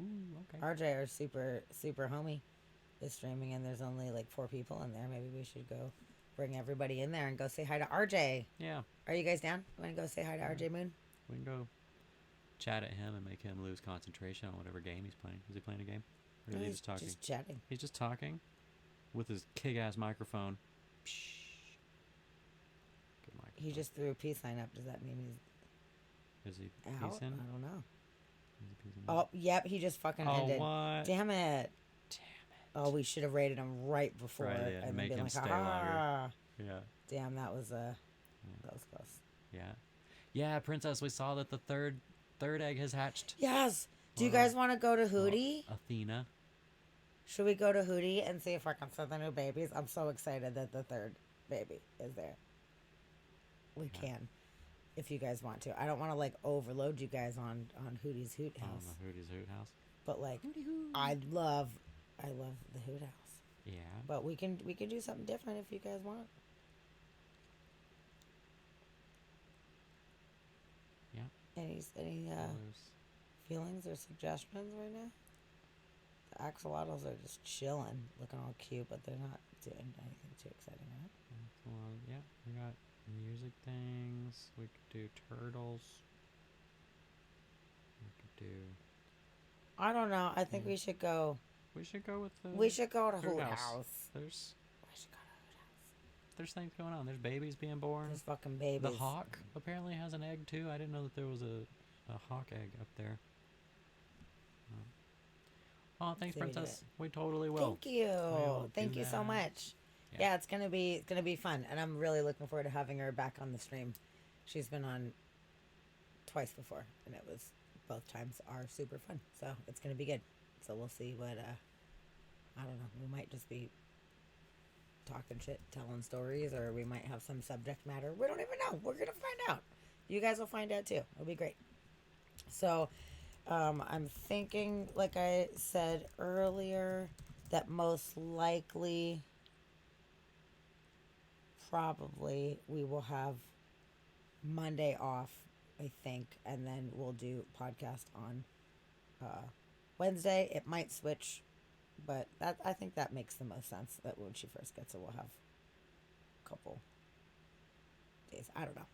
Check in on Monday, see if we're here. If not, then you'll know, and then we will be here on Wednesday. It'll be good. Yeah, watch your notifications. Yeah. We'll be here one day. Yeah. So, thank you guys very much for all your love and support. We appreciate you guys so very, very much. Yeah, absolutely. And we do. Let's go say hi to Hootie and her little fucking babies. Hi to Hootie. Little and baby. the new babe. Athena. Athena. Yeah. It's going to be so cute over the next few months watching them get bigger and everything. It's all great. Definitely. I love it. It's going to be good. All right, guys. Well, it has been a pleasure, and we will see you again soon. Yep. We totally will. All right. Everyone have a good night. Good night, guys. Bye. Bye.